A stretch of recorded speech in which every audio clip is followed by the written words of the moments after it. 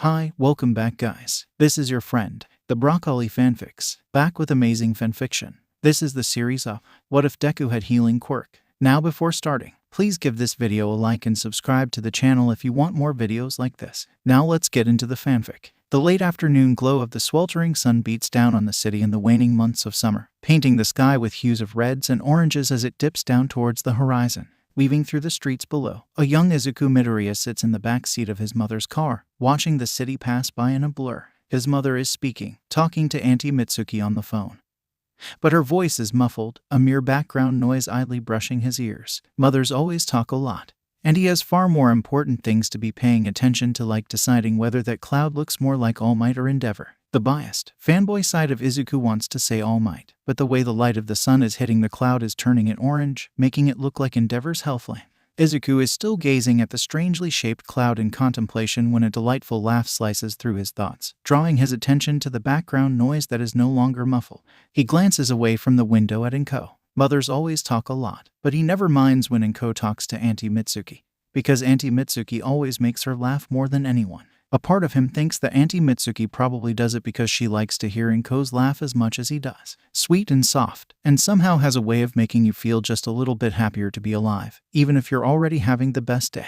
Izuku's glad that she has a best friend so eager to bring out that beautiful laugh, and it's even better that said friend is the mother of his own best friend. They're talking about him now, gossiping, as mothers do, about their children right in front of them, as if Izuku can't hear. I was just getting a little worried, Inko is saying. Well, you know how anxious I get, as she cuts off, and Auntie Mitsuki must have made a comment because she lets out a little snort before continuing. Anyway, so I took him to the doctor today, just to be sure he, would be manifesting a quirk, and Dr. Tsubasa reassured me that everything was fine. He took some x-rays of his feet and found that he didn't have an extra joint on his little toe. Apparently that's some indicator of quirklessness. I know, right? I didn't even realize people could have a joint there. She laughs, airy and cheerful, and it instantly brings a smile to Izuku's face. He looks down at his feet and wiggles his toes inside his shoes before going back to staring out the window. Still, he idly listens to his mother as she continues to talk to Auntie Mitsuki. So he basically told me that Izuku is just a late bloomer. It's not often kids turn 5 without manifesting their quirks. So he says that Izuku will get his any day now. Izuku can hear a muffled voice from the phone, but despite how loud his best friend's mother is, he can't make out what she is saying.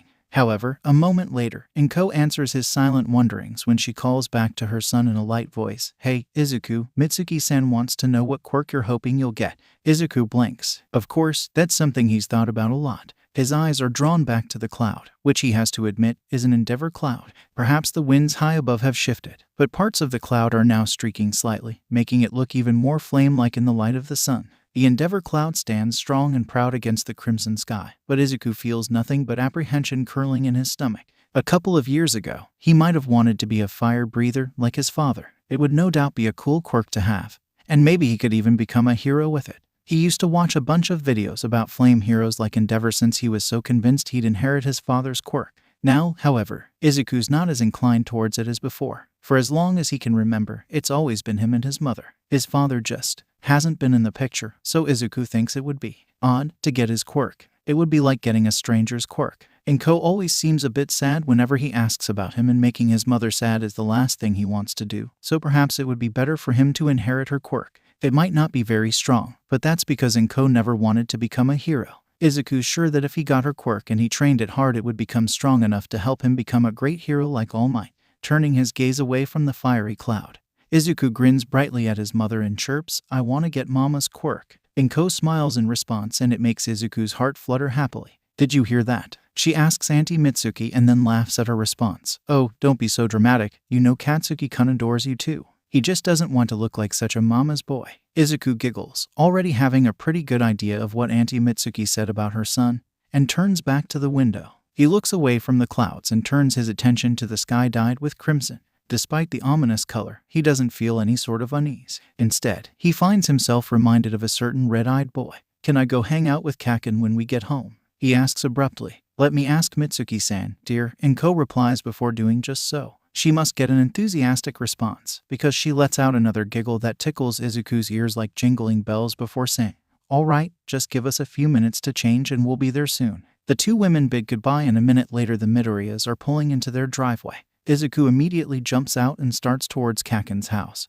But Inko is quick to snatch him and shoo him into their own house to get changed. Once the two are ready, Izuku takes his mother's hand and eagerly begins leading the way down the street towards the Bakuga's residence.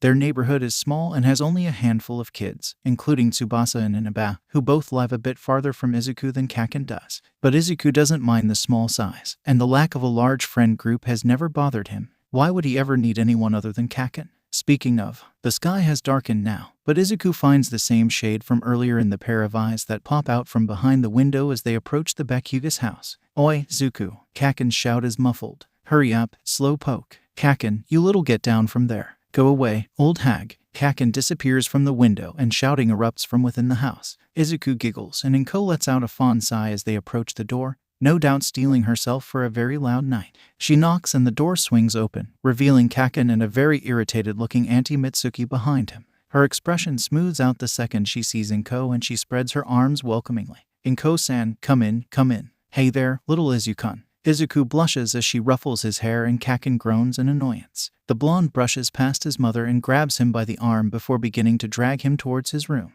Auntie Mitsuki scowls at her son as they pass. "Oi, dinner's gonna be ready in 20 minutes, you hear?" She snaps. "Don't start making a mess." "We won't." Izuku reassures her as he gets pulled along, but Auntie Mitsuki just smiles sweetly at him. "Oh, Izuku, you know I don't mean you." She sends a pointed glare at Kaken, who just rolls his eyes. Yeah, fine. Come on, Zuku." He takes the smaller boy to his room and shuts the door loudly. Turning to him, the blonde demands, "Well, Tsubasa-kun said Auntie was taking you to see his grandpa about your quirk. What do you say?" Izuku ponders. The doctor visit this afternoon was a bit boring. Dr. Tsubasa said a lot of stuff and spoke more to his mother than to him. But Izuku dutifully recounts the gist of what he understood of the events that transpired. And when he's finished, Kaken huffs and folds his arms. "Well, what's taking so long?" he asks impatiently. Izuku gives a small, clueless shrug. "I dunno, but he said it's gonna come any day now. I'm excited." He clenches his fists and beams at his friend. "I can't wait to be a hero like All Might." Kaken scowls. "Nah, I'm gonna be like All Might." He opens his palms and lets out a couple of explosions as if to prove his point.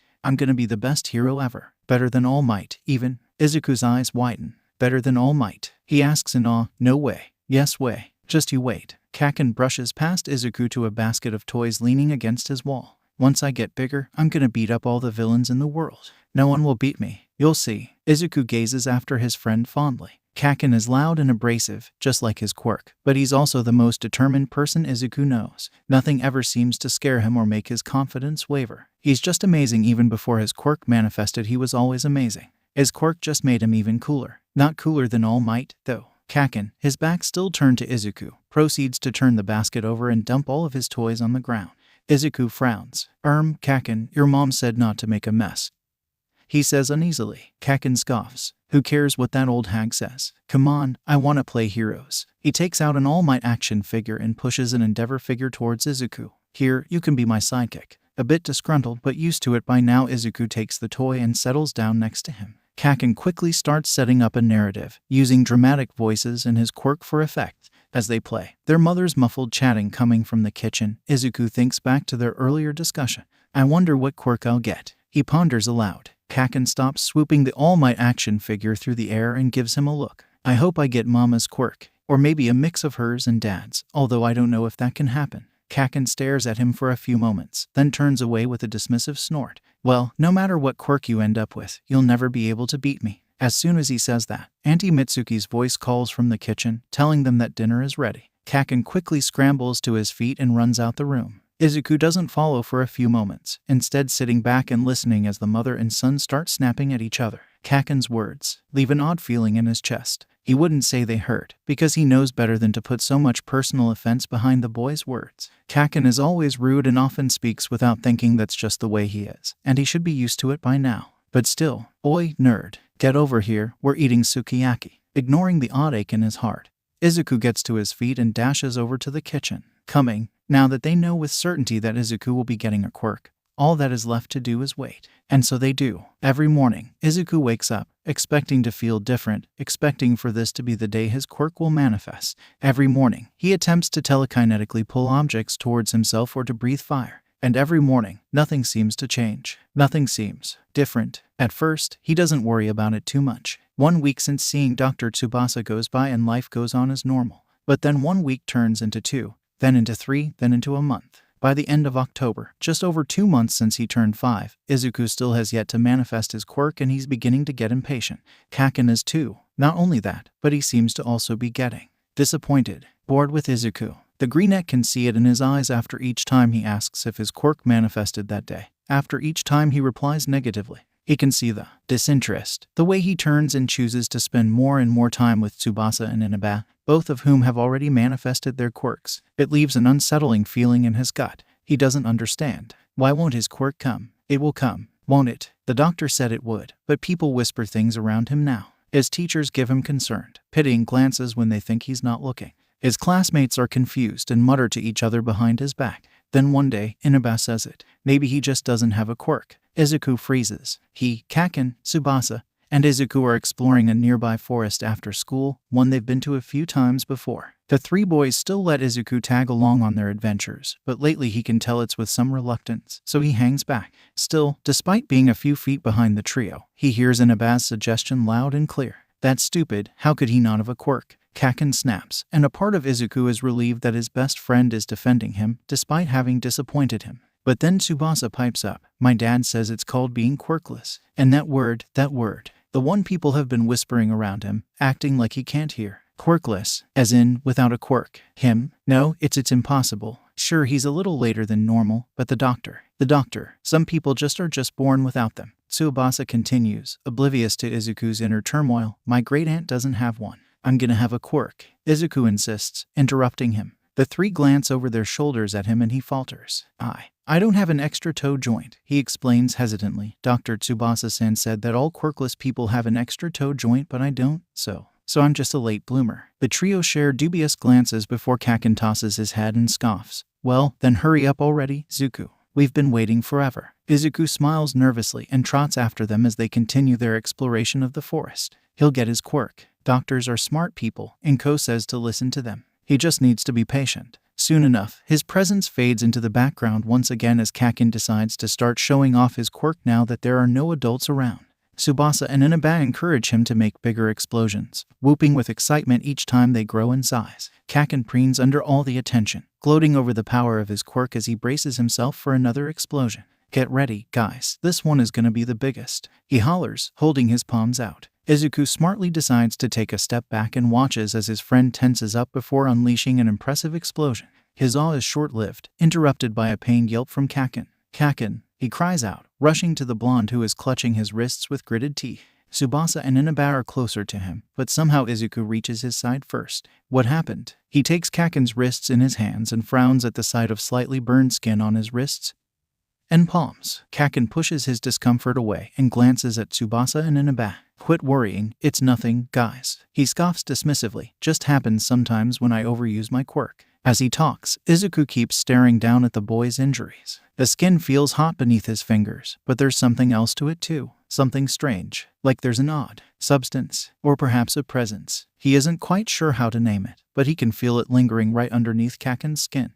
Without his awareness, he finds his eyes fluttering shut. As he focuses on that strange heat, he's surprised to discover something similar swirling within him. He doesn't even notice it until he feels it flowing out of him, through his hands and into Kaken's skin. It all happens so quickly and ends abruptly when Kaken notices Izuku still holding on to him and yanks his wrists out of his hands. Oi, what are you doing, idiot? I said I'm. The blonde stops mid-sentence, glancing down at his hands in surprise. His eyes widen. It feels better, he murmurs in shock. His head snaps up to Izuku, glaring. What did you do? Izuku is confused until he notices that the burns on Kaken's hands are completely gone, the skin unmarred. Hey, what happened? Inaba asks, stepping closer to observe Kaken's wrists. Hey, your burns are gone. Yeah, no shit, but how? Kaken snaps, still glaring at Izuku. The other 2 boys turn to look at him. Did you do this, Midoriya-kun? Tsubasa asks, tilting his head curiously. Izuku anxiously shifts his feet under the attention and wrings his hands.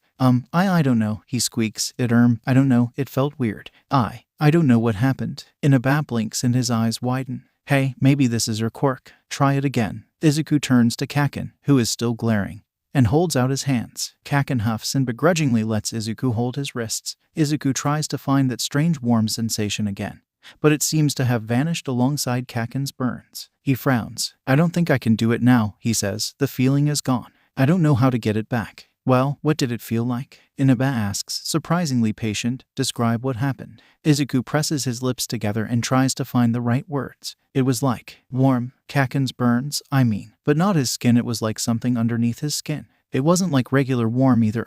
I don't know how to describe it, but I could just feel it.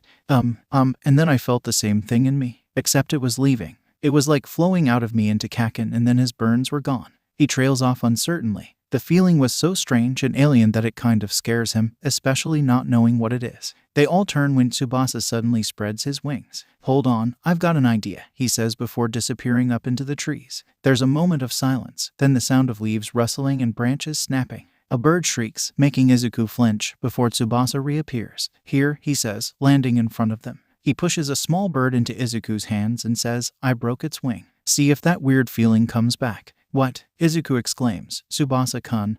That's so mean. Poor bird. Tsubasa rolls his eyes, but Izuku doesn't notice, too busy focusing on the bird in his palms that is frozen in fear. As soon as his fingers brush over the bird's wing, he feels the strange warmth again. This time, though, he can feel it swirling around the bird's wing joint. The word dislocated comes to mind. He sees it happening to heroes' arms sometimes in movies. Closing his eyes, he tries to summon the warmth within him that he felt earlier, only to discover that it's already flowing out of him. Now that it's not as shocking anymore, he takes the time to really focus on the feeling and try to decipher what it is. Oh, he yelps, dropping the bird. It unfurls its wings and takes flight, fleeing back up into the trees. He frowns down at his finger where the bird pecked him, but there's no blood. Hey, it worked. Inaba exclaims, you healed it. You have a healing quirk. Cool. Tsubasa grins. What? Kaken barks, scowling. That's not possible. His parents don't have healing quirks. Inaba shrugs cluelessly. I dunno, man, maybe it skipped a generation or two. That's really cool, though, Midoriya-kun.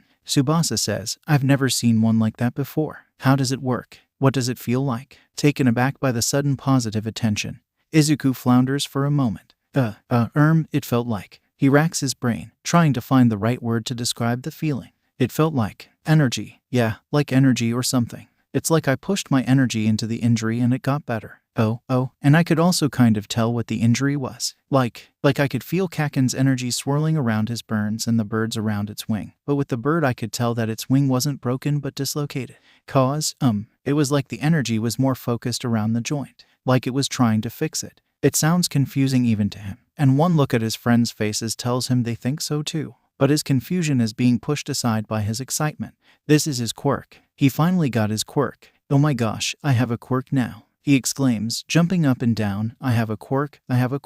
Inaba laughs. Well, come on. Let's see if you can heal more stuff. With a mischievous grin, he reels his fist back and punches Tsubasa's shoulder. Oh, jerk. Tsubasa growls, before he can pounce on Inaba. However, Izuku latches onto his arm and wow, he doesn't even have to try to use his quirk. It just activates automatically as soon as he feels an injury. Whoa, Tsubasa breathes, flexing his arm. The pain went away so fast. Thanks, Midoriya-kun. The praise has Izuku's heart fluttering and he can't help the grin that breaks out on his face. Hey, I want to try. Inaba whines. Punch me. Hey, Kaken says. But he gets ignored. Tsubasa snickers and is more than happy to sock Inaba in the arm. The boy hisses but soon smiles when Izuku eagerly uses his quirk on him. Man, you're so lucky. Inaba says, that's gonna be such a useful quirk. Hey, Kaken repeats. Let's go see what else you can heal, Tsubasa says. Hey, idiots. Kaken finally snaps. We're not doing that. Tsubasa and Inaba turn to him and whine but he merely snarls back at them. I'm taking Zuko back to Auntie. This is weird shit and we've got to figure out what's going on before he gets hurt. Hurt? How would he get hurt? Inaba tilts his head. Kaken gives him, are you stupid? Look, all quirks have drawbacks, especially when they're overused, he says, flexing his wrist. Inaba opens his mouth to argue, then closes it and frowns thoughtfully. Izuku's a bit disappointed he just got his quirk and now Kaken wants him to stop using it, but then notices something. He's a bit tired. Not terribly so, but more than he usually is at this time of the day. Perhaps the whole energy transfer thing drains his own energy. I guess I am feeling a bit tired, he admits. Kaken arches his brow at Inaba as if to say see, and the other boy just rolls his eyes. Fine, we'll play with it more tomorrow, Inaba says. Yeah, you gotta show the class, Tsubasa says. Izuku smiles. I can't wait. Kaken decides that it's time to go and grabs him by the arm, dragging him back towards the street. Thanks for helping me figure out my quirk, guys, He calls back. Yeah, no problem. Congrats. Still beaming, Izuku turns back around and lets himself be dragged by Kaken. He still can't believe this is happening. He's never been so confused and happy in his life. Isn't this great, Kaken? He says, I finally have a quirk. Kaken doesn't look at him as he replies, yeah, great. His tone is low and he doesn't sound too happy. Izuku's enthusiasm wanes. What's wrong? He asks, confused. Nothing, Kaken retorts, let's just get you to Auntie. She'll figure out what's going on. Izuku pouts. Thankfully, the walk back home is short, so soon he's swinging the front door open and crying out, Mom, Mama, I got my quirk. What? Enko exclaims, rushing over from the kitchen. Oh, sweetie, that's wonderful. She scoops Izuku up and presses numerous kisses onto his cheek.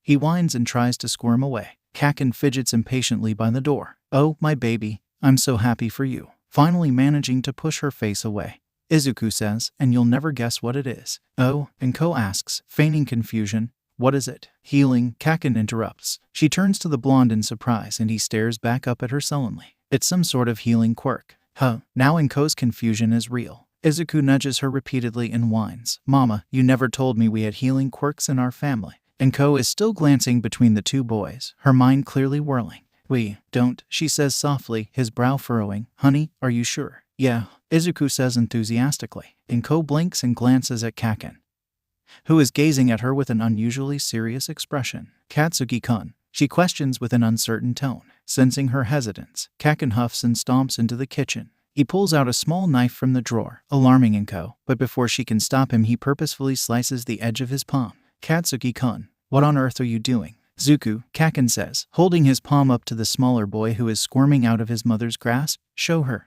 Izuku takes Kaken's hand in his and his quirk immediately flows. Now hold on, you can't just Enko's eyes widen comically as the cut vanishes within seconds. For a few moments she just stares, even when Izuku beams up at her proudly. See, she blinks slowly, a soft O escaping her lips. Oh okay. She speaks haltingly, as if she's still trying to wrap her brain around the situation. Okay.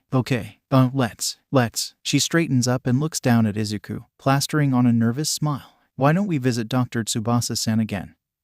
Honey, okay. Izuku agrees cheerfully, bouncing from foot to foot. Kaken is still frowning. Kaken-kun, why don't you head home? And maybe have you mother check out your hand. But his hand's fine, see. Izuku says, I healed it. I know, honey, but just in case, Enko says, quickly grabbing her purse and keys and herding the kids to the door. Come on, then. Izuku bids Kaken goodbye and Enko watches the boy until he has disappeared down the street before she puts her son into the car and drives off. Dr. Tsubasa looks stunned when Enko tells him about Izuku's strange new quirk, but he doesn't look disbelieving. Instead, he calmly retrieves a scalpel and scrapes off a small amount of skin on his wrist before asking Izuku to demonstrate his ability. The boy happily obliges and the doctor watches with fascination as his own skin heals right before his eyes. Well, he huffs good-naturedly. That's a healing quirk all right. Enko's eyes widen as Izuku squeals in excitement. Really? He asks, eyes sparkling. Yes, and a pretty powerful one if I'm not mistaken, Dr. Tsubasa replies, much to the delight of the young boy. A healing quirk. He really has a healing quirk. And a powerful one. But Tsubasa-san, Enko says, smiling hesitantly at her son's happiness, I don't understand. No one in my family or my husband's family has a healing quirk, at least none that we knew of, and I wouldn't expect them to. Dr. Tsubasa explains, notably looking at both Enko and Izuku as he does so as opposed to only the former like he did during their earlier visit. You see, healing quirks are exceptionally rare and one of the reasons for that is because they're not hereditary, meaning that they aren't passed down through genetics. Only a small amount of quirks spontaneously manifest in people without a prior genetic inclination for that quirk, and an even smaller amount of that small amount are healing quirks. He smiles at Enko. Your son has something truly special here, Midoriya-san. Enko inhales sharply and smiles again, this time more warmly. Oh, she breathes, tucking her son closer to her side. That's good then. Very good, the doctor says. In all my years as a medical professional, I've never seen a quirk like his before. Healing quirks usually work by manipulating some aspect of the patient's body to help them heal faster. I'm sure you've heard of the youthful heroin recovery girl. Both Enko and Izuku nod, the latter more vigorously. Well, her quirk speeds up a person's natural healing ability by drawing from their stamina. An old colleague of mine could manipulate blood, which was helpful in stopping bleeding. I've also heard of a handful of people with pain-stopping quirks, but this energy transfer that your son has described, well, I've never seen anything like it. And the speed that his quirk healed at. He laughs incredulously and shakes his head. It's truly amazing. I'm envious even. Most doctors and nurses either have diagnoses like quirks or more minor healing quirks. People with stronger healing quirks are so rare they're usually snatched up by hero agencies as soon as possible. Izuku gasps at the words hero agencies and clutches his mother's arm excitedly. Inko brushes her hand through his hair, but her smile wavers slightly. So, Izuku's quirk, she starts, everything's alright, then? It's so unfamiliar and rare that I can't help but worry. Oh, yes, of course, Dr. Tsubasa says. All quirks have drawbacks, as I'm sure you know. From what Izuku has told me and from what I've seen, it seems like his quirk relies on him passing his own energy to someone else. He mentioned being tired after using it a lot, so I assume that limited amount of energy to give, and if he overuses his quirk he'll exhaust himself. So he turns to fix Izuku with a kind but firm look. Let's not use your quirk to heal every single scrape and bruise your friends might get, okay? Izuku smiles and nods. Okay, good. Dr. Tsubasa nods and pats his head. Well, aside from that, you should have no worries. He smiles when he says that, but for some reason his smile seems to falter after a moment. Izuku doesn't notice, already getting up as the doctor's tone of voice suggests the appointment is about to finish, but Inko notices it immediately. She stands up when the doctor does and begins walking with her son to the door. Before she leaves, however, Dr. Tsubasa stops her with his arm. He hesitates, then smiles down at Izuku. Hey, Midoriya-kun, why don't you play with the toys in the waiting room for a little bit? He suggests, his voice light. I just need to talk to your mother about some paperwork for a few minutes. Izuku simply shrugs. Okay. They wait for him to leave, then shut the door behind him. He skips down the hall into the waiting room, humming in contemplation. Dr. Tsubasa said a lot of things with a lot of big words, but Izuku thinks he understood most of it. Excitement bubbles in his chest. His quirk is super rare and he can help people with it. Can this day get any better? When he re-enters the waiting room, he spies a basket of toys in the far corner. There are already a couple of kids playing, but he figures he can join them. Before he might have hesitated, but he has a quirk now, why should he? The two kids smile at him and let him join their game. And when the topic of quirks inevitably comes up, he cheerfully proclaims that he has a healing quirk. Their eyes widen and they ooh and ah, causing pride to fill his chest. Having a quirk to be proud of is something new and amazing for him. God, he's so happy his quirk manifested. They play for a few minutes while talking about their powers. Oki-kun can make plants grow when she spits on dirt, and Yamabe-kun can turn hard objects soft. Then they both get called in for their appointments, and Izuku is only alone for a minute before his mother returns. He beams at her, but for some reason she looks troubled. Mama, he questions, but she merely plasters on a fake smile and tells him that it's time to go. The anxious look on her face doesn't disappear on the drive home, and when he tries to distract her with conversation, her replies are short and tense. Izuku doesn't understand. The doctor just told them great news and his quirk is even better than he expected. Why isn't she happy? She also takes them straight to Kaken's house instead of their own home. Uncle Masaru is surprised when he answers the door but welcomes them in anyways. Zuku, Kaken shouts as a greeting. He stomps over and demands, what did the doctor say?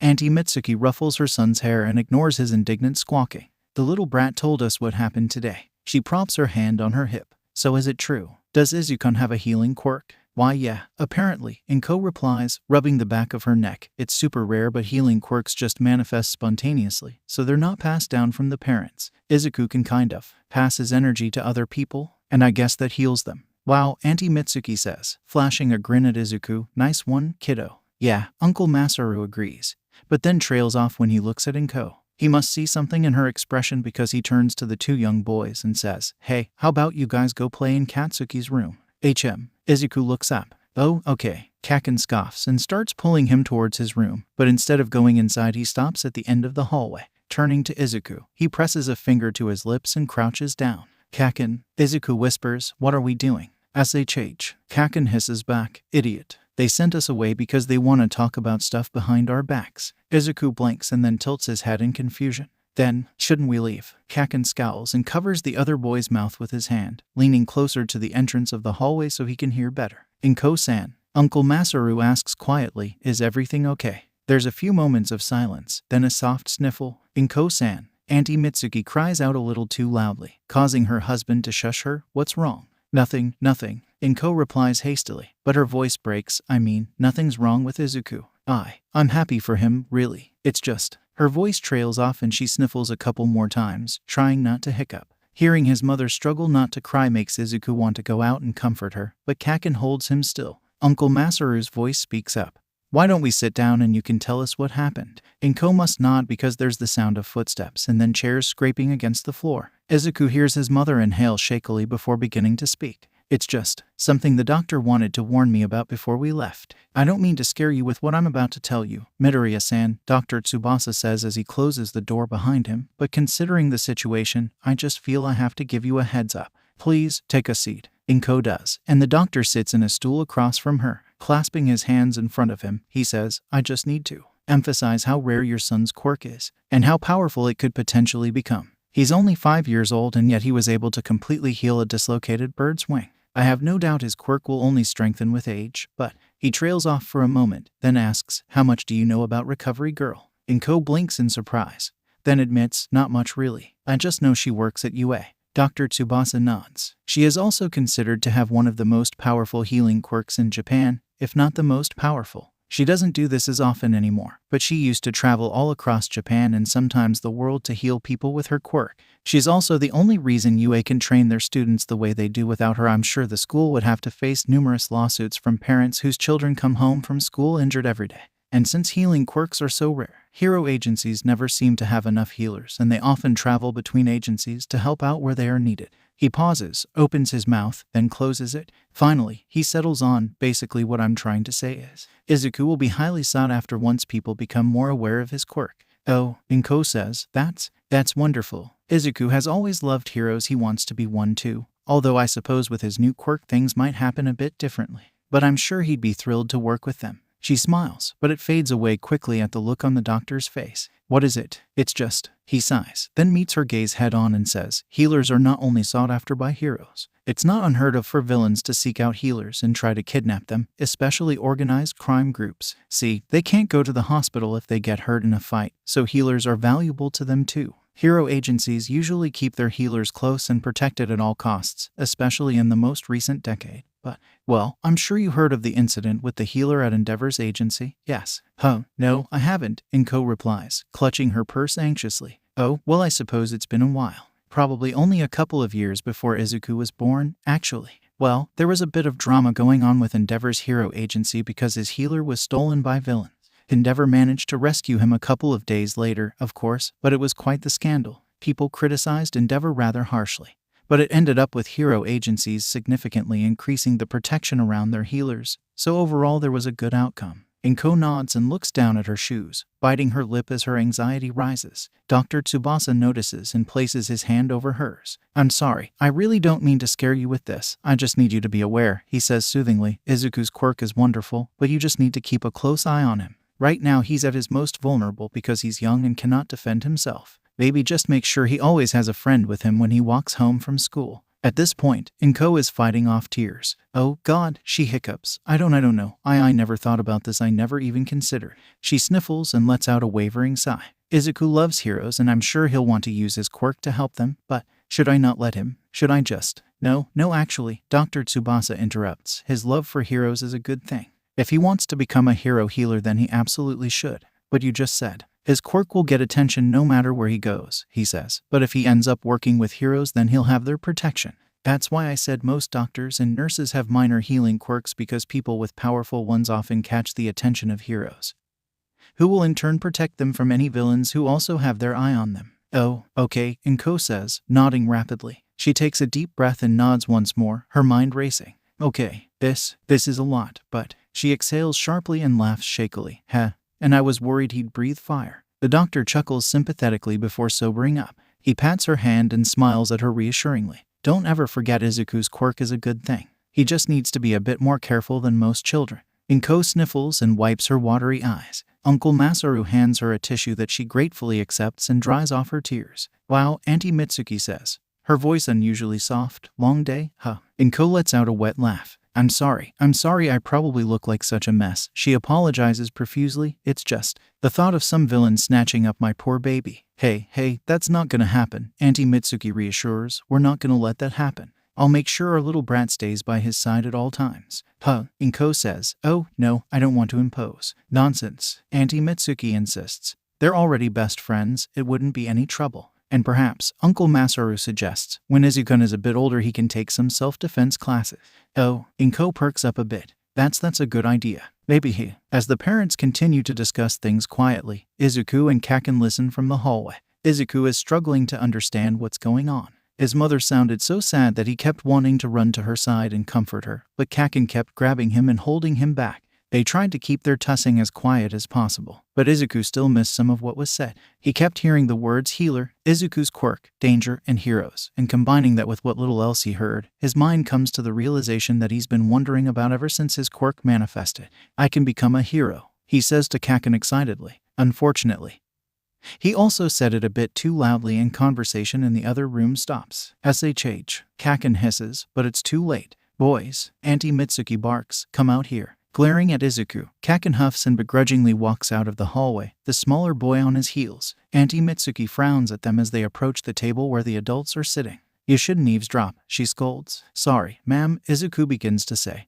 only to be interrupted by Kaken. What's going on here? He snaps. Why would someone want to take Zuku? His quirk isn't that cool. What? Yeah, it is. Izuku protests, but shrinks away when his friend glares at him. I can be a hero with it. Kaken snorts. What? No way. You're just gonna become a doctor or some shit. Oi, don't say shit like that, brat. Auntie Mitsuki snaps, but her son merely rolls his eyes. Dismayed, Izuku glances from Kaken to the adults and cries, but I don't want to be a doctor, I want to be a hero. And you can be a hero, Inko says, causing Izuku to beam. Well, sort of. I was just talking about it with Dr. Tsubasa-san. You can be a hero healer. The children share the same confused expression and both tilt their heads nearly simultaneously. A what? A hero healer, Uncle Masaru explains. All hero agencies have them. They're people with really good healing quirks that heal heroes when they get hurt while fighting villains. Oh, Izuku blinks thoughtfully. He'd never really thought about something like that before. Of course heroes need healers. It makes sense that they would.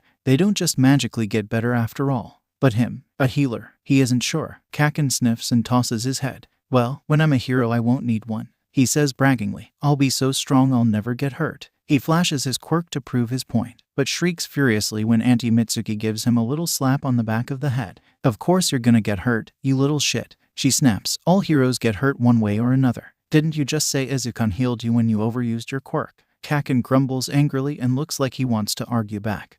But Uncle Masaru eases the tension by saying, even All Might's agency has healers. Kaken and Izuku perk up at this, so the man smiles and adds, every hero needs a healer and, according to Dr. Tsubasa-san, they're apparently in high demand. Yeah, so you better keep little Izuku close or another hero will snatch him up. Auntie Mitsuki teases. Kaken's eyes widen and dart from his mother to his friend before they narrow. What the hell? No way. He growls. If you're gonna be anyone's healer, you're gonna be mine. He grabs onto Izuku's arm and the smaller boy giggles. Everyone has been looking at him with bright and hopeful eyes ever since he manifested his quirk just a few hours ago. Tsubasa and Inaba are actually pretty nice to him. Usually they either ignore him or tease him as they follow Kaken around.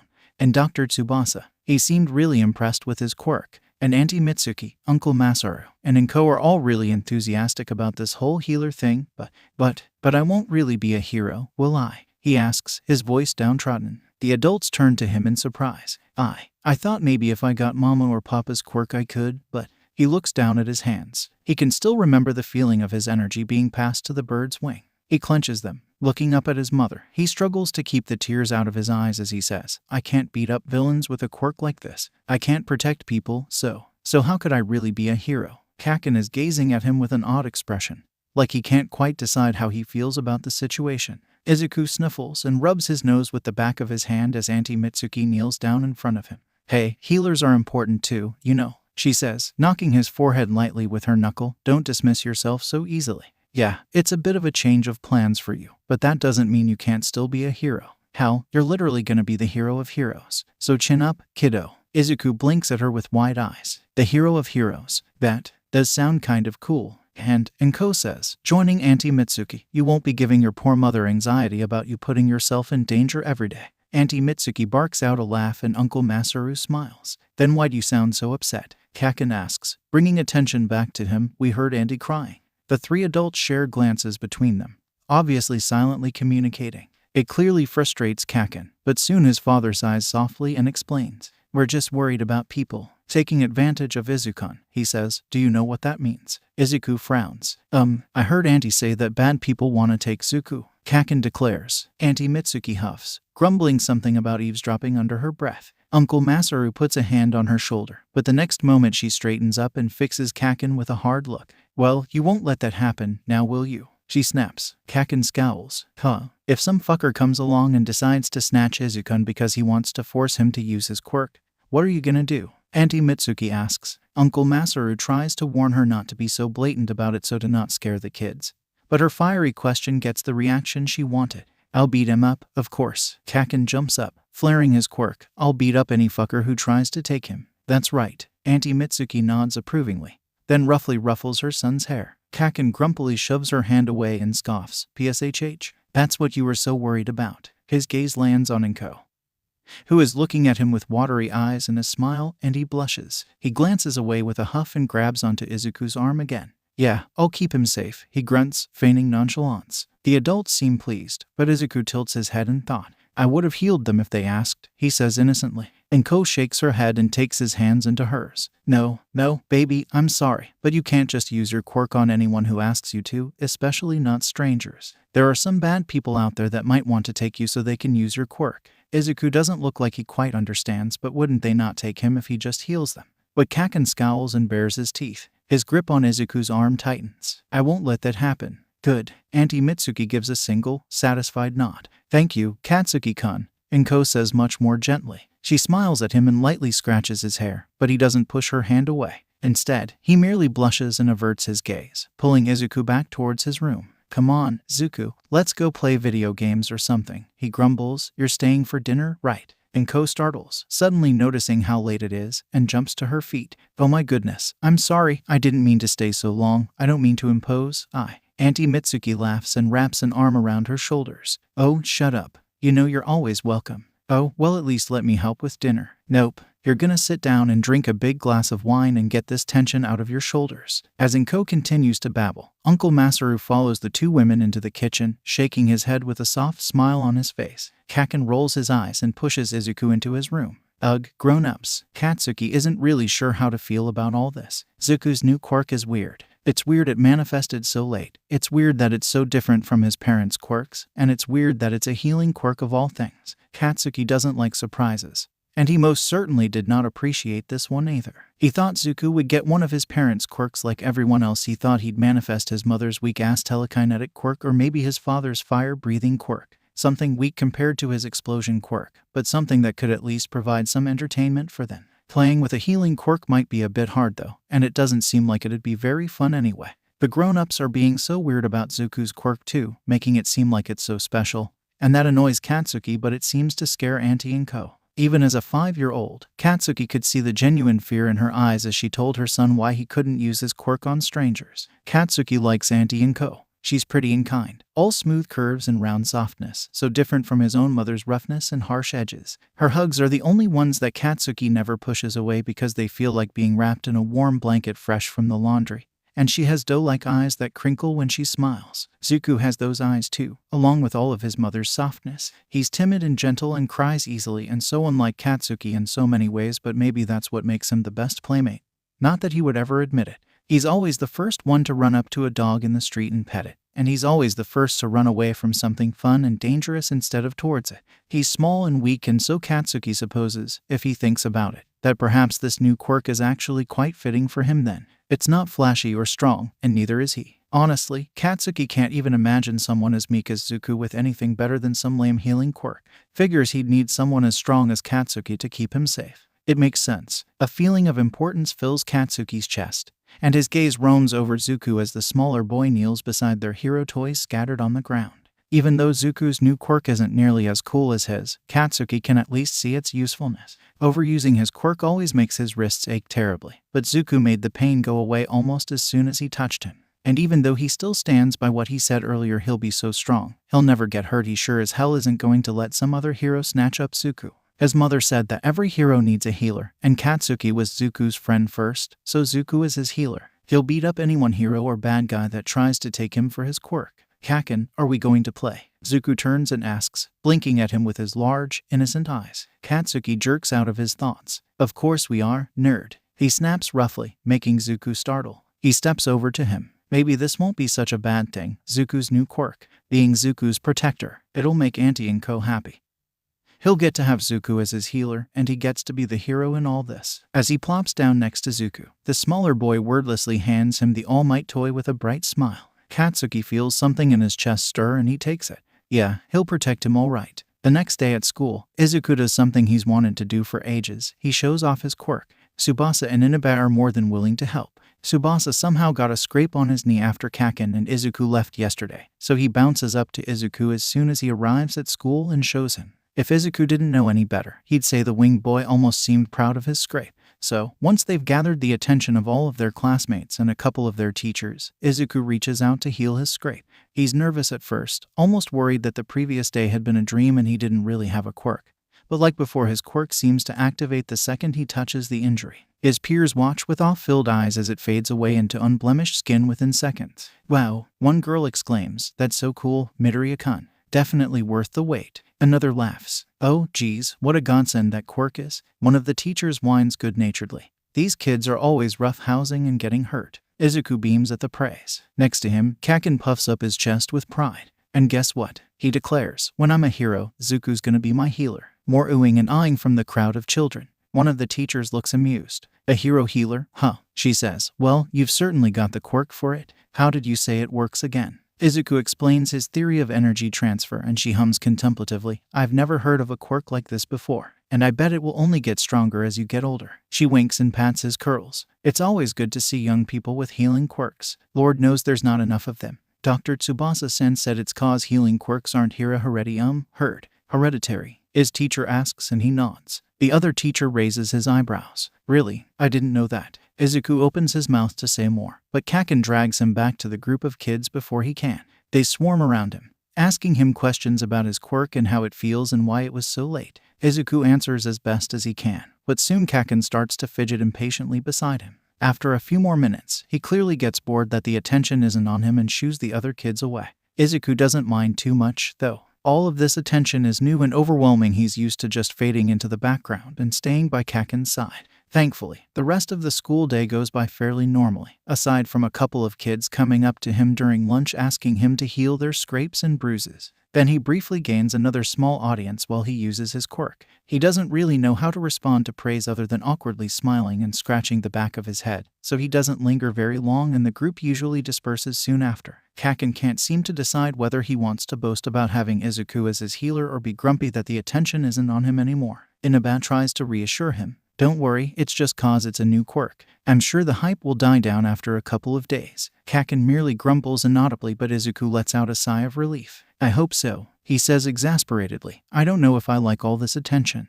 I feel so awkward." Kaken snorts but seems appeased by his response. At the end of the day, the four of them walk home together, Tsubasa and Inaba splitting off a couple of streets before theirs. Kaken insists on walking Izuku to his door, which is a bit strange and unnecessary, but Izuku doesn't protest much. When his mother comes back from home soon after, she seems extremely relieved when she sees him, but her expression smooths out a moment later and she announces she's making katsudon for dinner. The prospect of his favorite dish erases immediately takes Izuku's mind off of any oddities he may have perceived, and he later chatters happily to his mother about his first day at school with a quirk as they eat dinner. Before going to bed, he decides to take out a new notebook and start researching everything he can about hero healers. Just like with his hero notebooks, he begins filling pages with information about individual healers, although he quickly discovers that there's a lot more information about Recovery Girl available than there is for any other healer. His eyes roam over article after article about the healer traveling to other countries to heal people, to heal heroes, to save people that others couldn't save in ways that no one else could.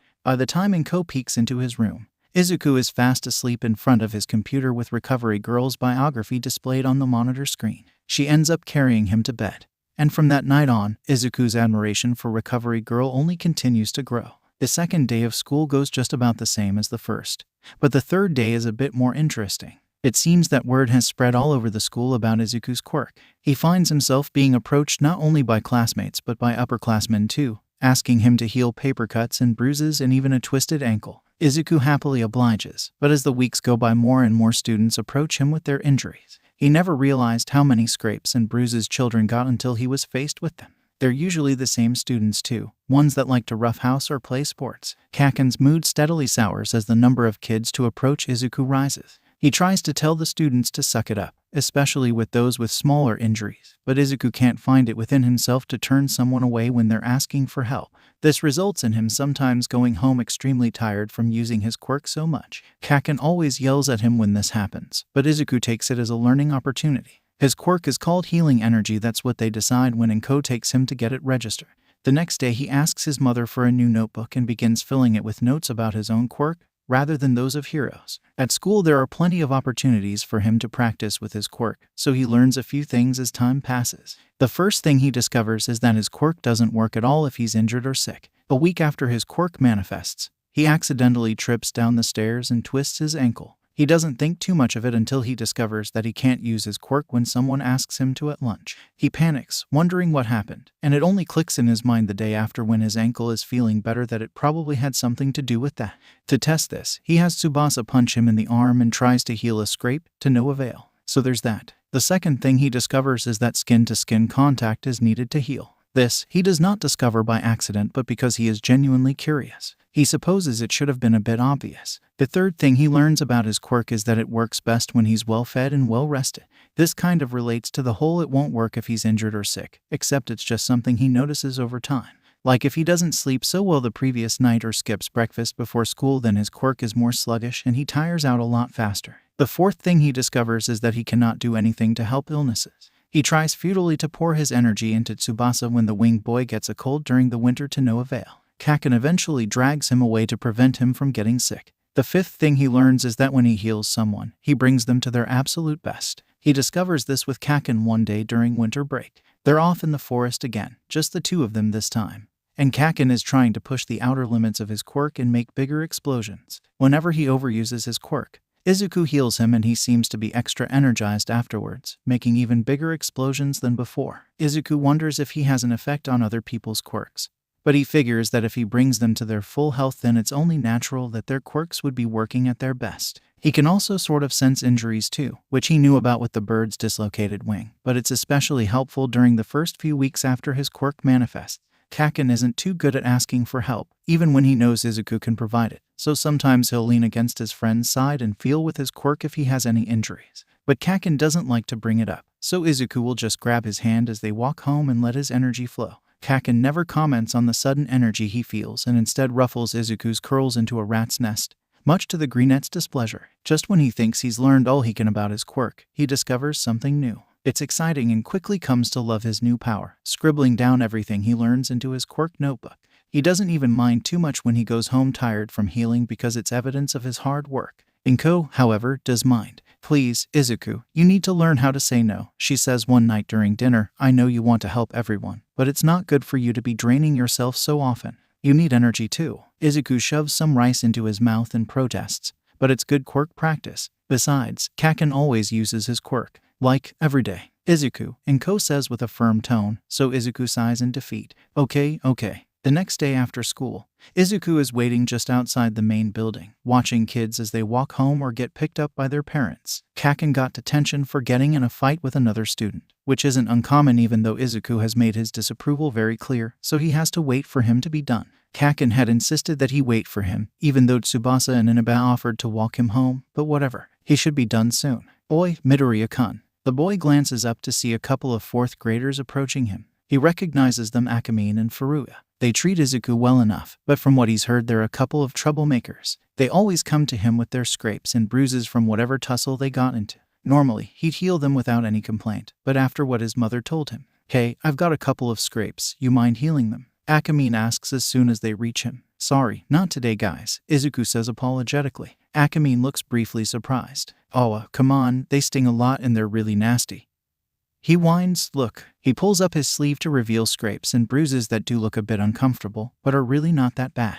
They'd heal in a week on their own. "Yeah, and I got punched in the face," Furuya states bluntly, turning his head to show Izuku the bruise blooming on his cheek. The boy sighs, not even bothering to ask how he got it. "I'm sorry guys, but I've kind of been using my quirk a lot for the past few days and I'm trying to take a break," he explains patiently. "Yeah, but this won't take that much energy," Akamine insists. "Come on, man, do us a favor." Izuku shrinks under the pressure, but a ball of irritation forms in his chest. It's his quirk. He shouldn't be pressured to use it if he doesn't want to. "Actually, I do you guys a lot of favors," he says, slowly backing away from them, "pretty much every week, really. so I think this one time you can. Furuya suddenly reaches out and grabs his upper arm, pulling him back over to them. He grins down at him, but it doesn't look friendly at all. Izuku suddenly notices how tall these older boys are, how much bigger they are than him. Even amongst boys his own age, Izuku is pretty short, so these guys practically loom over him. He gulps. Awa, come on, Midoriya-kun. Furuya sneers, don't be like that. He grabs Izuku's hand and puts it on his bruised cheek.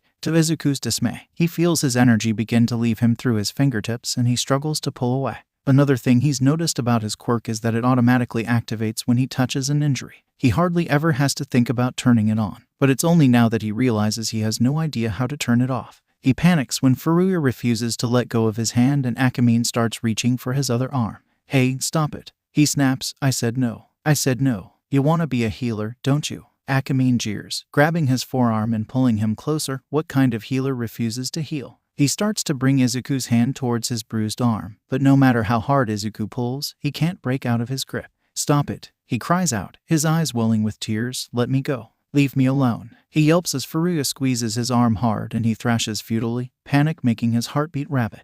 The two boys are so much stronger than him he's never felt so helpless before. He hates it. He feels like he's going to be sick. He doesn't understand why they're doing this because he said no. Hey, what the hell are you doing? Izuku nearly cries with relief at the sound of Kaken's voice. Akamine and Furuya both pause as they look up at the blonde boy rushing out the building towards them. Izuku has never seen his friend look so angry, but the two upperclassmen don't seem intimidated. You fuckers, Kaken shrieks, get your hands off him. Izuku tries to pull away again, but Furuya doesn't let up. Or what? He laughs. Akamine snickers. Yeah, what are you gonna do about it, first grader? In response, Kaken lets out a battle cry and crashes into them with explosions dancing on his palms. As soon as their grip on him is broken, Izuku turns around and flees. His heartbeat is pounding in his ears, but he can still hear the cacophony of explosions and yells behind him. For a second he feels a flash of worry for his friend, but he knows that he would only get in the way if he went to go help him. So, he takes cover behind the nearest tree and waits for it to be over. For all their talk, Akamine and Furuya don't last long in this fight. Oi, oi, get off me, you're freaking crazy. Akamine shrieks. There's the sound of scuffling feet and Izuku hesitantly peeks out from behind the tree. Kaken stands with his back to him, facing down Akamine and Furuya who are covered in multiple burns and bruises. They stare at the blonde with wide eyes that are somehow both angry and terrified at the same time.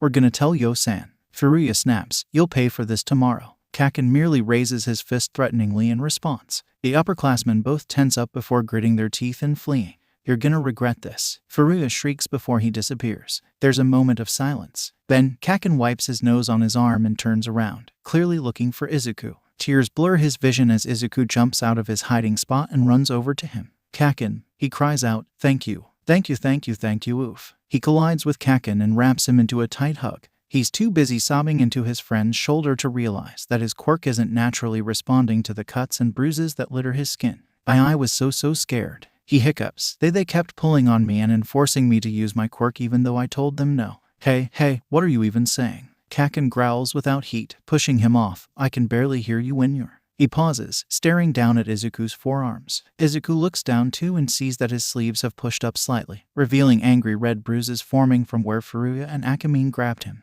Oh, Izuku sniffles, trying to wipe away his tears. Kaken is eerily still for a few moments, then almost quite literally explodes. I quote LL kill them. He screeches, whirling around as if to look for the two older boys. Kaken, Izuku yelps, pulling him back. It's fine, it doesn't hurt that bad. Although, I don't think I can really heal you. He takes Kaken's hand in his and tries to pour his energy, but nothing happens. Kaken's eye twitches. Izuku lets his head hang. I'm sorry. What are you fucking apologizing for? Kaken snaps. I'm the one who's supposed to. He cuts himself off, his teeth grinding audibly as he glares at the ground. They're both quiet for a few moments, Kaken silently seething while Izuku tries to get his tears under control. He sees the other boy glancing at his bruises and is surprised to find not only anger in his eyes, but guilt. Izuku blinks. You were really cool back there. Kaken, he says softly, I can't believe you took on 2 fourth graders and won. Kaken straightens up and lifts his chin. The best hero always wins. No matter what, they always come out on top. Despite his words, his voice lacks the usual enthusiasm it usually has when he says something like that. Izuku sniffles once more before smiling. You're already my hero. Kaken's eyes widen slightly and Izuku lets out a wet chuckle. You are. You saved me, didn't you? Kaken stares at him for a few moments before his lip twitches up into a half grin. Yeah, I did. I saved you. Izuku smiles back at him and the boy full-on grins, puffing his chest up. Well, come on then, Zuku. Let's get going. Helplessness is a feeling that Izuku soon grows to hate. Inko panics when she finds out what happened later that day. She puts ice packs on Izuku and Kaken's bruises and then calls the school. Surprisingly, Kaken doesn't get in trouble for fighting again. The administration is extremely apologetic, although a part of Izuku wonders if they would have been as concerned if he were another student. He knows most of the teachers tend to like him since he's polite, doesn't cause trouble, and helps prevent kids from going home with whatever minor injuries they acquired that day. Furuya and Akamine get a harsh scolding and are suspended for a couple of days. Still, the incident remains fresh in his mind for the next couple of weeks. He stays a bit closer to Kaken than before, and even Tsubasa and Inaba become more protective. He still heals people once his bruises are gone, but he learns to limit himself and say no to smaller injuries like paper cuts. Most people are understanding, but Kaken is quick to chase off anyone who's persistent. He almost looks like he enjoys it too, but Izuku tries not to pay too much attention to that. Things are fine for a while. They all start to relax more as time passes. Kaken and Izuku still basically spend all day together, but they're not as attached to the hip anymore. Like now, for example. They're back in the forest once more with Tsubasa and Inaba. Kaken has just turned 7 and decides that he wants to claim the entire forest as his territory. They usually only go a little ways in, but Kaken knocks down the perimeter fence with an explosion and leads the way. So now they're exploring deeper than they've ever gone before. Izuku is trailing a few feet behind the others, glancing around at the scenery. He's a little nervous, if only because they might get in trouble if they're caught, but he finds the trees and plants to be very pretty. It's the beginning of May, so everything is in full bloom. Hey, check out that river, Kaken shouts, pointing at a shallow creek with a fallen log over it. Let's go cross it. Yeah, Tsubasa and Inaba cheer. Izuku just smiles and trails after them. The log is a bit slippery from moss, but is large enough for the boys to cross confidently. Kaken's high-pitched voice echoes amongst the trees as he chants some song he's made up for his future hero agency, fearlessly leading his posse across the log.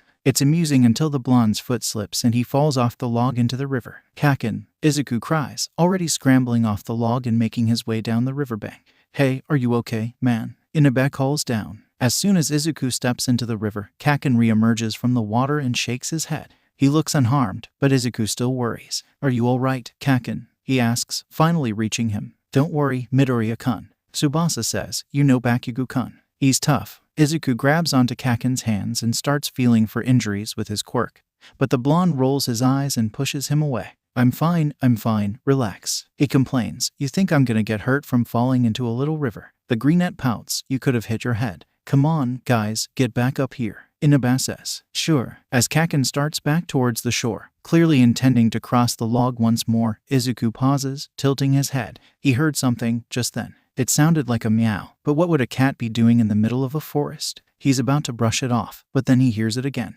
This time, he looks around and pinpoints the source of the sound. Zuku, come on, hurry up. Kaken calls out. He's already climbing back up the shore. The cat meows again. It sounds distressed. Izuku's heart clenches and he knows he has to do something about it. So, he turns away from Kaken and begins climbing up the opposite shore. Hey, where are you going? His friend questions. Zuku, hey, stop. Wait up. He starts wading back through the river, but Izuku doesn't wait for him. He's already at the top of the slope. Come back here. I heard something. Izuku replies, I want to check it out. Wait up. Hey, I said wait for me. Midoriya-kun, what's up? Tsubasa and Inaba reach him first since they were already halfway through the log. But Kaken is catching up. He looks irritated and stomps over to him, dripping wet. Before he can start yelling, Izuku says, I think I heard a cat. A cat? Inaba raises a brow. It sounded like it was in trouble. Izuku points to the direction where the sound came from. I think it's coming from there. I want to check it out. Kaken scowls. Idiot. What the hell would a cat be doing here? Oh, hey, there is something there. Tsubasa says. The four of them look over to see where he's pointing. A flash of silver peeks out from the distant shrubbery. Tsubasa and Inaba glance at Kaken, but Izuku is already making his way over. Kaken growls and trots after him. As they get closer, they realize that the flash of silver is really a wired fence. It looks old and is full of cobwebs. But that's nothing compared to what's on the other side. It's strange, seeing a place so barren and devoid of life in the middle of the blooming forest. The ground is dry and dusty and there's only a few scraggly-looking trees. In the middle of the large yard is a rickety old shed, looking as if no one had been in it for years. What the hell is this place? Kaken frowns. Do you think anyone lives here? Inaba asks. I think I can see a house over in that shadowy area, but it looks old. It's kind of creepy, Tsubasa admits. As he says that, Izuku hears the same now once more. It's a lot louder now and it seems like it's coming from the shed. He perks up. Did you hear that? He asks excitedly. That was the cat. It's here. I didn't hear anything. Me neither. But it's here, he insists, pressing his face closer to the fence. I think it's coming from that shed. The other boys are silent, sharing dubious glances between them. Then Kaken scoffs and turns around. Whatever, this is lame. Let's keep exploring. Yeah, Inaba agrees, following him. What? Izuku asks, dismayed. His friends are already walking away. But we have to save it. Kaken is starting to get irritated again. There's no cat there, Zuku. Now, come on. Tsubasa glances back to where he's still standing and gives him a pitying look. If someone does live there, we could get in trouble for being on their property. He points out, let's not cut our adventure short. Izuku watches them walk away, his anxiety growing with every step they take. He glances to and fro, wondering what to do. He's not crazy. He did hear a cat. He knows it's in that dirty old shed. He just knows it. Why didn't they hear it too? Why don't they believe him? The boy looks back at the strange yard and frowns. The shed doesn't look that far away, and he wouldn't be cutting their adventure short, not if he's fast. Just a few seconds, in and out. That's all he needs. There's a weak spot on the side of the fence too. He hesitates. The cat meows again, weaker this time, and his mind is made for him. Hey, Zuku, you coming or what? Kaken hears metal clanging and glances over his shoulder just in time to see Izuku slipping through a weak spot in the fence. Zuku, he shrieks, spinning around and running back. What the hell are you doing? Tsubasa and Inaba panic too and run after him. He slams into the fence and tries to force his way through the same spot Izuku got through. But he's bigger than the other boy and it's not as easy for him to slip through. Zuku, Midoriya-kun, come back. Is he crazy? Meanwhile, Izuku is still dashing across the yard as fast as he can. He can hear his friends yelling behind him, but for once he doesn't care. He's almost halfway to the shed when a sudden volley of deep bark stops him in his tracks. He looks up to see a large dog charging across the yard towards him, snarling furiously. It must have been snoozing in the shadows of one of the trees because Izuku is certain he otherwise would have seen it. The dog is massive and is charging right at him and it looks really mad and oh god, what does he do? What does he do? He can hear his friends telling him to run, but he can't help it. He freezes in fear, staring with wide eyes at the snarling dog. Panic rises in his chest and he finds his mind thinking back to the incident with the two upperclassmen, the horrible feeling of helplessness returning with a vengeance. What was he thinking? He's not like Kaken or Tsubasa or even Inaba. He can't defend himself. He can't even run away. What was he thinking running in here like that? The dog is only a few feet away from him before he manages to react. And even then he only has time to stumble back a couple of steps before the dog is upon him. Teeth flash before his eyes and he screams. Suddenly, the dog lets out a yelp just as two hands wrap around Izuku's arms and he's lifted into the air. Wings flap on either side of him and he gasps, looking down to see Kaken aiming his explosions at the dog. He snarls even more ferociously than the mutt and keeps swiping at him, making the biggest explosions Izuku has ever seen him make. The dog flinches and whirls around, quickly running away with its tail between its legs. Kaken's explosions don't stop until the dog disappears back to where it came from, and only then does he relax. Tsubasa returns a shaky Izuku back to the ground as Inaba catches up. Midoriya-kun, are you okay? He asks worriedly, putting a hand on Izuku's shoulder to steady him when he wobbles. That dog almost got you. Izuku struggles to catch his breath as he trembles uncontrollably. The overwhelming relief has him feeling faint, as if he just healed a bunch of people all at once, but he swallows hard and nods. I am okay, he gasps. I just... His words are cut off when Kaken suddenly stomps over to him and gives him a hard smack on the back of his head. He yelps, more out of shock than pain, and stares at his friend with wide eyes. Hey, Tsubasa yells, but Kaken ignores him, his red, furious eyes locked on Izuku's. What the fuck were you thinking? He roars, grabbing the front of Izuku's shirt and pulling him close so he can snarl in his face. What the hell is wrong with you? Do you have a fucking death wish? You listen to me, idiot. If I tell you not to go somewhere, don't go there. And if I tell you to run, you run. Never freeze like that. Do you hear me? He roughly shakes Izuku, who cries out and nods rapidly. What if that dog had gotten to you before I did? You can't even throw a fucking punch. You would have died, Izuku. And the blonde cuts himself off, struggling to find his words as he seethes. You fucking GAH. Fuck you. Before Izuku knows it, Kaken has his arms wrapped tightly around him and is growling obscenities into his hair. Stupid fucking idiot. Moron, you little fucking... Izuku blinks in surprise, the fear dying down a bit. Kaken is hardly ever the one to initiate hugs. It's a bit uncomfortable. He's squeezing a bit too hard and Izuku's chin is trapped against his shoulder, but he can feel just how fast his friend's heart is beating against his chest. His eyes widen slightly. Oh, he scared him. He scared Kaken. He almost doesn't believe it at first. He never thought Kaken could be afraid of anything. But the evidence is here. In the heartbeat he can feel thumping against his chest, and the arms wrapped tightly around him as if they'll never let go. Izuku nearly cried after the dog almost attacked him, but now his eyes are watering for an entirely different reason. Kaken, he croaks, his voice muffled against the boy's shoulder.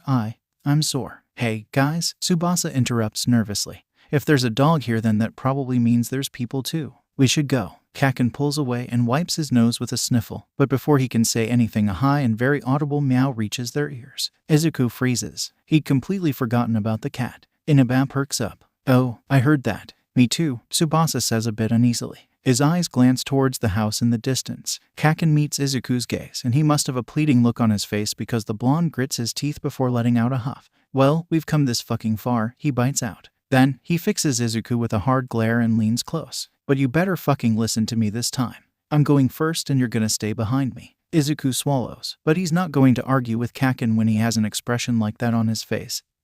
So he simply nods. Kaken turns and leads the way as the four boys hurry the rest of the way to the shed. The blonde cautiously opens the door before peeking his head inside. Izuku and the others wait with bated breath, watching him anxiously, but then he steps inside and waves for them to follow. Tsubasa goes first and Inaba brings up the rear, keeping Izuku between them. The inside of the shed is even more ragged and dirty than the outside. A heavy layer of dust covers everything and lingers in the air, causing Tsubasa to sneeze. Well, Kaken asks, where's the cat? I dunno. Izuku frowns, glancing around, then begins calling out, Kitty, Kitty, where are you? Idiot, it's not gonna come just because you. Imararu. Of course, Inaba snickers at Kaken's deadpan expression, but the explosive boy just shoulders him roughly before moving towards the source of the noise. Izuku follows at his heels and peeks over his shoulder when he stops in front of a dusty, broken table. Kaken squats down and Izuku does the same, his eyes landing on a lump of fur leaning against the wall. He gasps, but it turns into a coughing fit when the dusty air hits his lungs. Kaken rolls his eyes at him as the other two boys join them.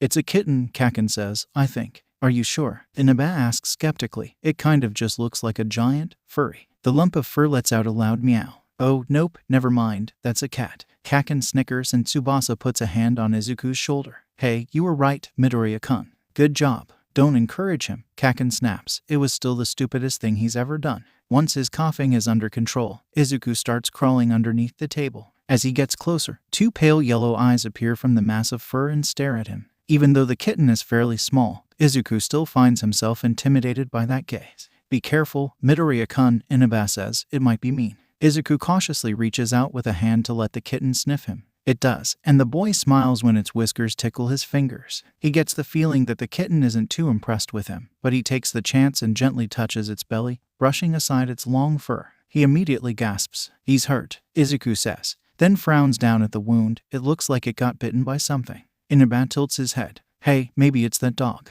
Maybe it chased the cat into here and trapped it.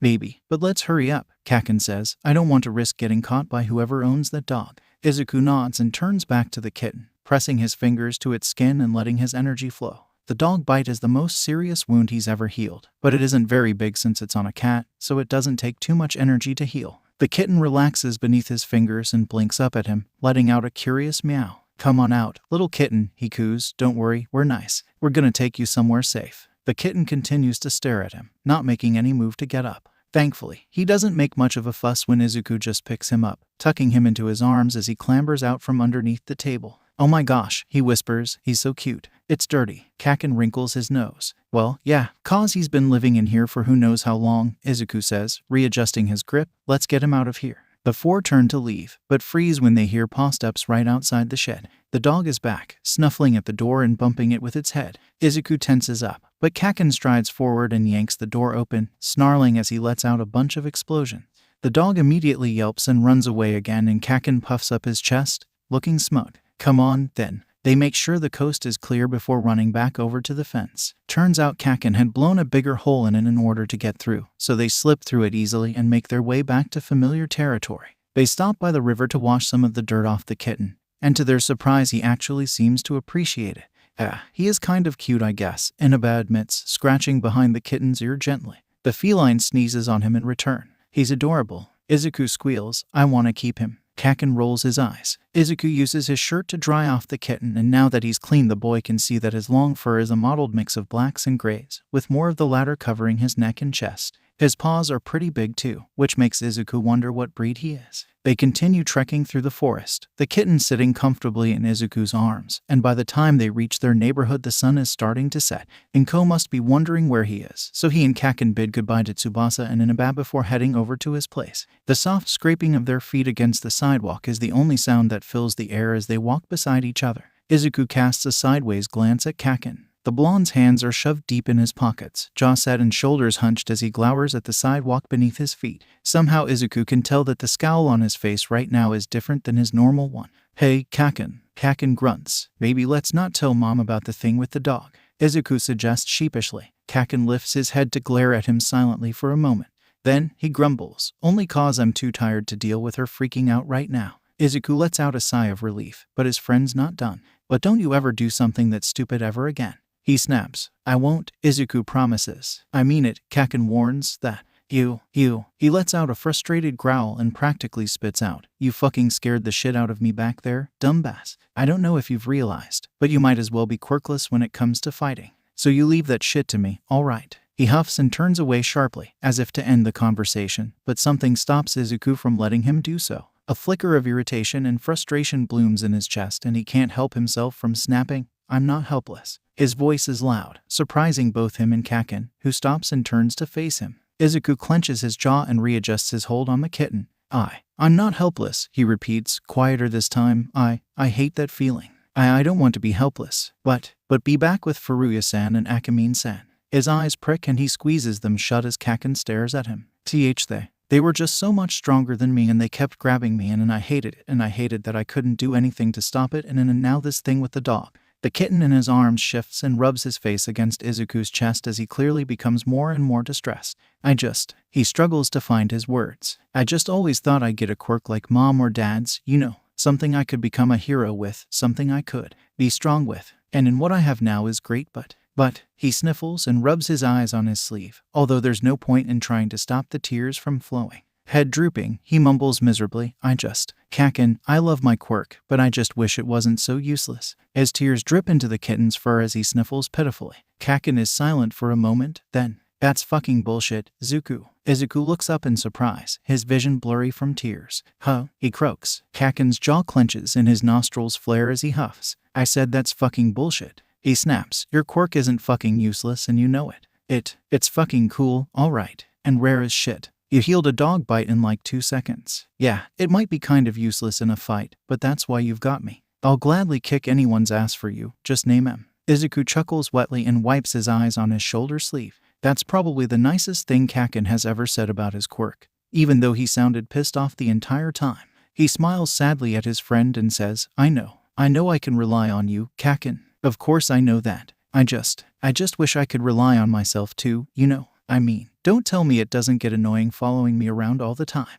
"Well, too fucking bad cause I'm telling you that," Kaken growls. "Trust me, I'd much rather hang out with you than those damn extras that keep tagging along with us." "Kaken," he scolds lightly. Kaken snorts and gives him a contemplative look. Sniffing, he glances away and feigns nonchalance. "As for relying on yourself, well, I suppose I can show you some moves." Izuku frowns. "Moves? Yeah, The blonde gestures vaguely with his hand. "Teach you how to fight. I don't want my future healer to be completely useless in a battle." He arches a brow and gives him a sharp look. "Not that you will be fighting, but just in case." Izuku stares at him for a few seconds as the words process, then tilts his head. "Kaken, do you even know how to fight?" Kaken glares. I mean, like, without your quirk." Izuku stammers, "Professionally, Who cares if it's professional? What only matters is that it works," Kaken snorts. "So it's decided." Izuku blinks.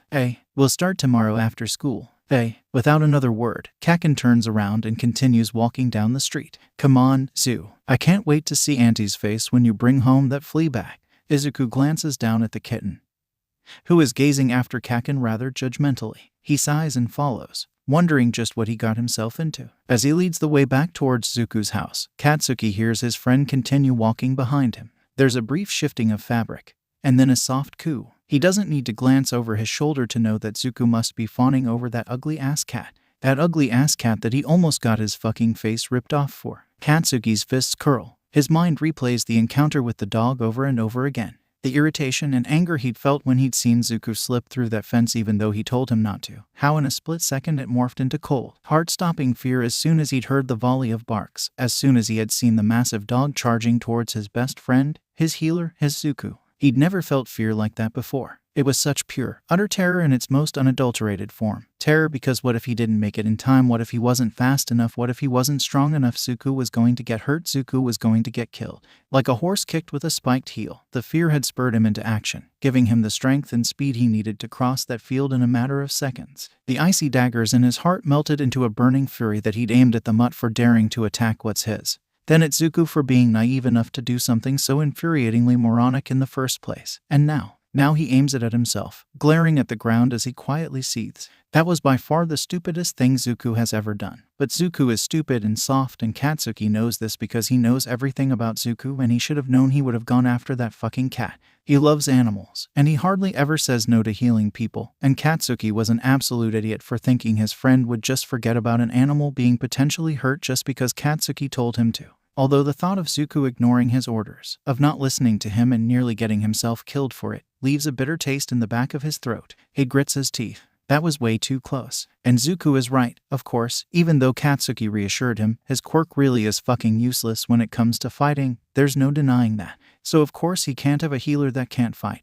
That's an easy fix, he can teach him, but he also can't have a healer that won't listen to him. That might prove to be a bit more difficult, depending on just how stupid Izuku is insisting on being. But maybe this incident will scare him straight and he'll think twice before disobeying Katsuki again. Aren't you the cutest little thing? Izuku coos in a sickeningly sweet voice behind him. Huh, aren't you? Irritation claws at his heart and his scowl deepens. But of course it won't be that easy. Because Izuku is timid and gentle and cries easily, and so unlike Katsuki in so many ways, but that's alright. Because where Izuku is weak, Katsuki will be strong. He can be more than strong enough for both of them. Remnants of the fear still lingers in his chest, however, like the stubborn stench of smoke that refuses the air even after the raging wildfire has long gone. His mind unwittingly flashes back to the incident: clanking metal, quick footsteps, vicious snarls, Izuku's scream, and his hands twitch, sparks threatening to pop. His chest feels tight, and he lets out a breath he didn't know he was holding. It comes out shaky. That causes him to become even more angry with himself. Why the hell is he shaken? It was just a stupid dog and he beat it anyways. What's he so scared about? He did his damn job and he did it well. He protected Izuku from the dog, just like he protected him from those two upperclassmen assholes because he's the strongest. That mutt didn't even touch him. He blames it on the fact it was such a close call, and that a dog is much more dangerous than two elementary school bullies. Even if he did teach him how to fight, Izuku couldn't have done anything against that thing, not without a combative quirk. He really is so weak, which means that Katsuki needs to be better, stronger. He can't make a mistake like that again. Izuku hates feeling helpless. Fine, Katsuki can help him gain a little self-confidence. And in the meantime, Katsuki will continue to work to become even stronger, faster, better, to protect him from any form of danger that comes their way. Kaken. Izuku's voice cuts through his thoughts and he abruptly stops. The freckled boy is standing in the middle of the walkway up to his house, gazing at him in confusion. Katsuki had been so lost in his own mind that he had unknowingly started to walk past his house. Izuku tilts his head. Aren't you coming? Katsuki's eyes drop down to the kitten in his arms. Snapping jaws flash in his mind and his heart gives a little jolt. He clenches his fists. And fear. Of fucking course I'm coming. He snaps, marching towards Izuku and roughly shouldering past him. Fear can go fuck itself. His mother is surprised, to say the least, when he comes home late with a kitten in his arms. He explains that he found him in the forest, not mentioning the dog or the probably illegal trespassing. Inko listens with a look on her face saying, I know where this is going, but smiles when he tells her how he healed the kitten's wounds. Finally, he gets to asking if they can keep him and she hesitates. Please, Mom, he begs, I'm almost 7. I can take care of a cat. I promise I'll feed him and clean his litter box and brush his fur. He goes on and on about all the things he'll do, and to his delight he sees her expression start to soften. He gives her his best puppy dog eyes and she sighs heavily. There's a moment of silence. Then, she admits, he is awfully cute, and Izuku knows that he has one. Kaken is stunned. Then, he huffily grumbles, of course. The only thing he tells him before he goes home is to not name it something stupid. So, of course, Izuku decides to name the kitten Sushi after the dinner he has that night. Kaken thinks it's stupid. But Kaken is a biased party because he never liked the cat to begin with in the first place. And it becomes pretty clear early on that Sushi doesn't like him either. They take Sushi to the vet during the weekend and learn that he's a mix of Maine Coon and some other breed, so he's going to grow pretty big, Izuku thought, based on his current size. that perhaps Sushi was around 4 or 5 months old, but apparently he's only 2 months. Inko's eyes widen when she hears this and she suddenly looks rather apprehensive. Thankfully, though, Sushi settles into their life fairly easily. He's fun to play with and the Midoriyas are more than happy to spoil him. He enjoys laying on Izuku's desk while he does homework and claws at his pencil when he decides he needs a break.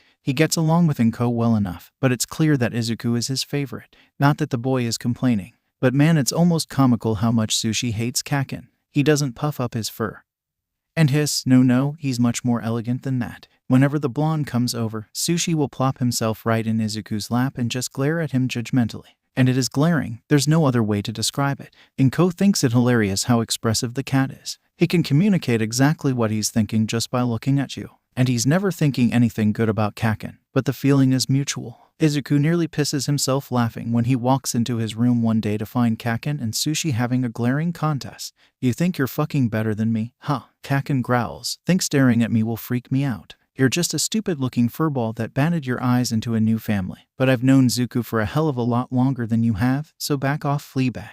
Behind him, Izuku is silently wheezing with laughter. He tries not to draw attention to himself, but he can't help the snort that escapes him. Kaken whirls around with wide eyes and Izuku just loses it. He bursts out with laughter as Kaken sputters indignantly and shrieks, "How fucking long have you been there?" Izuku's laughing so hard he can't even breathe, let alone respond. His laughter angers Kaken even more. "Oh, piss off," he screeches. "That cat's got a fucking attitude and you know it. Fuck knows why you keep him around." From the other room, Inko gently scolds Kaken for cursing. Despite his mirth, Izuku notices the blush on his friend's cheeks and tries to control his laughter, but he ends up just wheezing even harder. It doesn't help that Sushi is still sitting regally on his dresser, giving Kaken a smug look. Eventually, Kaken just grabs Izuku and drags him outside for another fighting lesson, which Izuku soon learns is really just an excuse to beat him up. Kaken has been staying true to his word and makes them train nearly every day after school, although Izuku isn't sure if train is the right word. Just as he expected, Kaken doesn't really know much about actual fighting, just about rough housing.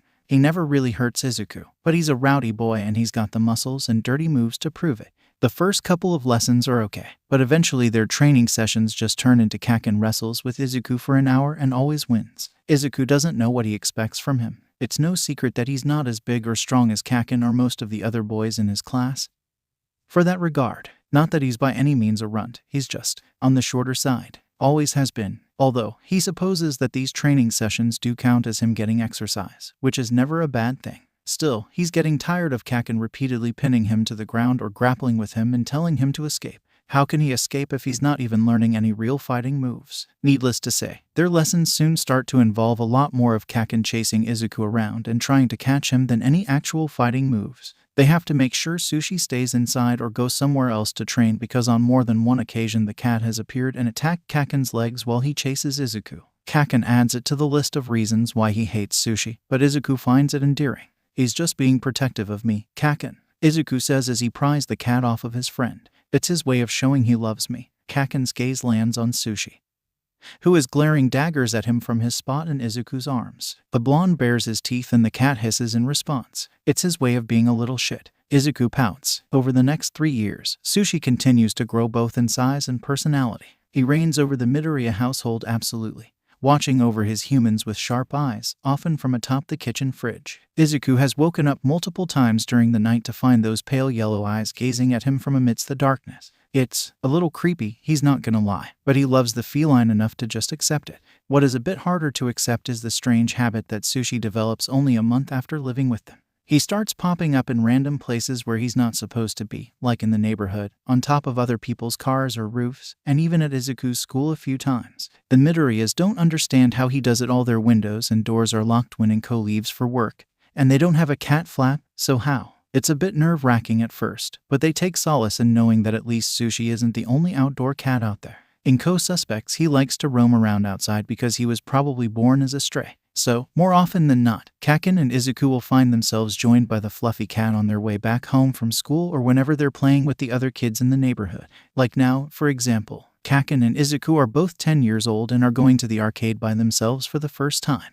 Well, actually they're supposed to meet up with a few other kids from school there. But Auntie Mitsuki manages to convince Inko that if the boys are old enough to walk to school by themselves, then they're old enough to walk to the arcade while the two mothers have a ladies' day. That still doesn't stop Inko from fretting over her son before they leave, though. Okay, you have enough money for tokens, right? Yes, ma'am. And your phone is charged? Yes, ma'am. Not on silent? No. Oh, make sure you. Mom, Izuku whines, I'll be fine. Kaken's coming with me and we're gonna be hanging out with other kids the entire time. Okay, I'm sorry, she apologizes, pressing a worried kiss onto her son's forehead. Be safe and have fun, alright. I will. Izuku beams at her before leaving the house, quickly jogging up to Kaken who is waiting for him on the sidewalk. The blonde ruffles his hair as he approaches and Izuku giggles, playfully pushing him away. They start setting off towards the arcade. But as soon as they reach the end of the block, Kaken says, "We're being followed, dumbass." Izuku blinks and glances around. By who? I don't see any O. When he glances over his shoulder, he sees Sushi gazing up at him from the ground. Once again, he must have followed them from the house. Izuku turns around and coos, "Don't worry, Sushi boy. I'll be back in a few hours, so go on back home." Sushi stares. "Go on, go home," Izuku insists, but the cat doesn't move. He just keeps staring with unblinking yellow eyes. The boy pouts, "Come on, Sush, don't make me take you back myself. You really gotta train that cat better, Zoo," Kaken grumbles, giving said feline his customary stink eye. "He listens to me sometimes," Izuku protests, but it only makes his friend snicker. Sighing in defeat, he straightens up and says, "Let's just keep going. He'll head on home eventually." They continue walking, and to Izuku's relief he doesn't hear the soft pitter-pattering of Sushi's paws following them. Soon, they leave their neighborhood and enter the city. The arcade is only a couple of blocks away from this point. Not too long of a walk. Still, Izuku feels very grown-up, like strutting through the streets without an adult by his side. When he glances over his shoulder, Sushi is nowhere in sight, and he lets out a sigh of relief. He hopes the cat actually goes home instead of just wandering around the neighborhood. But that might be asking too much. For some reason, however, he still gets the feeling that someone is watching him. The hair on the back of his neck prickles and his eyes dart around, but he doesn't spot anything suspicious. Then, a familiar pink-haired boy standing by the arcade at the end of the street spots them and waves them over with a friendly smile. "Izuku-kun, Katsuki-kun, over here," pushing the strange feeling out of his mind. Izuku instead plasters a smile on his face and jogs ahead of Kaken to greet their friend. "Hey, Haru-kun, Izuku-kun," Izuku squeaks as Haru pulls him in to give him a noogie. "You guys took forever to get here. Everyone's already inside." Izuku squirms out of his grasp and pouts when he has to fix his curls. Haru just grins and snickers. The other boy had joined their friend group a few months ago when he transferred into their school. He's pretty cool and extremely friendly, so of course that means that Kaken thinks he's annoying. But Izuku doesn't care. He likes hanging out with Haru, and he also brought a couple of other friends into their group that Tsubasa and Inaba quickly befriend. Plus, he has a super neat quirk called face shift. Basically, he can shape shift, just only with his face. Kaken thinks it's useless, but Izuku thinks his friend is just jealous, especially since Haru can spend hours making Izuku laugh by giving himself a duck bill or turning his hair different colors. Haru greets Kaken, getting only a grunt of acknowledgement in response, and leads them into the arcade. There are no overhead lights, but they can still see just fine because all the games and booths are lit up with neon lights. It's loud and a little overwhelming, but Haru just laughs and ushers them along to where their group of friends is waiting.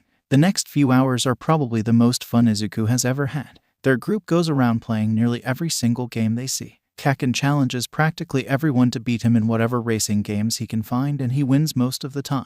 Izuku tries to beat him and loses, which, while unfortunate, is never a surprise when it comes to Kaken anymore. But Haru cheers him up by giving himself a lizard tongue and flicking it into his ear. Izuku squeals and runs away, Haru giving chase and pursuing him for a couple of minutes until Kaken gets annoyed and drags Izuku off to play air hockey. Turns out, he's pretty good at it. His explosive friend's face is priceless when Izuku beats him the first time, and only gets more and more comical when Izuku continues to beat him 2 more times. Tsubasa and Haru watch from the sidelines, the latter whooping and cheering for Izuku, which only drives Kaken to fight even harder until he finally wins. Still, at the end, Haru comes up to Izuku and congratulates him. "Dang, Izuku-kun, you're really good at air hockey," he says, grinning. Izuku laughs and scratches the back of his head. "Thanks, I never thought I've never really played it before today." "Ah, so you're a natural." Haru puts an arm around him and pointedly ignores the withering glare Kaken sends him. "Well, I think you deserve a prize, then. Come on, let's check out the claw machines." They wander over to the tall box of prizes, and Izuku quickly spies a stuffed, marshmallow-shaped All Might toy. He moves to put a couple of tokens in the slot, but Haru stops him. "Allow me," he says smoothly, already grabbing onto the joystick. Izuku blinks. "Are you sure? Please." Haru winks. "It's my treat." Which one do you want? He presses the start button and proceeds to expertly move the claw around, picking his way through the toys until he reaches the All Might stuffy that Izuku points out.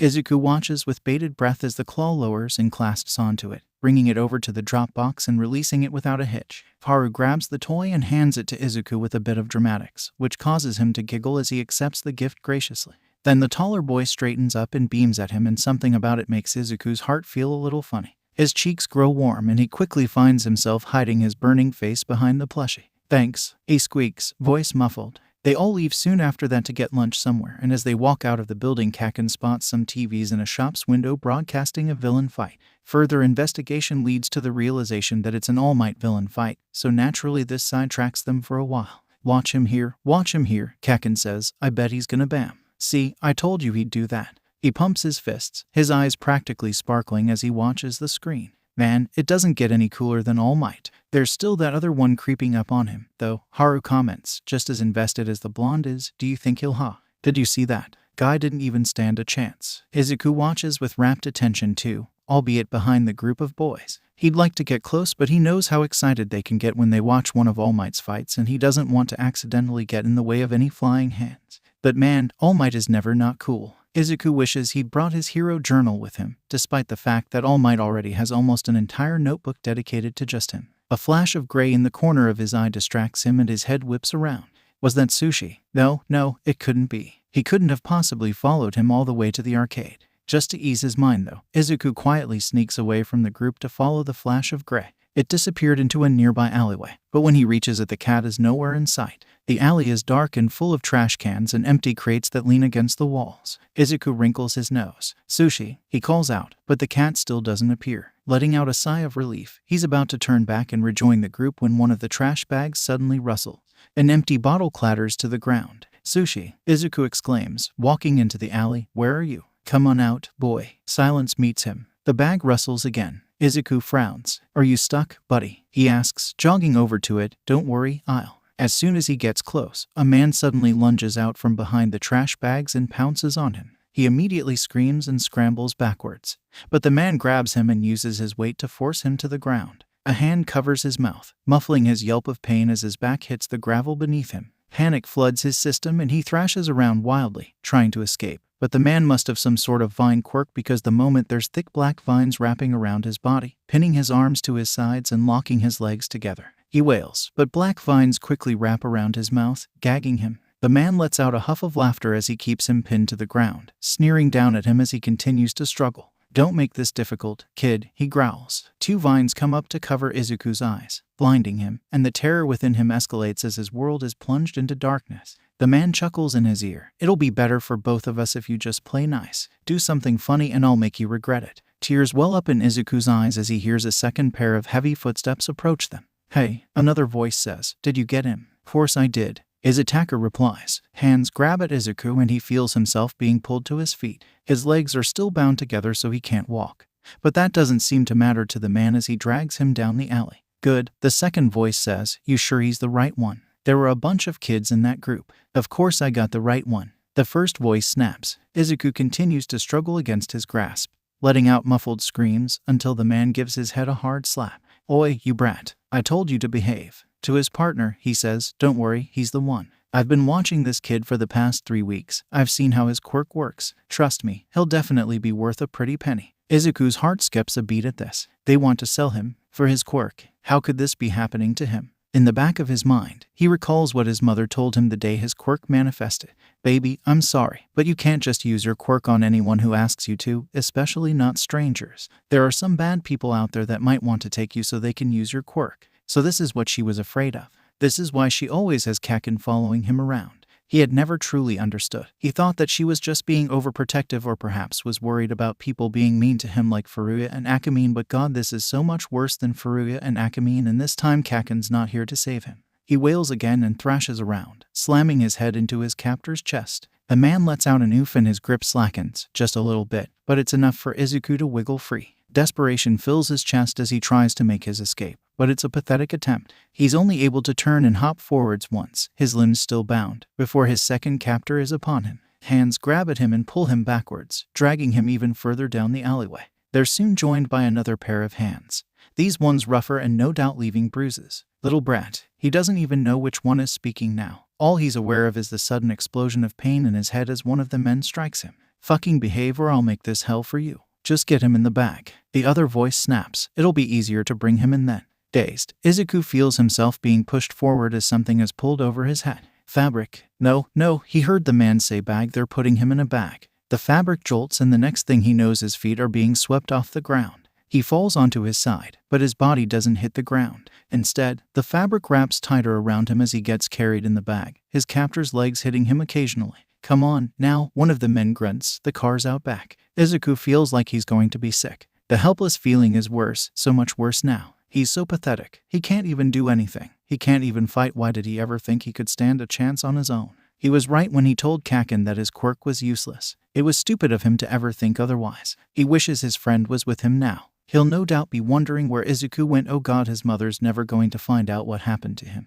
He'll never see her or Kaken or any of his friends again. Hiss. What the fooey gh? One of the men suddenly shouts. Izuku is abruptly dropped to the ground and he grunts, wondering what's going on. He can hear hissing and spitting and one of his captors is yelling. But no, wait, he's heard that hiss before. He hears it every time Kaken comes over to his house. But it can't be. Oshi, he cries, his voice muffled by the black vines. What the fuck is wrong with this fucking cat? The man shrieks, get it off, get it off. You know, they say cats are excellent judges of character. An entirely new voice suddenly says. Feet hit the ground with a loud thud and the vines around Izuku disappear. He blinks at the darkness of the bag, confused and terrified.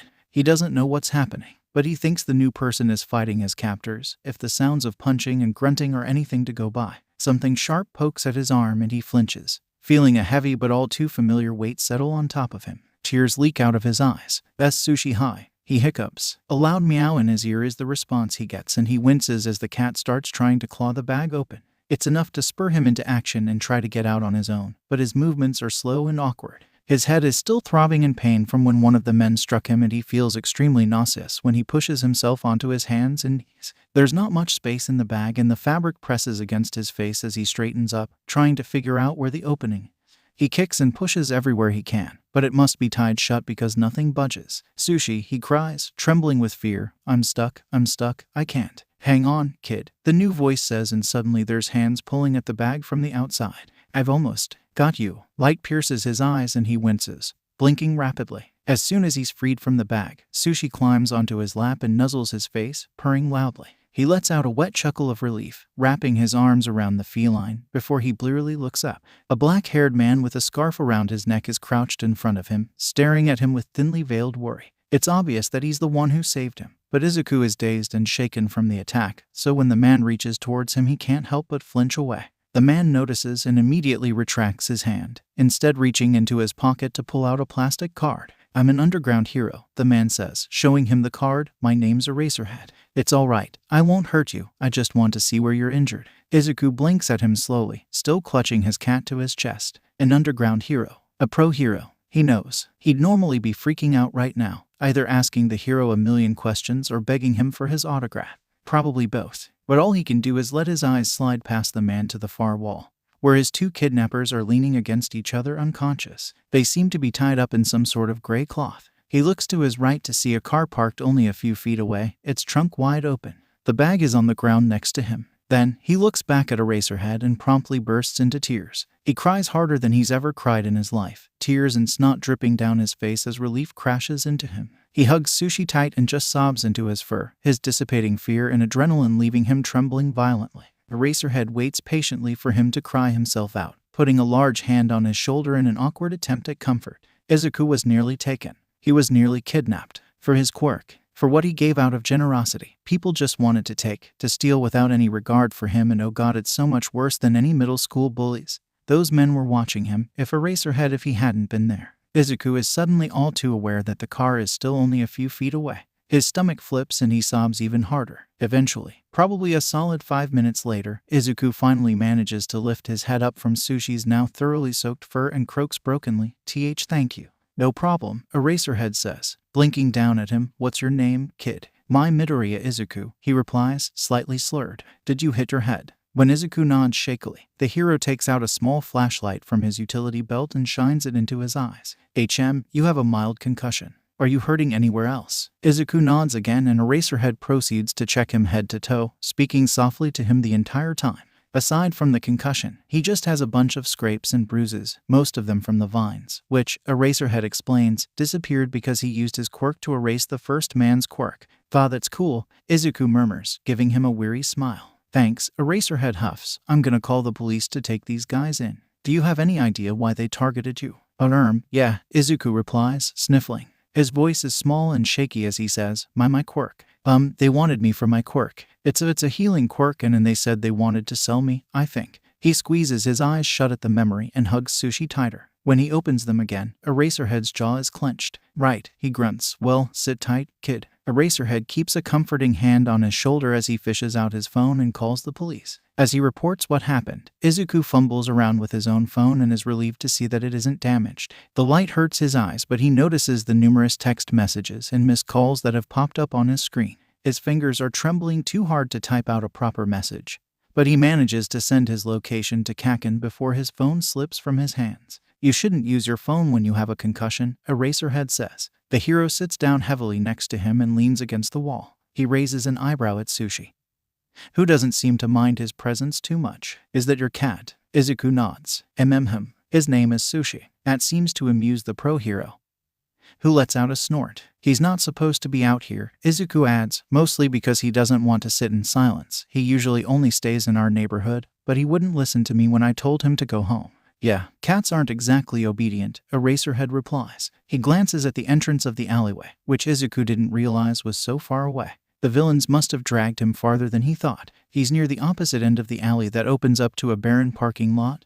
Hence the car that he almost got trapped in. The car that almost took him away from his life forever. Izuku sniffles again and tightens his grip on Sushi. Where are your parents? The underground hero asks, pulling him out of his thoughts. Are they nearby? No, I was with Zuku. Eraserhead tenses up as Kaken appears at the entrance of the alley, panting heavily. His crimson eyes land on the man and he bares his teeth, charging forward. Who the hell are you? He snarls, explosions popping in his palms. Get away from him. Kaken, wait. Izuku cries. Eraserhead stands up and intercepts the blonde before he can reach them. His scarf flares around him and his eyes flash red, causing the explosions to disappear. Kaken only manages to look down at his hands in surprise before the scarf wraps around him, binding him tightly. What the hell? Kaken screeches, thrashing around. Get off me. I'll kill you. Kaken, Izuku yells more insistently. The loud noises are killing his head, but he ignores it for now. Stop. He's a pro hero. You know this kid? Eraserhead asks, sounding a bit unimpressed.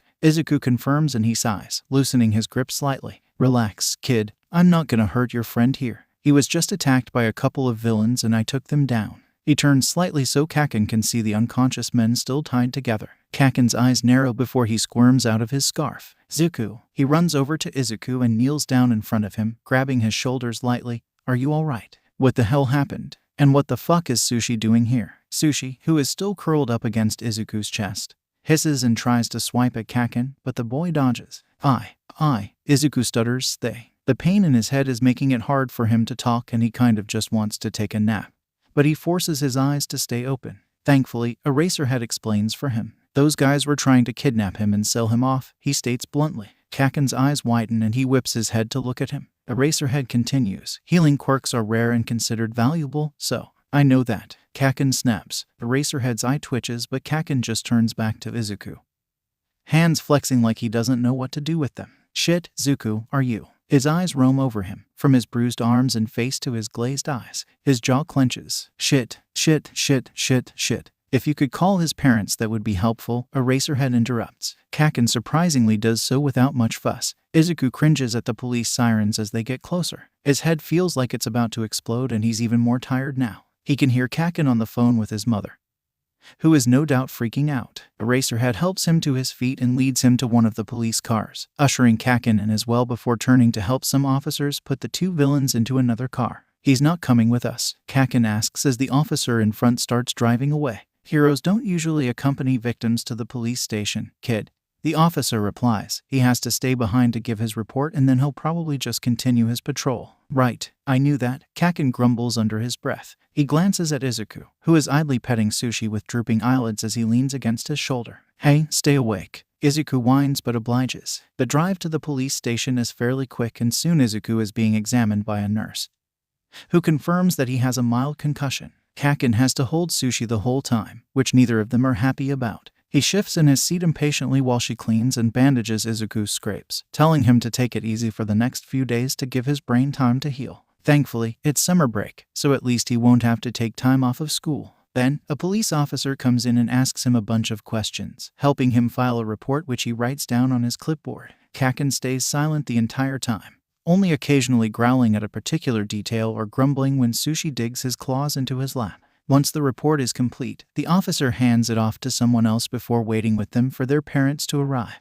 10 minutes later, Inko bursts in with Auntie Mitsuki and Uncle Masaru at her heels. She's already a blubbering mess, but when she sees Izuku's bruised face she cries even harder. "Oh, my baby," she sobs, hugging him tightly. "My baby, my poor baby. Glad to see you're okay, kiddo," Auntie Mitsuki says, then turns to Kaken with a scowl on her face. "And where the hell were you?" "Hey, I thought he was with me the whole time." Kaken snaps. "I didn't even realize they'd taken him until—" "Guys, please," the officer interrupts, raising her hands. "Lower your voices. Midoriya-kun has a concussion and yelling isn't going to make him feel better." Inko whimpers and buries her face into her son's hair. Sushi, who made the mistake of climbing back into Izuku's lap while they were waiting, meows in distress as he's squished between them. "Sushi," Inko hiccups, pulling away slightly. What are you doing here?" Izuku smiles tiredly and snuggles him closer. "He tried to fight off the bad guys," he says, a hint of pride in his voice. Inko looks confused. Uncle Masaru turns to the police officer and asks, "Please, can you tell us exactly what happened?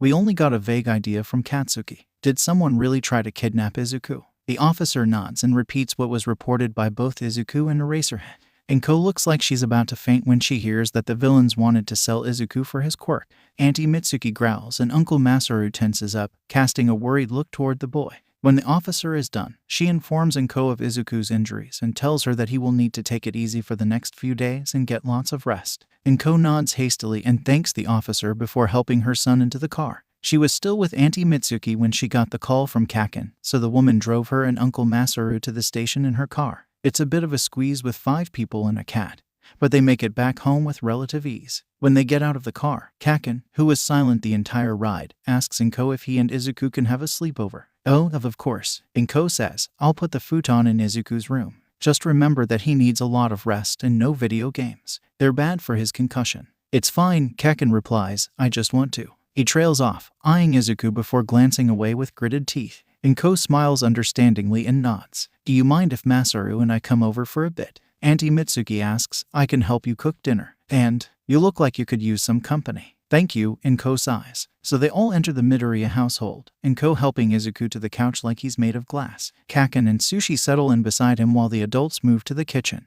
There's not much to do since he's not allowed to watch TV, but he's too tired to do that anyway, so he just lets his head drop onto his friend's shoulder. After a moment, Kaken wraps his arm around Izuku and pulls him closer, resting his chin on top of his curls. Izuku lets out a soft sigh, closing his eyes and listening to his friend breathe.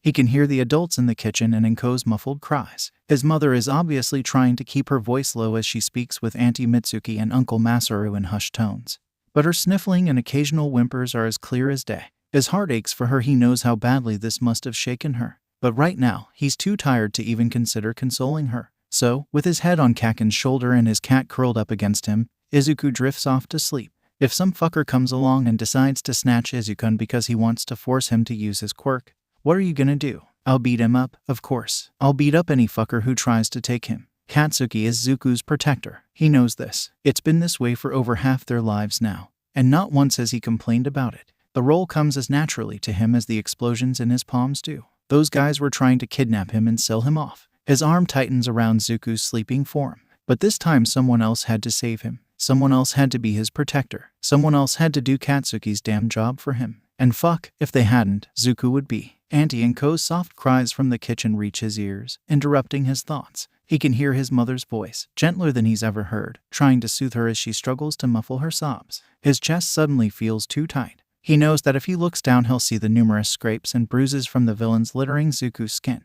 "And where the hell were you? And where the hell were you? And where the hell were you?" Zuku lets out a soft whimper. Katsuki immediately loosens his hold around him, having unconsciously tightened his arm into a vice grip. Izuku relaxes against him once more, but the burning, self-loathing anger remains. There's something else to it, though. He's used to anger. There's not a day that passes in which he doesn't get angry at one thing or another. But this is different. This is what he felt back when he saw the bruises those two upperclassmen assholes left on Izuku, or what he felt when he saw that dog going to attack him, except it's worse because he didn't win. He didn't fight. He didn't protect him. This is Katsuki's first taste of failure, and he doesn't like it one bit. After that, the danger that Izuku's quirk puts him in becomes more real. Inko sits him down a few days later and tells him everything Dr. Tsubasa warned her about the day his quirk manifested.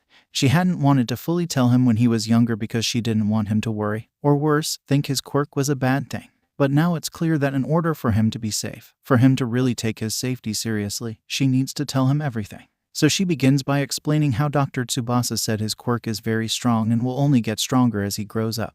Which is a wonderful thing, but it means they have to take some precautions. She goes on to say that because healing quirks are so rare, especially powerful ones like Izuku's, that it's not unheard of for healers to be sought after by both heroes and villains. The latter because they can't go to the hospital after a fight, so healers are especially valuable to them. In fact, healers getting captured by villains isn't something that might happen but something that can and has. She hesitates to mention the incident with Endeavor's healer, not wanting to scare her son, but eventually she tells him. He deserves to know everything now. Izuku listens with a blank look on his face, gazing down at his lap the entire time. He stays silent when Inko finishes, and it makes the woman fidget nervously. Finally, she takes his hands into hers and has him meet her gaze. Her eyes are watery, but her gaze is firm. Baby, she starts, then clears her throat. Izuku, I don't want to scare you. I never wanted to scare you by telling you this. It's okay, Mom, he says, I understand. It's a little weird, you know.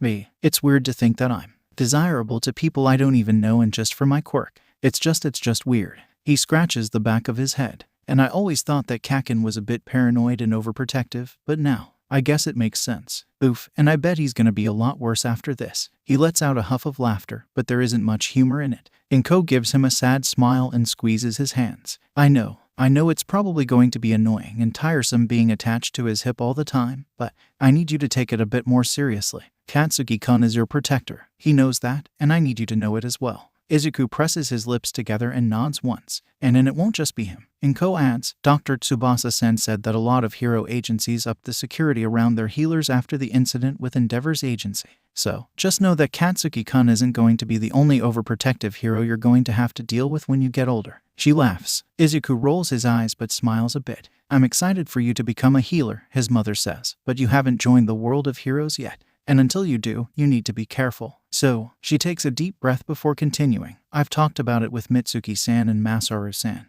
and I think it would be a good idea to enroll you in self-defense classes. Izuku perks up. Really? I know it might be a lot on top of school and I know you like to hang out with your friends, but no, Mom, I'd love to. Izuku insists, leaning forward. Finally, he'll be able to fend for himself if he needs to. Inko blinks in surprise. Really? He nods rapidly and she smiles. Oh, good. Katsuki-kun would be going with you. Of course it'll be good for him too. Maybe give him an outlet for that explosive energy. Yeah, Izuku agrees eagerly. When do we start? Oh, next week, Inko says, giving him a firm look, if even. You're still recovering from your concussion, sweetie. Izuku sighs heavily and groans.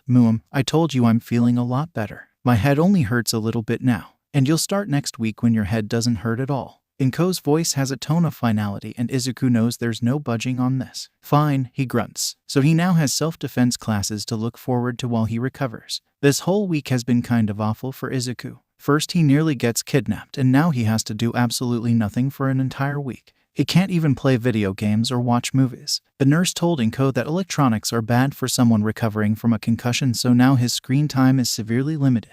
It doesn't help that he's been having nightmares just about every night too. During the first night when Kakin had come over for a sleepover, Izuku thought perhaps he'd be too tired from his ordeal to have a nightmare. But no, at 2 a.m. he woke up thrashing and screaming, scrambling backwards in his bed to escape his non-existent kidnappers. Kakin had jumped from his futon and been at his side in an instant, pulling him into a tight hug when he whimpered and cried. He seemed upset, too angry, mostly, and had nudged Izuku aside so he could crawl into bed beside him. Izuku clung to his arm and fell asleep again, only for Kakin to wake him up from another nightmare at 5 a.m. So, needless to say, he's both exhausted and bored out of his mind.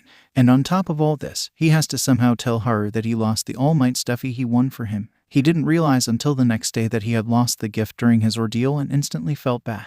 Haru would probably be forgiving if he knew the truth, but Kaken had explained their sudden absence by texting the group that Izuku felt sick, so he took him home. Izuku is grateful for that. As much as he likes his friends, he knows that news of Izuku's near kidnapping would spread like a wildfire across school if any of them got wind of it. So now he has to think of what to tell Haru. Or maybe he can just take a nap and hope that the boy doesn't mention it when they go back to school. Yeah, that sounds better. At least, during his very long week of rest, he's able to spend some quality time with his hero journals. He adds a couple of pages for Eraserhead, who he hadn't known about until the hero rescued him. He was only able to thoroughly freak out the next day. He had met a pro hero, an underground one, and talked to him. Like, actually talked to him. Not just sputtered awkwardly and begged for his autograph. Izuku's almost glad he had a concussion then, so at least he was 2 days to embarrass himself. Still, Eraserhead was so cool. Izuku diligently writes down what little he learned about him from their encounter and spends the short amount of time he's allowed on the computer researching more about him. Not much is known about the underground hero, which isn't very surprising, but Izuku is at least able to find out about his quirk and fighting techniques. The latter part he thinks is very cool. He basically fights quirkless. He rambles about his findings to Kaken, who comes to his house every day that week to keep him company. The blonde doesn't seem too interested but listens anyway because, like Izuku, there's not much for him to do. He doesn't want to play video games if Izuku can't play with him, and they can't go train in the backyard either because Inko wants him to rest. So they're both bored. They talk about anything and everything, from what they ate for dinner to their futures at UA. Because of course they're going to UA. Nothing could make them happier than going to All Might's alma mater, even if Izuku will probably have to apply for general studies. He wonders if he'll meet Recovery Girl if he gets in, and that leads to him pulling out his healer journal. Kaken is kind enough to use Izuku's phone and computer for him and reads out loud whatever Izuku wants him to research. They spend an entire afternoon updating Izuku's healer journal, the greenette scribbling down information while the blonde reads with a disinterested tone. Still, that eventually gets boring. Izuku is grateful for his friend's presence but feels bad that he's sacrificing a week out of his summer break just to sit around with him and do nothing. Surely there are other fun things he would rather be doing. But when he mentions it, Kaken just nudges him with his foot and tells him to not be stupid. Sushi, at least, is enjoying his constant presence. Inko gave the cat a very stern talking to for following Izuku into the city, which was very amusing to watch. But now Sushi is living his best life since Izuku has time to spoil him. He and Kaken discover that the feline, for some reason, really likes water. Izuku hasn't used the bathtub in years, mostly because he just prefers the efficiency of showering. But since he has nothing else to do, he started taking long soaks in the hot water. And without fail, Sushi always somehow gets into the bathroom, even if he closes the door, and proceeds to jump in with him. Kaken calls Sushi a freak and the cat merely hisses at him in response. After what feels like ages, Izuku's week of rest is finally over and he's feeling more restless than ever. He has to practically beg his mom to let him and Kaken walk a couple of blocks away to get ice cream from a small corner shop. He doesn't blame her for her incessant worry, but it does get a bit annoying, especially when he notices Kaken glancing around suspiciously every few seconds as they walk. He hopes this paranoia won't last too long. Maybe if he gets really good at self-defense, they won't worry so much. At least, that's what he's hoping for as he walks into the martial arts gym with Kaken for their first class. It's exciting and nerve-wracking at the same time.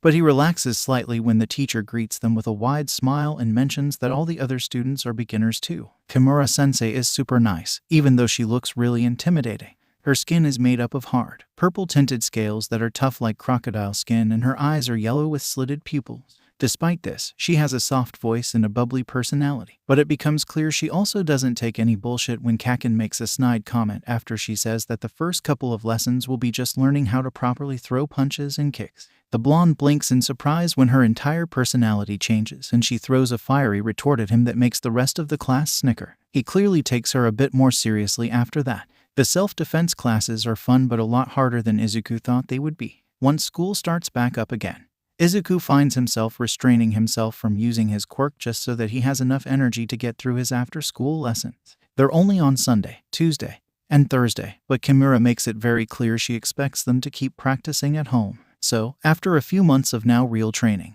Izuku and Kaken start going on runs together. The lessons are physically demanding for both of them, so they figure that running might help them build muscle and become stronger. Izuku likes it, especially when he discovers that he's a faster runner than Kaken, which pisses his friend off. Their casual jogging often turns into full-on sprinting as they race each other. It's super fun, even if it does leave their legs shaking with exhaustion afterwards. Izuku soon starts having to put his hair into a small ponytail when he exercises. When Kaken questions why he's growing out his hair, Izuku replies that he just feels like it. He doesn't mention that he thought it would be cool to grow his hair out like Eraserhead's. That would no doubt lead to endless teasing. He's not sure how long he's going to grow it or if he's even going to keep it this way, but he'll see how it goes. As time goes by and the two boys get older, Inko gradually becomes more relaxed. She still worries about Izuku, but at least he doesn't have to text her every 10 minutes when he's somewhere that isn't school or home. She listens with a smile on her face when Izuku comes home and tries to show her the moves he learned during self-defense class that day,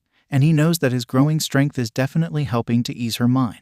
Kaken clearly enjoys the classes too. A bit too much, actually. It's not super concerning at first because he's usually too sore and tired to do much outside of class, but once they start learning how to actually fight, things start to take a bit of a downward spiral. Izuku first notices it when Kaken eagerly jumps up to volunteer when Kimura says she needs someone to act as an attacker so she can show them a particular defense move. Kaken gets knocked to the ground, of course, but Izuku finds it a bit odd how excited he gets whenever they do one-on-one fighting. He's always willing to take the offensive role, and it only starts to become a bit of a problem when Kimura starts actually teaching them how to attack, deeming it important to learn both defensive and offensive skills. Then one day Izuku walks onto the schoolyard with his lunch in hand just in time to see Kaken using one of the new offensive moves on a fellow classmate.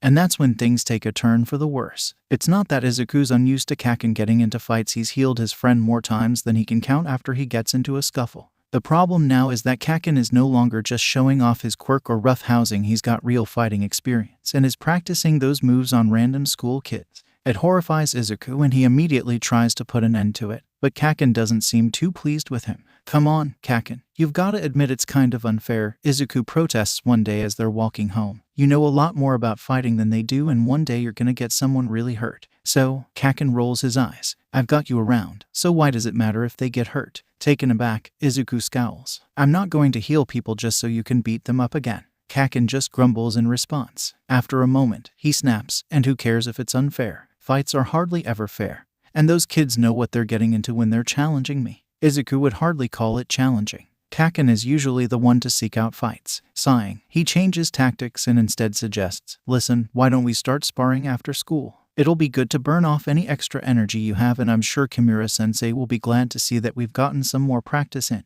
Kaken doesn't look impressed. "Well, yeah, but..." He turns his head away and grumbles unintelligibly under his breath. Smiling a bit, Izuku nudges his shoulder and says, "Come on, it'll be fun." "Yeah, but I can't." Kaken cuts himself off and Izuku tilts his head curiously. The blonde lets out a ragged sigh and gestures vaguely with his hand. "I mean, I can't hurt you, so what's the point?" Izuku blinks in surprise. His stomach churns uncomfortably. Something about what he said doesn't sit right with him. Clearing his throat, he asks warily, "Do you want to hurt people?" Kaken glances at him but doesn't respond. Izuku swallows. His friend's violent streak has always been a bit annoying, but has generally never really been a cause for concern. But now, well, if you say it like that it sounds bad. Kaken finally huffs. "It is bad," Izuku says immediately.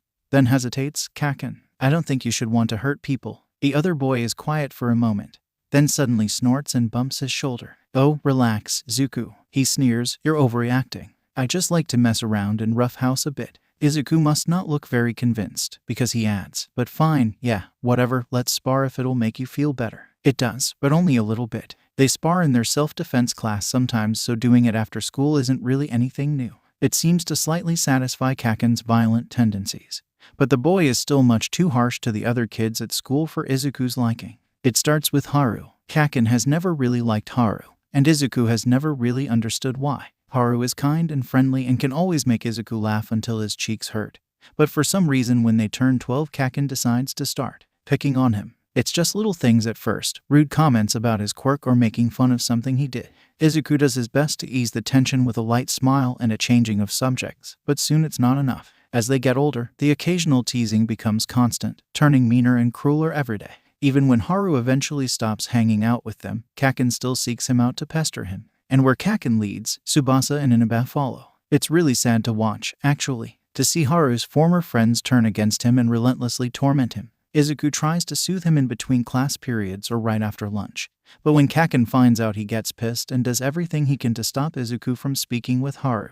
The situation leaves a very bad taste in Izuku's mouth. He just feels so sorry for Haru. He hates seeing the familiar helpless look in his eyes when Kaken starts hounding him. It frustrates him and it angers him too. But no matter what he says, no matter how much he protests this harsh treatment, Kaken doesn't let up. In fact, he starts harassing other students too, but Haru is his favorite victim. It all comes to a head during the first month of their third year of junior high. Kaken and Izuku are both 14 years old, the former almost 15, and puberty is hitting hard. Hormones are high and Kaken's violent streak is returning with a vengeance. Over the years, both he and his quirk have grown dramatically. Self-defense classes on top of regular exercise has led to Kaken developing a good few pounds of muscle. Izuku hasn't bulked up as much as his friend has, but he's lean and defined and, most importantly, he's still faster than him, so there's that. Aside from Kaken's increase in muscle and height, he hasn't changed much appearance-wise. Neither has Izuku, although his hair is a lot longer now, falling a few inches below his shoulders. In contrast, his quirk hasn't grown much, although Kaken's definitely has.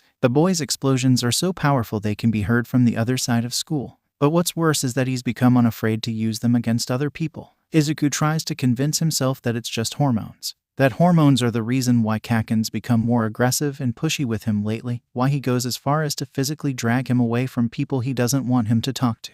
That hormones are why he continues to start fights with other kids, even when no one is crazy enough to want to get into a fight with him anymore, so he just ends up pouncing on innocent victims. That hormones are why he teases and sneers at his own friends. But there's no way hormones can explain why Kaken treats Haru the way he does. It drives Izuku crazy, especially since Haru has never done anything to wrong him. In fact, he actively avoids Kaken because he knows what'll happen if the blonde catches him. So when Kaken starts attacking Haru after school one day during the second week of their third year, Izuku tries once again to stop him. Kaken, Izuku cries out, running towards the two boys rolling around in the dirt. Kaken, stop it. Please. He almost reaches them when he's suddenly stopped by a large red wing. Hey, Midoriya-kun, Tsubasa says, grinning at him. Behind him, Izuku can see Haru desperately snapping at Kaken with his face turned into a dog's snout. Oh, don't worry about Bakugo-kun, Tsubasa continues. He's just teaching Haru a lesson. He's hurting him. Izuku protests, flinching when he hears an explosion followed by a yelp of pain.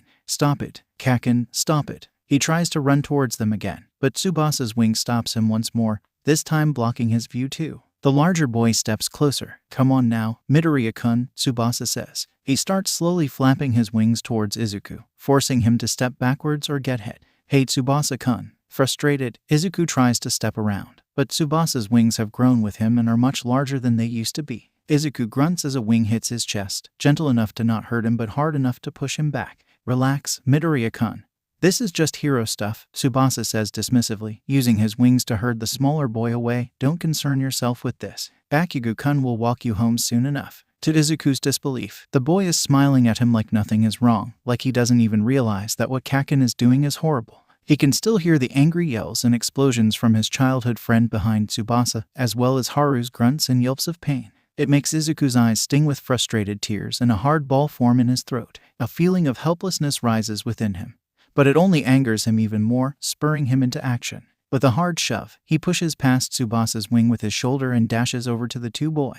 Kaken has Haru pinned to the ground and raises his fist once more, sparks dancing across his skin. Kaken, no. Izuku lunges forward and wraps his arms around Kaken's chest, stumbling backwards as he drags him off of Haru. Kaken sputters and thrashes wildly, but it buys Haru enough time to scramble out from underneath the blonde and stagger to his feet. Izuku watches as Haru, burned and bruised with a bleeding nose, casts him a grateful look and runs away before Kaken manages to break out of his hold. Zuku, what the fuck? Kaken shrieks, twisting away from him and whirling around. What's your fucking problem? You, Izuku shouts, clenching his fists as he glares angrily. Kaken, you could have killed him. Kaken rolls his eyes and scoffs. Oh, don't be so dramatic, Zuku. I was just roughing him up a bit. No, you weren't. You were hurting him. Izuku protests. What did he ever do to you anyway? He was pissing me off, Kaken states, as if that explains everything. What the hell are you even doing here? I thought I've told you a million times to stay out of the way when I fight. Yeah, sorry, Tsubasa says, scratching the back of his head as he walks over to them. He got past me. Kaken arches an eyebrow and snorts. How pathetic are you to let a guy with a healing quirk get past you? Izuku frowns, his heart still thudding with adrenaline. What's that supposed to mean? He snaps. It means Kaken swings his head back to fix him with a hard look, poking him in the chest with a finger. that you've got no business getting involved with fights. You're gonna be a healer, not a hero, so quit acting like you're anything more than a guy with a healing quirk. Izuku's eyes widen and he stumbles back a step, as if struck by a physical blow. A flash of something passes over Kaken's face before it regains its usual cocky expression. Izuku swallows and grits his teeth, glaring hard. Well, anyway, we gonna head to the arcade or what? Tsubasa asks. Inaba-kun should be here soon. Yeah, Kaken huffs, still eyeing Izuku. Sure, whatever. He pauses before clearing his throat impatiently, turning his face to show his bruised cheek where Haru must have landed a hit on him. He doesn't say anything, but the expectation is clear. Izuku almost laughs out loud. Kaken seriously expects him to heal his injuries after saying something like that to him. Bullshit. Izuku usually tries not to curse much, but right now he wants to scream obscenities at his childhood friend.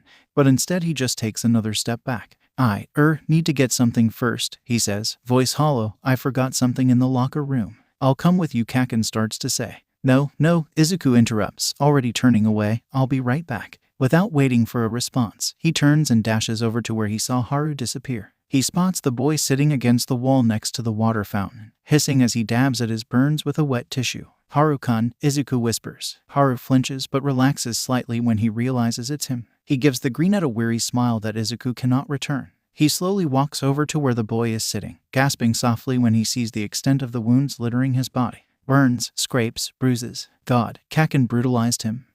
I'm sorry, he croaks, falling to his knees in front of Haru. I'm so sorry, I should have stopped him sooner. I don't understand why he treats you this way. Izuku-kun. It's okay, Haru says, and Izuku lets out a single wet laugh at the old nickname. This isn't your fault, Haru continues. I guess Bakugo-kun found out I was thinking of applying to UA. You are. Izuku blinks in surprise. I was, Haru corrects, then winces. Now I'm thinking maybe it's best if I don't. I only mentioned it to a couple of people, but Bakugo-kun must have found out anyway and, well, he gestures to himself. He's pretty adamant about you and him being the only ones from this school to get into UA. Izuku grits his teeth. I didn't know you wanted to be a hero, he admits. Oh no, Haru shakes his head. I was going for general studies. Izuku can't believe his ears. If Kaken beat up Haru because he wanted to get into the hero course, well, it wouldn't have made it okay, but at least it would have made sense. Kaken's always been the competitive type. But to beat up Haru just because he wants to get into the same school as him? God, what the hell has Kaken turned into? Izuku's never been so pissed off before in his life. Taking a deep breath through his nose in an attempt to calm himself, Izuku reaches forward and places a hand on one of the burns on Haru's arm. His quirk activates automatically in response to direct contact with the wound in Haru's eyes. Izuku focuses on the energy flowing out of him, healing burn after burn until... Hey, Izuku lets out a choked yelp as he's suddenly yanked backwards by the scruff of his shirt. Kaken brushes past him and looms over Haru, who is quickly scrambling to his feet. What the fuck do you think you're doing? Kaken snarls, eyes narrowing when he notices Haru's lack of injuries. Think you can fucking use my healer's quirk without my permission? I'll kick your ass even harder this time. Kaken, no, Izuku shouts, jumping in front of him and pressing a hand to his chest to stop him. Leave him alone. Get the fuck out of my way. Dumbass, Kaken snaps, trying to shoulder him aside, but Izuku won't let him. No, I need to teach this fucker another lesson. He needs to learn his fucking place. Then, Kaken glares daggers at Izuku and adds venomously, and maybe you do too. Slap. Kaken stumbles back a couple of steps, lifting a hand to his stinging cheek in shock. His eyes are wide as he stares at Izuku, stunned. Behind him, Izuku can hear Haru's fading footsteps as he takes the chance to run away. He's breathing heavily and glaring at Kaken, but he's also shaken. He's never struck Kaken before in his life, and the fact that he did so shocked both of them. However, Kaken quickly recovers and peels his lips back in a snarl. He lunges forward, grabs Izuku, and slams his back against the wall. Izuku yelps at the impact, but Kaken is in his face before he can do anything. What the fuck do you think you're doing? He hisses, his red eyes burning with fury. Normally Izuku would shrink back and try to ease his friend's anger, but now he's too pissed to even consider it. He gets right back in Kaken's face and spits, "You are a bully, Kaken." He tries to squirm free, but Kaken has a firm grasp on his biceps, chest heaving with every ragged breath. Izuku shouts, "You are mean, Kaken. You are so mean and cruel, and I don't understand why. You treat everyone around you so horribly. What is wrong with you? What's wrong with me?" Kaken barks, "What's wrong with you? How many times have I told you not to talk to that fucker? But instead of listening to me, you go behind my back and choose to heal him over me. It's my quirk, Kaken, and I'll use it however I damn well please." Izuku growls back at him. "No you fucking won't," Kaken shouts, shaking him. "Not if I fucking tell you not to." Fed up, Izuku tries again to break free of his hold, but Kaken merely readjusts his grip and shoves him back against the wall. They struggle against each other for a few moments before Izuku hisses, "God, you are so controlling, Kaken. You can't just push me around however you like and expect me to be okay with it. You can't expect me to stand back and watch you hurt people that don't deserve it. How can you expect to be a good hero if you can't even be a decent human being? If you keep this shit up, then you can forget about me ever becoming your healer. I will never stay by your side if all you do is hurt people." Kaken freezes at this, his red eyes wide and glaring. His whole body is trembling with rage and his grip on Izuku's arms is punishing. Izuku struggles to swallow past the hard lump in his throat as he glares at the blonde with watery eyes. Kaken is quiet for a few long moments. Then, still holding Izuku's gaze, he leans closer and hisses in a low voice, "I'm not going to let you mess everything up, you little shit. I'm going to become the best damn hero this world has ever seen. And you're going to become the best damn healer." His voice quivers with fury as his hands flex their grip. "And you are going to be mine." Izuku stares at him, feeling like he's about to throw up. Without a word, Kaken suddenly grabs Izuku's hand and lifts it to his face. The greenette only realizes what he's doing when he feels his quirk activate in response to the bruise on his cheek. Disgusted, Izuku tries to pull his hand away. "Stop it." Kaken just tightens his grip and glares at him. "Let me go, Kaken." Izuku spits, pulling harder. "Let me go, you ass, let me go." "Hey, guys, are we going or?" The two freeze as Inaba stares at them. His eyes lock on Kaken's hands grabbing Izuku, and for a moment the latter feels a spark of hope in his chest. But no, Inaba won't stand up to Kaken. Not even for him. Is everything alright?" Before Kaken can respond, Izuku headbutts him in the nose. As soon as his grip slackens, Izuku shoulders past him and dashes away. "Zuku," he hears Kaken call out. "Oi, where the fuck do you think you're going?" "Zuku, leave me alone," he shrieks, not sparing a glance behind him. Footsteps pound against gravel as Kaken gives chase, but luckily Izuku has always been faster than the blonde. He dashes past the school gates and rounds the corner sharply, spewing apologies as he nearly rams into multiple passerbys. He runs harder than he's ever run before, tears flying in the wind as desperation claws at his chest. God, he feels like he can't breathe. He feels stuck, so utterly trapped. He feels like he's about to pass out. Izuku stumbles to a stop and presses his hand against a building, chest heaving as he gasps for air. Kaken stopped chasing him a few blocks back. But even so, his eyes dart around anxiously. People give him curious looks as they walk by him. After a few minutes, he finally catches his breath and straightens up. A quick glance around reveals that he doesn't really know where he is, but he finds himself not caring much. All he can think about is Kaken. "That asshole," Izuku hisses, his voice breaking. The sidewalk is blurry beneath him. Wiping away tears, he starts walking down the street and muttering under his breath. How could Kaken say something like that? The look in his eyes terrified him, genuinely terrified him. He felt like a mouse caught in a cat's claws. He'd always known that Kaken was overprotective of him, especially around people like Haru. He'd just always thought it was because Haru could make him laugh and it made Kaken jealous, since he'd always had Izuku's attention since they were kids.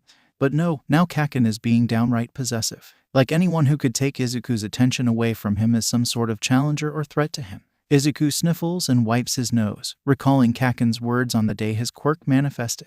It was after Auntie Mitsuki had teased her son that he'd better keep Izuku close or another hero would snatch him up because healers are in such high demand. What the hell? No way. If you're gonna be anyone's healer, you're gonna be mine. Then when they were discussing Izuku's safety later, "I'll beat up any fucker who tries to take him. Then at school. And guess what? When I'm a hero, Zuku's gonna be my healer. Mine, Izuku grumbles under his breath. He'd never realized how much the word bothered him until now. "I'm not yours, you jerk." He scowls. "I'm my own freaking person. You can't just hog me to yourself." It's like all this time he's always done what Kaken wanted. Like he's just a piece in Kaken's master plan for his life and he's just expected to go along with it. Like it doesn't even matter what he wants. Maybe he doesn't want to join his hero agency when he gets older. Maybe he wants to be like Recovery Girl and go around the world helping where he's needed. Or maybe he just wants to have the freedom to figure it out because God forbid he doesn't know exactly how his life is going to pan out at 14 years old. He just wants to do things and make decisions without Kaken hanging over his shoulder. And fuck, he forced him to use his quirk. It was like Furuya and Akamine all over again. He startles out of his thoughts when he bumps into someone. "Oh, sorry, sir." He apologizes, jumping back. Thankfully, the man waves him off. "Don't worry about it, kid," he says. "You seeing this?" He jerks his chin forward and Izuku follows his gaze. There's a few TVs in a shop window all simultaneously playing the news, which is broadcasting a villain fight. It looks like some sort of sludge monster is rampaging in the Tatooine shopping district only a few blocks away. Izuku perks up when he sees the hero Death Arms arrive on scene and quickly takes one of his hero journals to write notes in, pushing his anger out of his mind for the moment. The man beside him gives him an amused glance and asks, "Are you a fanboy?" "Oh," Izuku startles, then shrinks in on himself sheepishly. I guess so. I just really like analyzing quirks and stuff." He trails off awkwardly, not quite knowing the proper response. Normally Kaken would have saved him from answering by either doing it for him or snapping at the stranger to mind his own business. Thankfully, the man just smiles. "No need to be ashamed," he says. "There are plenty of worse hobbies to have. Oh, would you look at that?" Izuku looks back at the screen in time to see the villain swatting Death Arms away before attacking his sidekicks. It seems that the sludge villain has taken a woman with a fire quirk hostage and is somehow utilizing her quirk to wreak havoc. Other heroes show up, but it's clear their own powers aren't suited to deal with this situation. Izuku feels bad, both for the woman and the heroes. He knows how awful it is to feel like you're powerless in a certain situation. The struggle goes on for a lot longer than he would have thought it would. The heroes dodge attacks but make no attempt to go on the offense. The woman is unconscious now, hanging limply in the villain's grasp as it continues to use her quirk. It's a rather ugly situation to watch, and the man next to Izuku expresses his disappointment in the heroes. Izuku wants to say something in their defense, but before he can, a flash of white darts into attack. A moment later he realizes that it's All Might, seemingly in his civilian clothes. The sludge villain grabs onto the #1 hero with its sticky tendrils, but, unlike Death Arms, he's able to pull himself free. Then, he grabs the woman with one hand and with the other he blasts the villain away with a Detroit smash. Izuku's jaw drops in awe and people around him stop too, looking up at the sky where a large wind tornado spirals upward. A few moments later it dissipates, followed by dark clouds rolling in and drizzling rain. "Wow," the man beside him barks. "He changed the weather with just one punch. That's All Might for you." Izuku giggles and looks back at the screen where All Might is standing amongst the wreckage of the attack. He raises his fist as the crowd goes wild, then gently scoops up the unconscious woman and brings her to paramedics waiting nearby. While they check her over, he talks to reporters and the other heroes gather up the scattered pieces of sludge. Satisfied, Izuku is about to turn and keep walking when a sharp gasp from a reporter catches his attention. The camera focuses on a paramedic who solemnly declares that the woman is dead, apparently having suffocated while in the sludge villain's grasp. Shocked gasps ripple through the crowd as the camera then focuses on All Might, who looks devastated. The next few minutes are filled with him apologizing repeatedly and expressing his regret, but for some reason he seems a bit restless. Izuku's not the only one that notices, and when All Might abruptly apologizes and says that he must leave, one reporter criticizes him harshly, saying, "You came too late and now you're just going to leave." Izuku winces. He's sure All Might has his reasons, and he does apologize repeatedly before quickly taking his leave, but his departure doesn't look good to the press. HMPH, the man beside him tusks, shaking his head. Not a good day for the heroes. Izuku swallows and then sighs. Even if it didn't end so well, it was still cool to see All Might. Unfortunately, thanks to the #1 hero, it's now drizzling and he doesn't have an umbrella. "I guess I should go home then," he murmurs to himself, then winces. He hopes he doesn't run into Kaken. He'd like to avoid that confrontation for as long as possible. He checks his phone, which is still set on silent since he was in school, and wrinkles his nose at the numerous text messages and missed calls from Kaken. The last one was sent 5 minutes ago. Thankfully, it seems he hasn't said anything to Inko, or otherwise Izuku would have over 100 missed messages. Ignoring the blonde's texts, Izuku pockets his phone and starts walking again. He figures he can find his way home if he can just find a familiar landmark. Of course, he could also probably just search up a map. But it's kind of exciting being out on his own. A bit nerve-wracking since he's lost his protection, but exciting nonetheless. It's like he's exploring. And the best part is that he decides what turns to take instead of just following Kaken around. It doesn't take very long for him to find a familiar street. It's fairly empty at this time of day, so he relaxes slightly, enjoying the setting sun beaming on him as he walks down the street. The drizzle has faded away by now, leaving everything slightly damp. Izuku is in the midst of pulling his hair up into a ponytail when the sound of harsh coughing startles him. Pausing, he glances around before following the source of the noise. It leads him towards an alleyway, which makes him a bit nervous. He's always avoided alleys since that day, but they're in a relatively nice neighborhood, so he cautiously continues walking until he can peek his head around the corner. A tall skeleton of a man is leaning heavily against the wall. His eyes are closed and he seems to gasp for breath. Izuku frowns. He doesn't like the sound of that. Every inhale and exhale is slightly gurgly, like there's something wet in his lungs that he can't get out. And he looks awfully skinny, especially in those clothes that are obviously much too large for him. There's also something weirdly familiar about him, so Izuku doesn't feel particularly unsafe as he slowly steps into the alley. Excuse me, sir." The skeletal man startles, his eyes flying open. Izuku startles too and raises his hands, placating. I am sorry, he apologizes. I didn't mean to surprise you, it's just, are you alright? The man swallows thickly and nods. Izuku frowns and steps a bit closer. Are you sure? He asks, keeping his voice light and friendly. You don't look so good. Do you need help, or is there someone I can call for you? No, the man finally speaks, his voice sounding raspy. I'm fine, really, it's just an old. Just then, Izuku notices the blood in his hand and his eyes widen. Oh my gosh, he gasps, rushing over to his side. You're hurt. The man looks down at his hand, as if he just noticed the blood. Oh, no, this is nothing, really. He gives what Izuku assumes is a grim attempt at a smile. Then the man suddenly chokes and blood spews out of his mouth and right onto Izuku's face. Izuku recoils in disgust and takes a couple of steps back. But the stranger immediately starts fretting over him. Oh my goodness, I am so sorry. He sputters apologies, blood still dribbling down his chin. Here, I can help, let me just. Izuku tenses when the man places his large hands on his shoulders to steady him and immediately reaches up to grab them.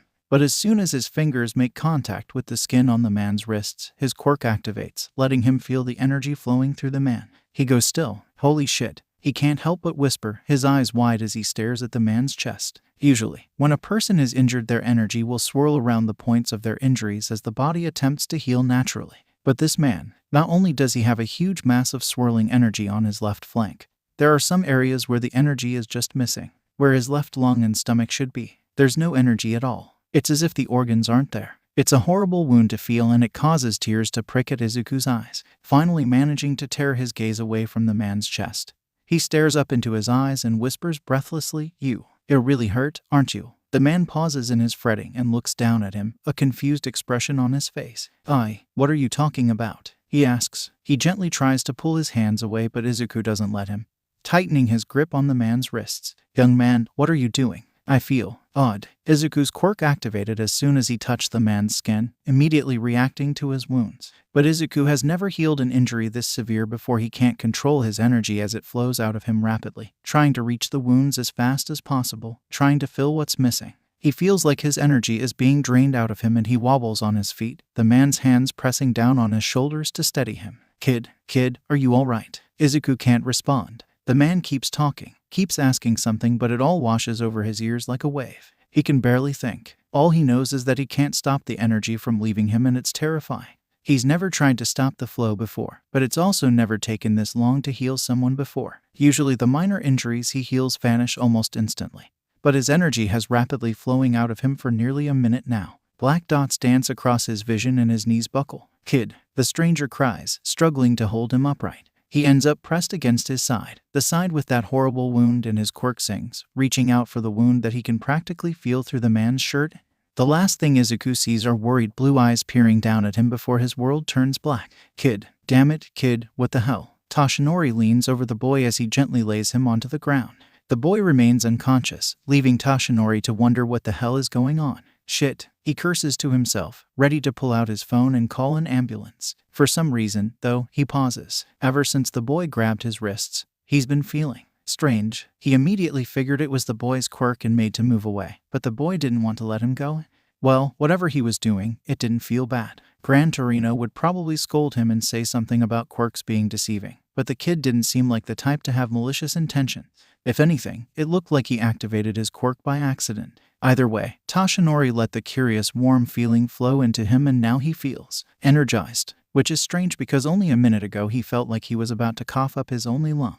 And not only does he feel energized, but he feels like he could stay in his muscled form for another 3 hours if he wanted to. Toshinori looks down at the boy, wondering what exactly his quirk is. Well, whatever it is, it clearly affected the boy rather negatively. So, he puffs up into his muscled form, surprised that it doesn't hurt as much as he thought it would, and scoops the kid into his arms, backpack and all. Then he takes off into the sky, aiming for the nearest hospital. He makes sure to clean his blood off of the kid's face before he lands. When the paramedics ask what happened, he makes up a quick lie and says that he just found the boy alone and unconscious in an alley. They believe him without question, of course, and he leaves after that. Normally he would probably go back to his apartment at this time of day, but since he's feeling so great he decides that it wouldn't hurt to stay out longer. There's something that he wanted to do tomorrow, but now he finds the family of the woman who was killed by the sludge villain a mere couple hours before and personally apologizes to them, bowing low to the ground. He doesn't quite know how well they take it the woman's death is so fresh. And there's a good chance they blame him for it, because he sure does, but in the end they thank him, especially when he insists on paying for her funeral, after getting their information and sending it over to his agency.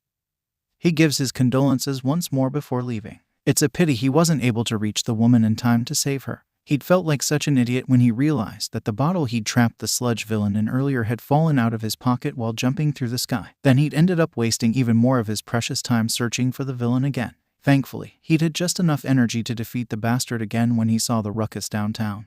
But by then it had been too late. Staying to talk to the press had been awful. He'd just been barely holding his hero form, and then leaving right after the woman's death was announced. That looked bad, really bad, even for the #1 hero, and he knows his agency will probably have to deal with some bad press in the coming days. But for now, he pours himself into his work for the next couple of hours, taking down villain after villain until he decides to retire for the night. He still has some energy left, but he doesn't want to risk ending up in a situation like he'd been in earlier when he'd gotten too tired to hold his hero form and deflated in an alleyway. So he heads back to his apartment. He's just about to get into the shower when it happens. A low rumbling noise erupts from his abdomen. He startles so badly he nearly slips and clutches the edge of the shower to steady himself. Eyes wide, he looks down at his torso in surprise. Is it just him? Or is his scar just slightly smaller than it used to be? Jaw slackening, he raises his head and gazes at himself in the mirror above his sink. No, he spent hours staring at this scar in disgust before, and it's definitely looking less horrible than it usually does, if only slightly. The low rumbling sound returns, and with it a stab of pain. Toshinori chokes. The feeling is so alien and yet so familiar, but he hasn't felt it in 5 years. There's no way he could possibly. No, there's no way. What happened? What? The boy. As soon as his eyes widen in realization, his stomach growls again. His stomach. The one that he lost to all for one 5 years ago. The one that most certainly wasn't there this morning. Completely forgetting about the shower, Toshinori scrambles for his phone and dials a number. Come on, Chiyo-san. We need to talk. Izuku wakes up in complete darkness. His brain feels light and foggy, and it takes him a few moments to process that he is, in fact, awake. When it finally registers, he abruptly jolts into a sitting position and immediately regrets it when a wave of nausea makes his stomach roll. Struggling not to gag, he lets out a small groan, the sound thin and miserable coming from his incredibly dry throat. He swallows thickly and glances around, spotting a glass of water sitting on an unfamiliar nightstand next to his unfamiliar bed. When he moves to reach for it, the world seems to shift beneath him and the nausea returns with a vengeance as he's slammed with a wave of dizziness. Choking back a whine, he manages to wrap his trembling fingers around the glass and brings it back towards himself, not without spilling some water on the sheets. He hastily gulps it down until his stomach churns with dissatisfaction, then shakily wipes his mouth and glances around again. It looks like he's in some sort of hospital room. His mother is fast asleep in a chair next to his bed, and there's a needle in his forearm connected to an IV. As his eyes land on her, his vision swims and he lets his body lean back against his pillows, wishing for the dreadful wave of dizziness to stop. What the hell is going on? He's never felt so nauseous and lightheaded before in his life.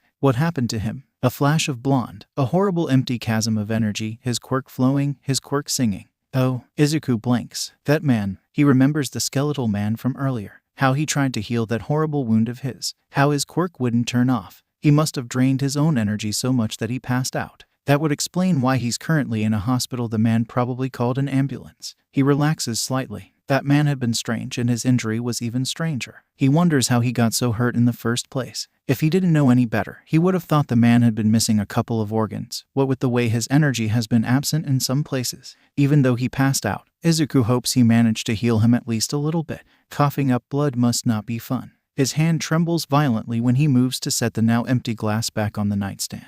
But he somehow manages to do it quietly. He also spots his phone next to a digital clock that says 3 a.m. Grabbing it, he turns it on and, after grimacing against the harsh light that makes his head spin even worse for a solid minute, checks to see what he missed. The first thing he notices is the date. At first, he thinks it must be wrong, but then he sees all the texts from Kaken he ignored after he ran away, and they're all from 2 days ago. He's been unconscious for 2 days. Shocked, his head whips towards his mother, an action he regrets as it triggers both dizziness and nausea to Rebound, who is still fast asleep. He can't see very well in the low light, but he can tell that she's looking a lot more ragged and exhausted than she usually does. Guilt stabs at his heart. It feels like all he does is worry her. Sighing, he averts his eyes and sinks back into his pillows. It's probably best to let her get as much sleep as she can.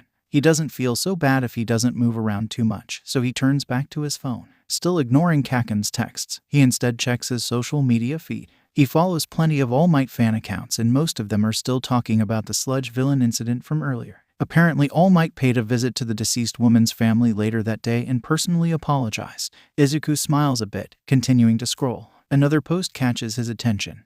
This time from one of the All Might spotting accounts he follows. He clicks on it and his eyes widen into saucers. Only half an hour after the sludge incident, All Might was spotted carrying a young teenage boy into a hospital. And that boy is him. He stares at the picture in shock. It's angled so his face isn't quite visible, but there's no doubt about it. That's his hair, that's his clothes, that's his backpack. Holy shit. All Might took him to the hospital. The #1 hero saved him. Heart leaping into his throat, he struggles not to squeal out loud and wake up his mother. This is so crazy. He met his hero. Well, sort of. Damn, he wishes he had been conscious. In the back of his mind, he wonders why the skeletal man didn't just call an ambulance for him. He figures that All Might must have come across them right after he passed out. But something about that doesn't sit right. He looks down at the picture again, noticing that All Might was still wearing the same clothes from the sludge incident.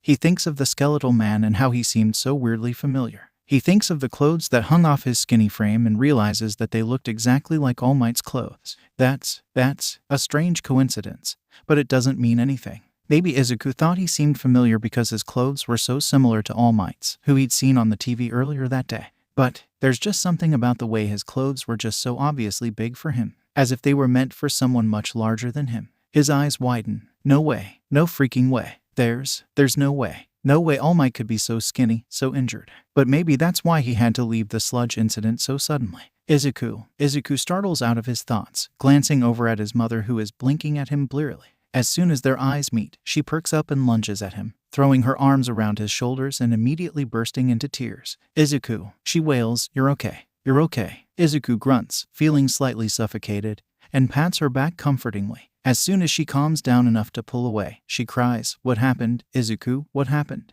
Huh. He tilts his head, bewildered. "I could ask you the same thing." "Oh," she gasps, straightening up. "Oh, right, of course. This must be very confusing for you." She lets out a wet giggle, although Izuku isn't really sure why, and wipes her own tears away. "You passed out from quirk exhaustion, sweetie. The doctors said your vitals were low, so your body went into a comatose state in order to regain your strength. And guess what? They said that All Might was the one to bring you in. Apparently he found you alone and unconscious in an alley, so he brought you to the hospital." Izuku's eyes widen for an entirely different reason, but Inkomus reads his reaction and giggles. "I know, right? I was surprised too. I guess I'll have to join one of your All Might fan clubs after this." Inko continues to ramble on about what he's missed over the past couple of days, but Izuku isn't paying attention. He's too busy freaking out as his mind makes connections against his will. All Might found him alone. Alone, as in, without the skeletal man that he used his quirk on. He briefly wonders if the skeletal man perhaps just left him there and ran off after he passed out. But for some reason Izuku doesn't think he'd be the type of person to do that, even though he hardly knows him. But if that man was All Might, then he would have just taken Izuku to the hospital himself. It's really too much for his mind to handle right now. He doesn't even know what he'd do if he found out this is true, that All Might really is like that. Even though he's awake now, he's still extremely tired and nauseous, and his mind is so boggled and confused that he decides to just forget about it for now. "Izuku." The boy looks up at his mother as she asks, "What we don't know is what made you lose so much energy in the first place." She looks so nervous, and Izuku knows he can't tell her about the not All Might man that he met, so instead he just quickly comes up with a lie. He stammers.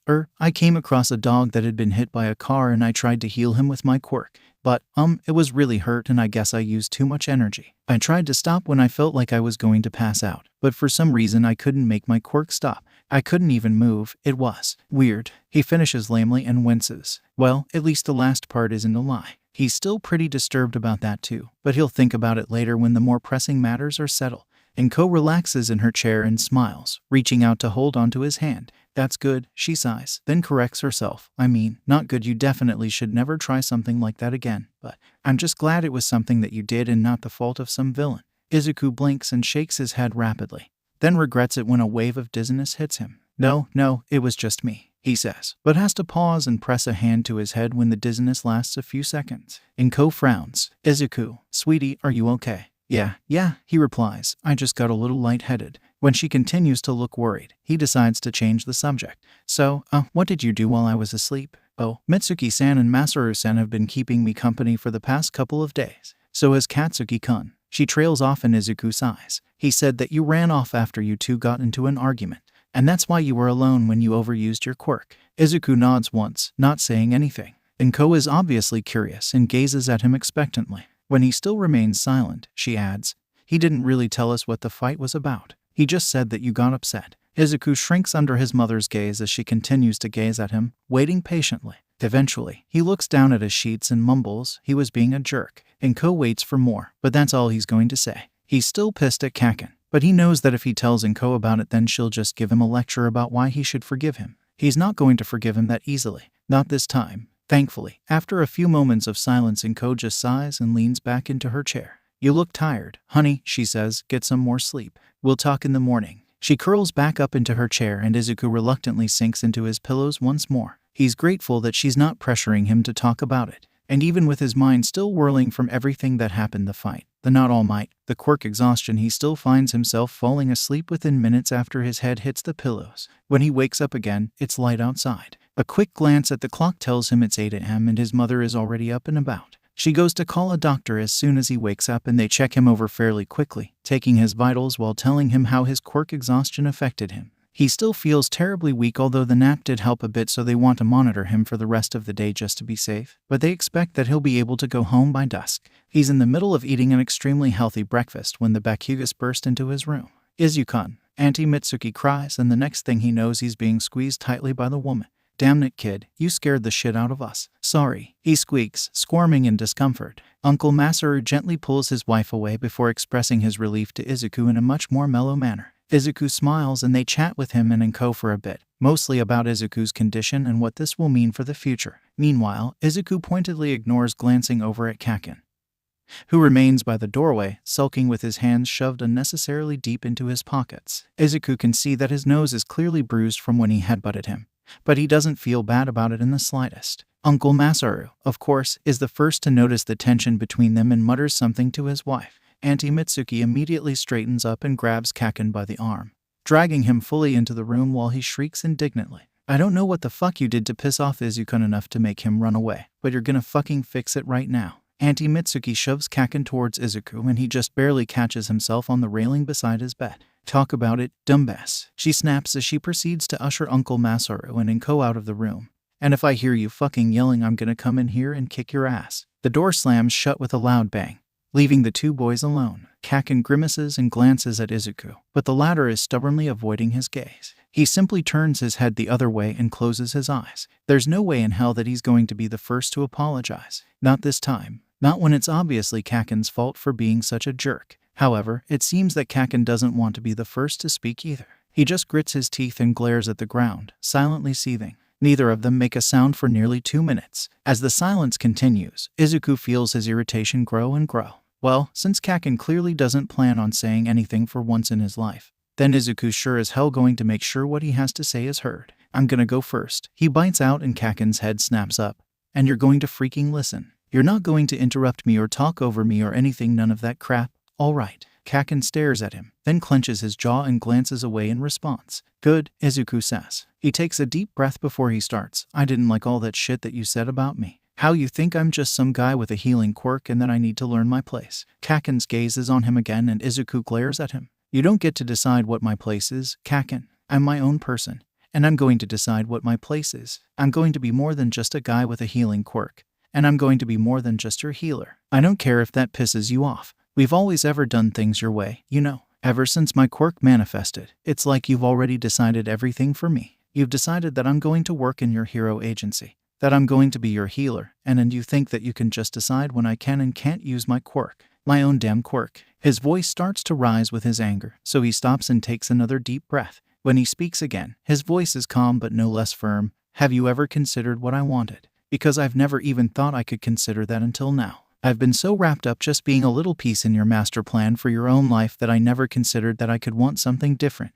So, I'm going to decide stuff for myself now. I don't know exactly where I'm going to end up in the future, but whatever it is, you're just going to have to deal with it. Kaken had been fidgeting impatiently ever since he started talking, but now he steps forward and snaps, listen here you little. I'm not fucking done. Izuku interrupts him. You don't get to say your part until I've said mine. Kaken glares at him with fiery red eyes, grinding his teeth audibly, but he says nothing. Izuku tries again. Now, In regards to Haru-kun, that little fucker deserved it. Kaken explodes. He deserved every bit of. Oi, Auntie Mitsuki's voice shouts through the door. Don't make me fucking come in there, brat. Kaken snarls wordlessly at the door but falls silent.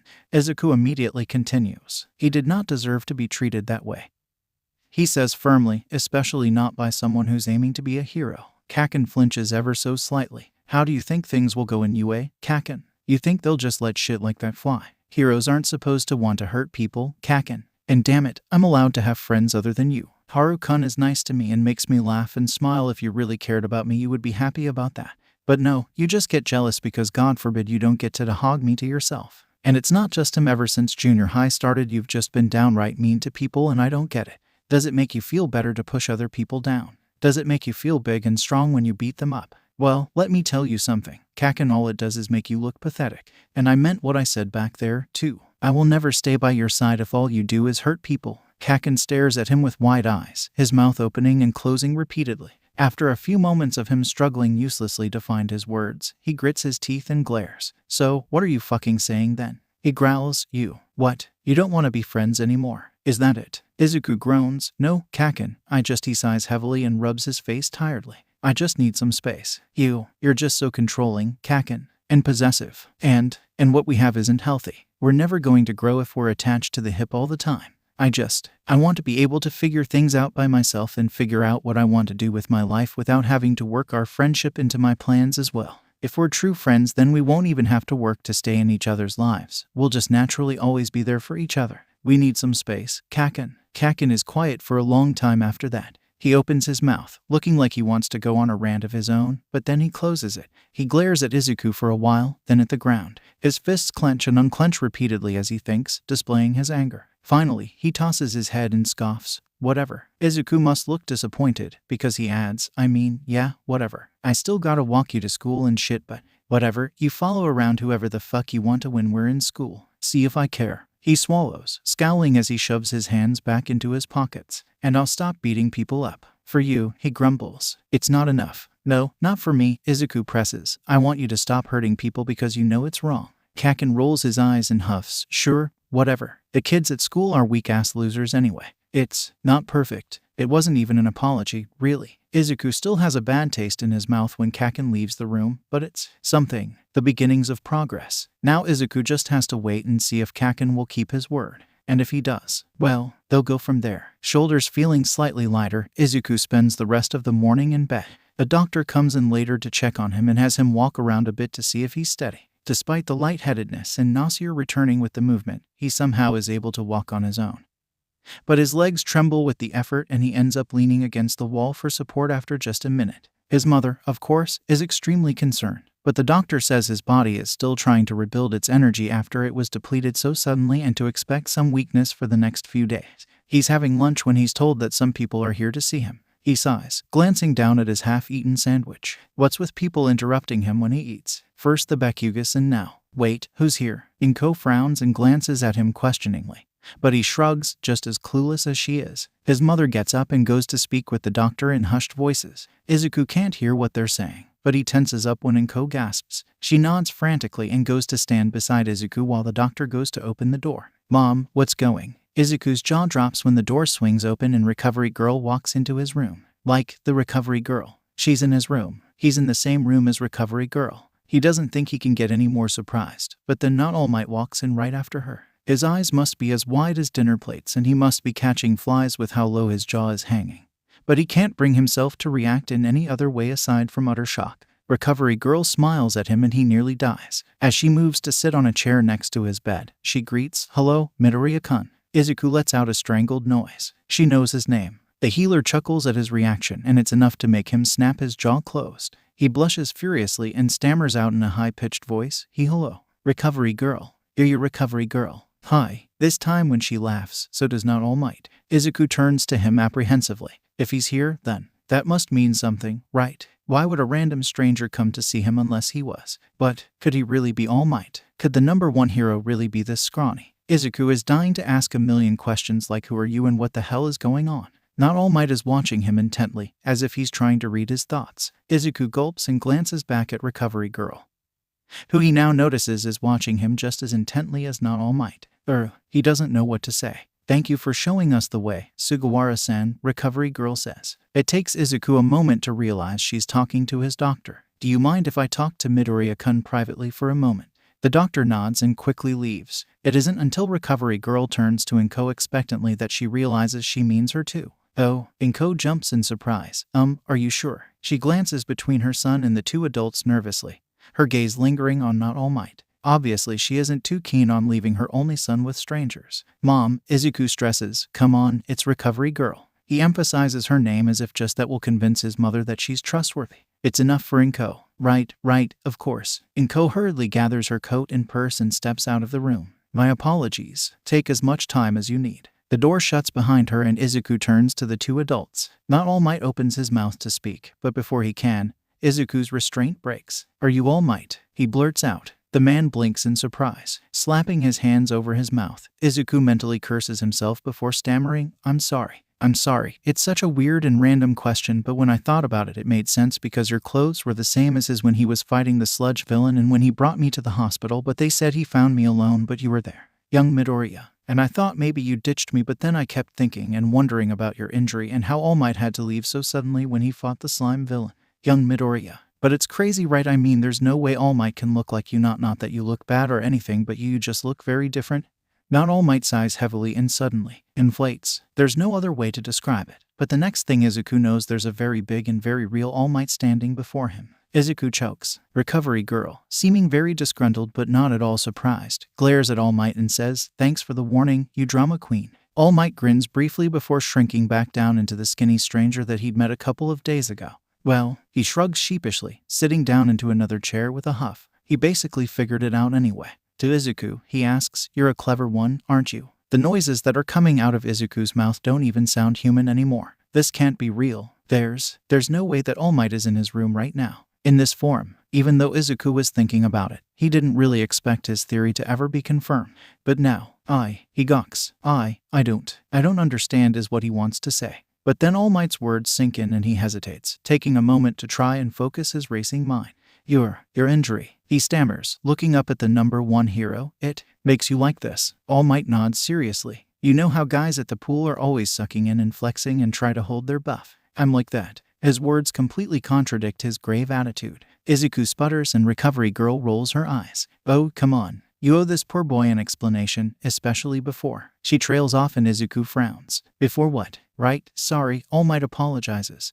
Then looks at Izuku. I hope I don't have to tell you how important it is that you don't tell this to anyone. Right, Izuku yelps, spine nearly snapping as he straightens up immediately. Of course, All Might saves everyone and wins the day with a fearless smile. If people knew about your injury. All Might nods again. Good, so you understand then. Izuku blanks. Not really. He's completely unprepared for the gruesome injury the number one hero reveals when he lifts up his shirt. It's an ugly, gnarled scar that spreads all across his left torso, and Izuku instantly knows that this is the injury he felt when he used his quirk on the man. I got this from an enemy's attack 5 years ago. All Might explains with a grimace, believe it or not, before I met you it looked a lot worse. Worse? Izuku squeaks in disbelief. It already looks so horrible. Half of my respiratory organs were destroyed. All Might goes on, and I lost my whole stomach. I've become emaciated from repeated surgeries and the after effects. That's terrible, Izuku whispers. As All Might lowers his shirt, he asks, you said 5 years ago. So was it your fight with Toxic Chainsaw? Ha, you know your stuff, kid. Izuku blushes. But no, a punk like that couldn't defeat me. I asked that this fight not be made public to the world. All Might gives a pale imitation of his signature smile. It's more of a grimace. I will save people with a smile. The symbol of peace cannot be daunted by evil. However, deep down I was very afraid. My body has been steadily failing me over the past 5 years. And no matter how many healers I saw, none of them could fix what that villain had done to me. Izuku is quiet as All Might leans forward in his chair, his gaze intense. So imagine my surprise when a 14-year-old boy stumbles upon me hacking my lung out in the middle of an alley and proceeds to not only give me enough energy to maintain my muscle form for hours afterwards, but to also regrow my entire stomach. Izuku doesn't quite process that right away.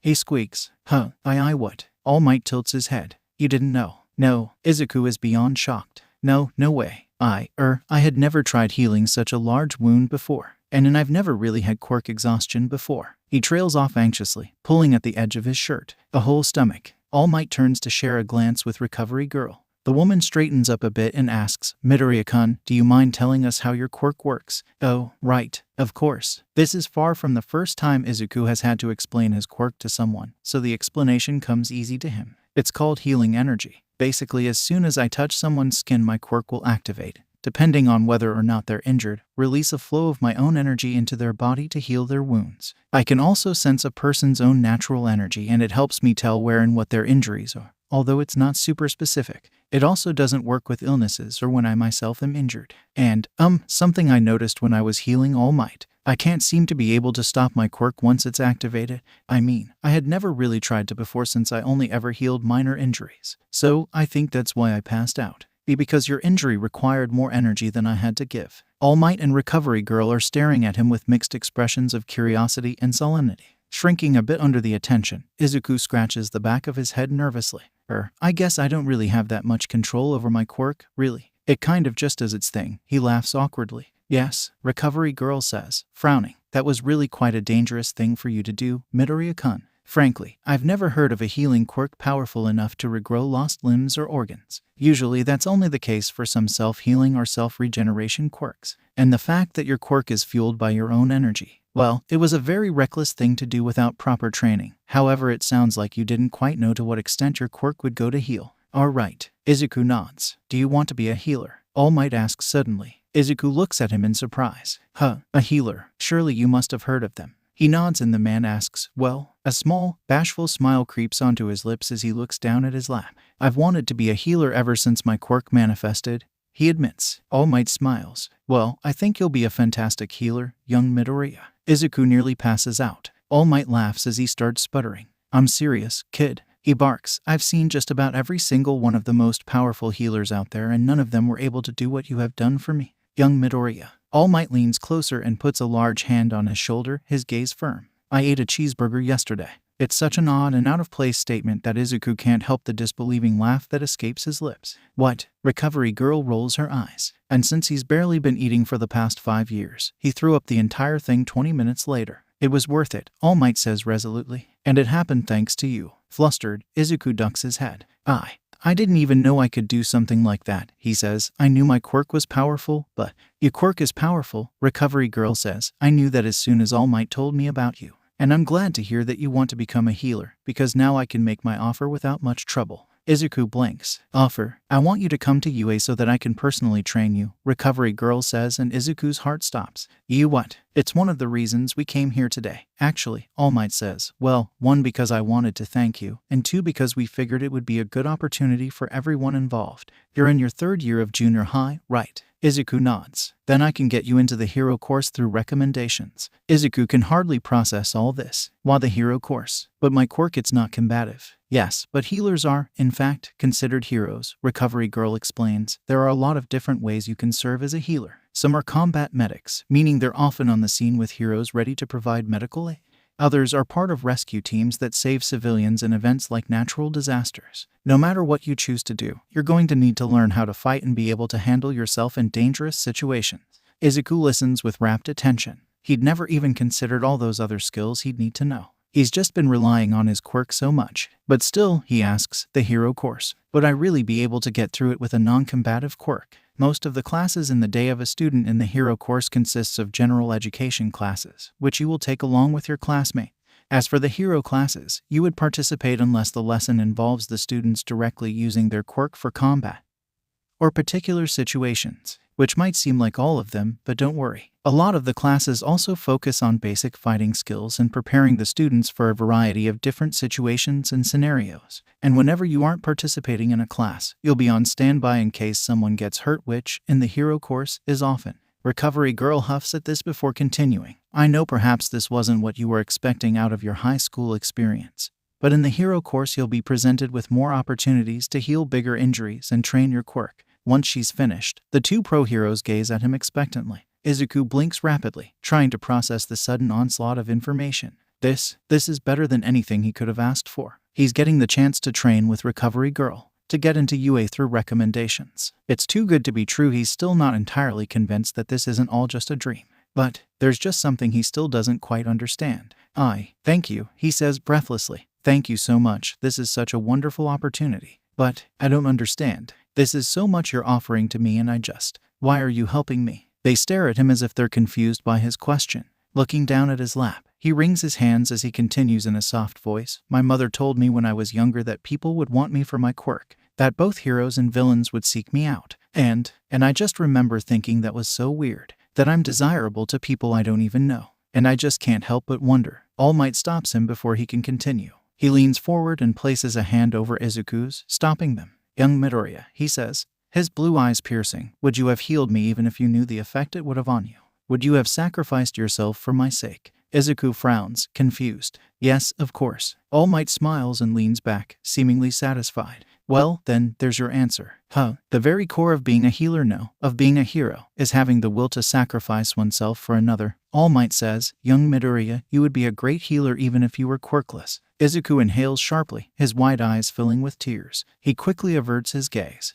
But he can't help letting a couple of tears escape and roll down his cheeks. He clutches at the warm feeling blooming in his chest as the corner of his lips twitch up into a smile. He didn't realize how badly he needed to hear those words until now. Thank you, he whispers. All Might dips his head. You know, there are so few healers in the world, we need to stick together, Recovery Girl says gently, and I know you can become a healer that will save countless lives. It would be an honor if you would allow me to train you. Also, she smiles and laughs a little. I'm getting on in years. And with so many injured kids at UA, it would be nice to have an apprentice around to help me out. Izuku giggles and nods. Of course, I'd love to. He turns to All Might. And I would be more than happy to heal the rest of your injuries as soon as I am capable. As soon as you've trained your quirk, Recovery Girl says pointedly, you're going to need a much better grasp over that power of yours before you can even consider healing someone like All Might again. I don't want you to go into another coma from quirk exhaustion. Izuku frowns a bit. Right. Looking up at All Might, he says with some worry, I don't know how long that will take, but All Might interrupts him with a laugh. Young Midoriya, he says warmly, putting a hand on his shoulder, you've already given me more than I ever thought I would have. Don't worry, I can wait. I'll be more than content to watch you grow into a fine young healer. Smiling, Izuku glances between the two before taking a deep breath. No turning back now. I accept. Inko is overjoyed when Recovery Girl talks to her about training Izuku. The boy doesn't think he's ever seen his mother agree to something so quickly before in her life. She sputters and thanks Recovery Girl repeatedly until Izuku whines for her to stop. The healer tells them that she'll come over during the weekend to hash out the details, but she needs to talk to Principal Nedzu first. You're going to be a bit of a special case, she says, but I'm sure he'll be fine with it. He might actually want to personally meet you. Izuku nearly faints. First All Might, then Recovery Girl, and now Principal Nedzu. Seriously? Recovery Girl laughs. Of course. It's not every day UA gets a new apprentice healer. Before they leave, both she and All Might give him their personal phone numbers so they can keep in contact with him. Izuku nearly faints again, especially when All Might tells him to write Toshinori Yagi in his contacts. His real name. Izuku knows All Might's real name. The number one hero explains that he doesn't want anyone to accidentally see All Might's name pop up on Izuku's phone. He also gives Izuku permission to refer to him as Toshinori when they're with other people. I, both mentally and physically, cannot do that, Izuku says, causing All Might to let out a bark of laughter, but I'll try. Needless to say, when Izuku gets home that night, he's very emotionally, mentally, and physically worn out. Sushi greets him happily, and he lets out a sigh of relief as he hugs his cat. He can't believe how much happened in one day. Thankfully, it's a Friday, so he doesn't have to worry about school tomorrow. Inko is still squealing in excitement about the news. Oh, my baby, I'm so proud of you, she cries, hugging him tightly. It's like you got scouted. Izuku laughs and squirms out of her grasp. The next day is rather calm. Much to his relief, the majority of his nausea has subsided by now, but he's still rather weak and tires quickly with movement, so he spends most of the day either napping or lying on the couch with Sushi. He uses his phone to Google healer training, but he doesn't find much information aside from the regular training medical students go through to treat patients through traditional quirkless means. Since healers are so rare, it's not like there's a specific school for them, so Izuku puts his phone away and figures he'll just leave it to Recovery Girl. Maybe he'll ask what her training experience was like. Most of her biographies only focus on the work she did as an adult. On Sunday, Recovery Girl texts him asking if she can come over, and he immediately says yes, canceling his usual self-defense class without a thought. Not that Inko would even let him go in his condition, although by Sunday he's at least able to stand up without his legs trembling, so that's an improvement. He makes a mental note to never let himself succumb to quirk exhaustion ever again. To his surprise, when Recovery Girl arrives, she's not alone. His heart leaps to his throat as none other than Principal Nedzu trots in after her. Before Izuku can choke out a greeting, the furry white creature hops up to him and takes his hand. Midoriya-kun, he chirps, so very nice to meet you. I've been hearing a lot about you lately. Izuku's mind can't focus on anything aside from the fact that the principal Nezu is shaking his hand. Of course he has, Recovery Girl says. We've been busy discussing your future at UA. May we come in? Izuku nods hastily and steps aside, letting them walk past him. Into his house. Oh god, Principal Nezu and Recovery Girl are in his house. Inko does her best not to fret over their guests too much, but hurriedly sets out some tea on the coffee table in front of them as they take a seat on the couch. She makes to excuse herself, but Nezu insists that she stay, saying, as his mother, this involves you just as much as it involves Midoriya-kun. So, Izuku and his mother end up sitting next to each other, both trying not to show just how nervous they are, right across from the healer and the principal. Sushi is squirming in his lap, clearly wanting to go over and sniff their new guests. The cat is staring at Nezu with an intensity that makes Izuku nervous, so he tightens his hold on him. Thankfully, Recovery Girl wastes no time getting right down to business. They discuss how he'll be accomplishing his training, seeing as his particular situation is a bit different from other students. They want him to be able to get the general education he needs, as well as to be able to train as both a hero and a healer. Therefore, they've decided that it would be best if Izuku were to meet with Recovery Girl after regular classes have finished, since he can't sacrifice one of his classes during the school day in order to meet with her. That way he'll be able to accommodate all three facets of his particular education into his schedule. I realize that this will probably be very difficult and time-consuming for you, Recovery Girl says, and I know we're asking you to give us more of your day than we are for other students. However, as a healer, you're going to have to expect to be working a little bit harder than your peers. You're going to be learning what the Hero Course students are learning in addition to what I will be teaching you. Of course, Izuku nods determinedly. I'll work hard. Good, Recovery Girl says, because I would like to get started as soon as possible. He blinks in surprise, but she simply turns to the bag she brought with her and takes out a massive book. She plops it onto the coffee table with a loud bang, and Izuku's eyes widen at the thickness of it. Human Anatomy and Physiology, she says. This book has everything you need to know about the human body and then some. I've had it for decades and it's one of my most reliable resources. She looks at him. I want you to have read it 3 times front to back by the time you get to UA. Izuku stares at the heavy book in front of him. God, there must be at least 1,000 pages. Inko pats his back sympathetically. In addition to this, Recovery Girl says, I don't want you to rely on your quirk anymore to heal people. That makes Izuku look up at her. You're not actually supposed to be allowed to use your quirk in public, she says, and unlicensed healing quirks can only be used under the supervision of a medical professional. Have I been breaking the law? He blurts, I always heal my friends. Recovery Girl gives him an amused smile. Well, it's a very lax rule, but your excuse can be that you were just young and unaware. Izuku feels very stupid. Of course quirks aren't allowed to be used in public. He knew that. Why didn't he think it didn't apply to him too? Right, so, for now, let's just focus on learning everything you can about human anatomy, and once you're in UA we'll start working with your quirk, she says, and Izuku nods. Of course, Principal Nezu pipes up. You actually have to get into UA first. Izuku jumps. Right, of course.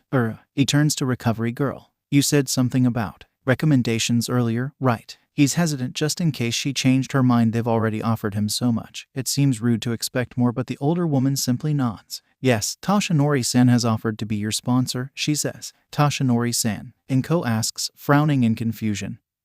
Who's that? My colleague. Recovery Girl replies easily, saving Izuku from having to lie to his mother. He's the blonde man that was with me on Friday. Oh, Inko still looks a bit confused, but she doesn't ask any more questions. Wait a minute, Izuku says, if I'm going to be your apprentice, then why don't you recommend me? Principal Nezu answers this time. That is because Recovery Girl is a member of UAS staff, and no one who is a member of our staff is allowed to sponsor a student in the event that they might give them an unfair advantage by telling them what the recommendation test will entail beforehand.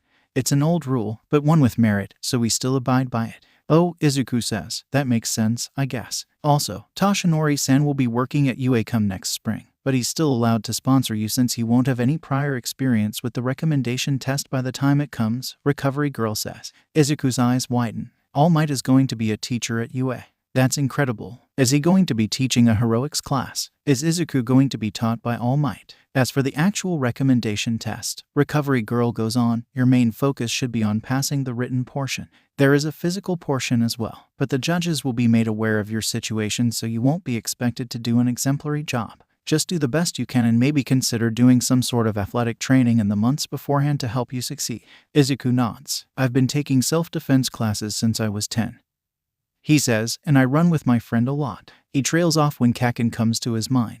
Principal Nezu and Recovery Girl seem pleased. That's very good, the healer says. Well then, all I can tell you now is to study hard and stay focused. I'll be anticipating your arrival at UA. Thank you. Izuku grins, standing up when the adults do. They bid their goodbyes and leave shortly after. Izuku shuts the door behind them before leaning his back against it, clutching his chest. Holy shit, he exclaims breathlessly. Inko giggles and swats his arm. I can't believe this is actually happening to me. I can, Inko says. You're going to be a wonderful healer, baby. She kisses his forehead gently before glancing at the book on the table. And you have a lot of homework to do. Izuku groans and she walks away giggling. Later that night, while his mother is making dinner, Izuku finds himself lying on the couch with the medical book in hand. He tries to balance it on his stomach, but it's so heavy that he has to put a pillow between it and his stomach in order for the position to work. He's just cracked it open when his phone buzzes on the coffee table. The screen shows a text from Toshinori Yagi. Izuku is confused for a moment before realizing. All Might. He just got a text from the #1 hero himself. When All Might had given him his number, Izuku assumed it would only be for emergencies only, or to discuss logistics when the time for the recommendation test comes. He never thought he'd be getting a text 2 days after he'd met the man. He quickly grabs his phone and unlocks it. How did your talk with the mouse go? Mouse? What oh, he must be talking about Principal Nezu. Smiling a bit, Izuku types his response. It went well, I think. Then, after a moment of consideration, he adds, Are you sure he's a mouse? I thought he looked more like a bear. He sets his phone down and cracks the book open once more. However, a minute later, he gets a response. A mouse, bear, who knows? Your guess is as good as mine. Anyway, I wanted to ask whether or not he told you that I'm going to be working at UA next year. Recovery Girl mentioned it. That must be super exciting. Are you going to teach the hero course? Yes, although I find myself rather apprehensive. I've never been a teacher before. I'm sure you'll do great. Fatho, what does that mean? Izuku slaps a hand over his face, blushing furiously. Why did he add that emoji? It means that you're super strong and that you've got this. For some reason, Izuku gets the sense that All Might is probably laughing at him.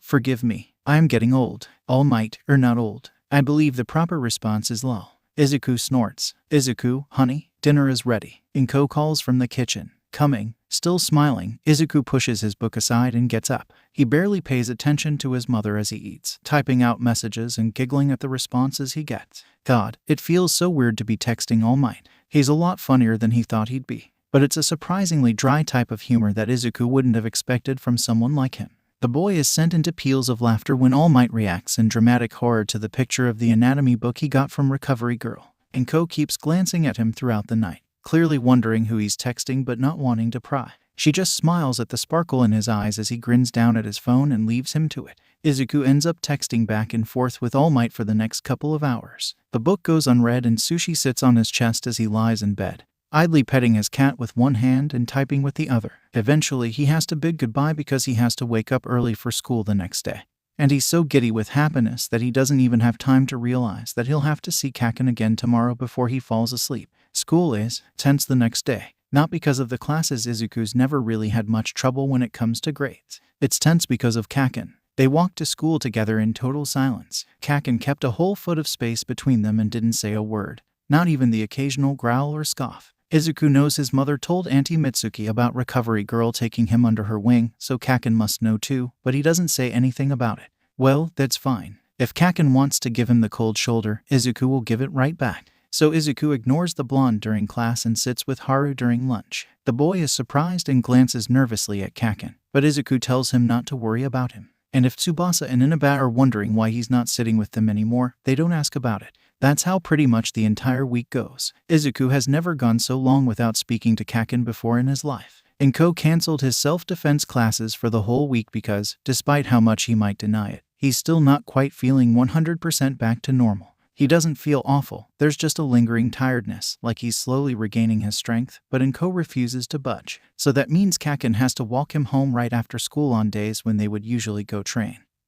But Izuku doesn't know if he goes to his own lessons right after. He doesn't ask. He doesn't talk to him. It's both refreshing and exhausting. The former because he's finally able to rekindle his friendship with Haru and spend time with other people without Kaken hanging on his shoulder. The latter because, well, it's hard to stay angry for so long. Izuku's never really been one to hold grudges, so this is kind of new for him. He's not sure how long the whole silent treatment thing is supposed to last. When can things go back to normal? How will he know whether or not Kaken has learned his lesson if he doesn't talk to him? But Izuku doesn't want to be the first to reach out, so instead he watches him, keeps an eye out for the nasty behavior that he hates so much, and, to his surprise, he sees nothing. Kaken is still far from polite, but for some reason he seems to be holding his tongue. There are plenty of opportunities where he would normally lash out with fury, but instead he just growls and turns the other way. It's almost as if he's sulking. It's odd, practically a complete 180 for his behavior. And Izuku isn't the only one that notices. "Damn, Izuku, what you do to him?" Haru asks him one day during lunch. He eyes the blonde from across the cafeteria and arches a brow. Izuku sighs. It's been 2 weeks since he's last spoken to Kaken.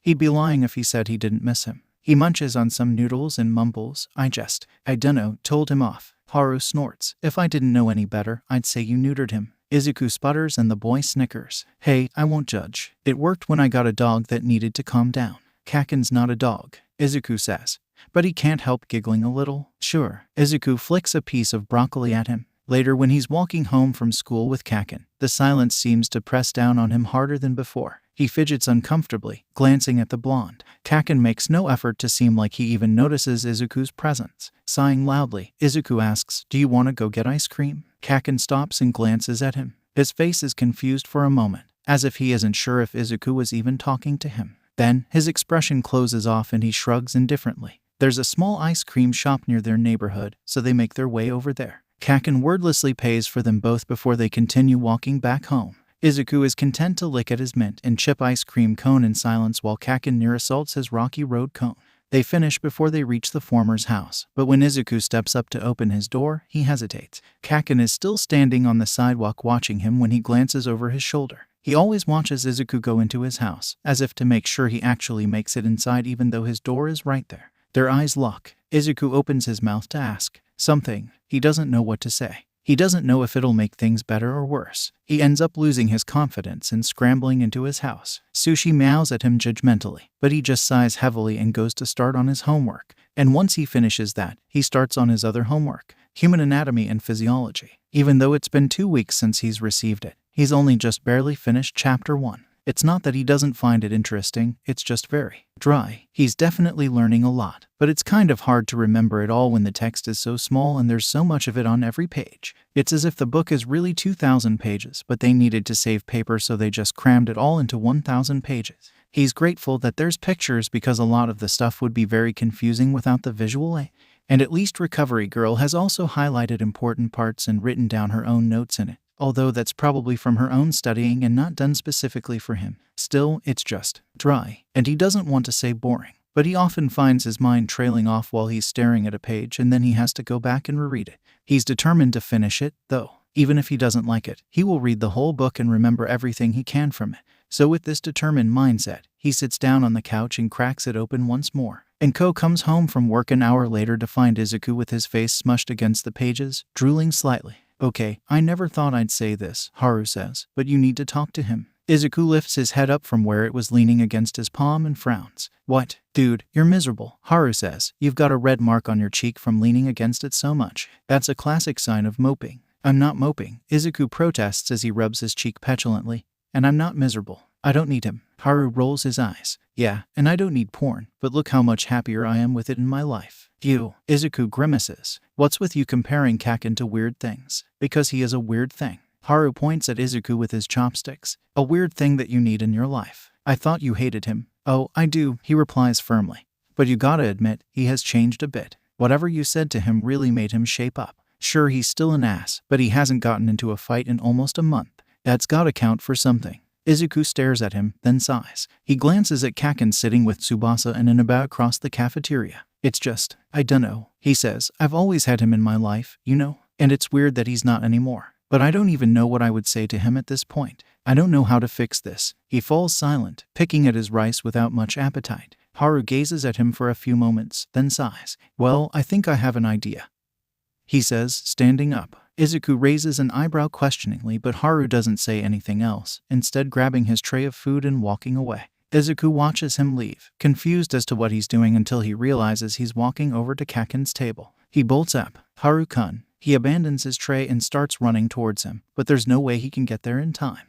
All he can do is watch as Haru walks behind Kaken and not so accidentally spills his drink over his head. The reaction is immediate. Kaken roars and jumps to his feet, whirling around to snarl at Haru. What the fuck do you think you're doing, bastard? Oops. Haru raises his hands innocently. It was an accident. Kaken's fists clench and his body tenses up, ready to pounce. Izuku's heart leaps to his throat, and for a moment Haru looks scared too. Everyone in the cafeteria stares, waiting for a fight to break out. To all of their surprise, however, all Kaken does is get in Haru's face and yell, "Fuck you," before he storms off. Izuku freezes, his eyes wide with disbelief. Kaken didn't start a fight. He was certain he would. A month ago he would have murdered Haru for spilling his drink on him, but he didn't do anything. His lips twitch upwards without him realizing it. Haru turns to him as everyone goes back to their lunches and smirks. It falls a moment later and he looks strangely somber for a brief second. Then his face lights up again and he jerks his head to the door. "Go after him, Izuku," breaking out into a full-on grin. Izuku smothers Haru in a hug and whispers in his ear, "Thank you." Then he lets go and races out of the cafeteria after Kaken. He finds him in the boys' bathroom, grumbling obscenities under his breath as he tries to wipe the juice out of his gakurin with a damp paper towel. They both freeze when they see each other. Kaken stares for a few seconds before scowling. "Did you set that fucker up?" he growls accusingly. Izuku shakes his head. "No." Silence follows. Kaken swallows and turns away sharply, going back to rubbing his gakurin. Izuku exhales slowly and steps closer. Kaken doesn't move, but his eyes do flicker towards him briefly before looking away. He scrubs harder. "It'll be easier if you just..." Izuku finally reaches him and puts a hand on his arm, stilling his movements. Just take it off," he says quietly. He reaches up and slowly unbuttons his gakurin, sliding it off his shoulders and leaving him in his undershirt. Kaken watches him with an unreadable expression as he takes it and turns towards the sink. He holds the stained part under the water and reaches to turn on the faucet. Something bumps the back of his head. It takes him a moment to realize it's Kaken's forehead.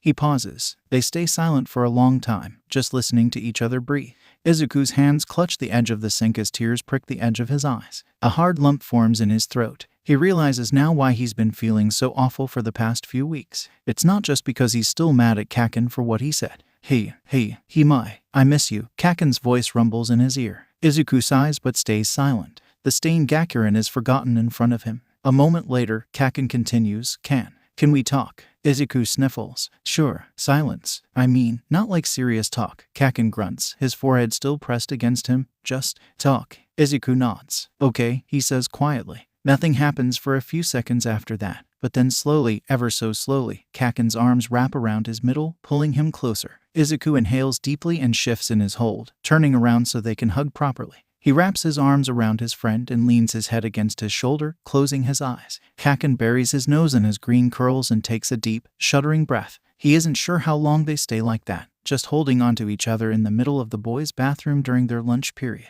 All he knows is that, for the first time in weeks, he feels whole, like everything is going to be okay now. Izuku smiles and hugs him a bit tighter. Then, "Do you want to play video games after school?" Kaken lets out a huff of laughter and he feels it against his chest. "Yeah," he replies softly. "Yeah, let's do that." The lunch bell rings before they can remember to wash the gakurin, but neither of them care that much. Izuku's never been so excited to walk home later that day. It's still kind of quiet. Kaken finally asks him about getting scouted by Recovery Girl, and Izuku is more than happy to tell him about it, but there's still plenty of pauses and somewhat awkward silences here and there. But Izuku finds himself not minding that so much. It's hard to mind when Kaken's finally back on his couch again, sitting beside him and getting fully invested in whatever video game they're playing this time.